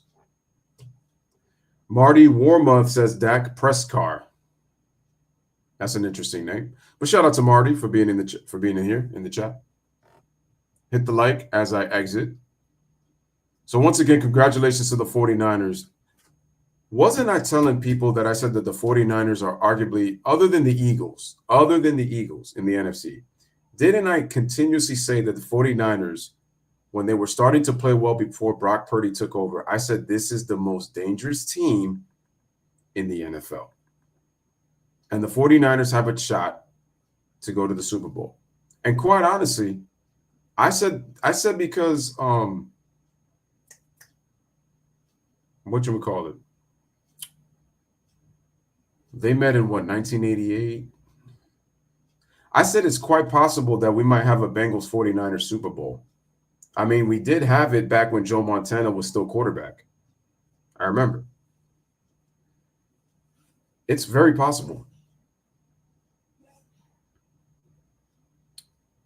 But we'll see what happens. So, ladies and gentlemen, have a wonderful night. Appreciate all of you guys. San Francisco wins 19-12 over Dallas. Dallas is going to have another tough offseason for the 28th straight year. Cowboy fans are, I know a lot of them are going to be like, are we surprised we lost? But, Troy Aikman, they're going to win against the 49ers. Nope. Michael Irvin, preaching this Super Bowl run, and yet you're losing the divisional round again. Nope. In similar fashion like last year in the wild card to the same 49ers team minus Christian McCaffrey, minus Brock Purdy, because Jimmy G was quarterback. So, nope.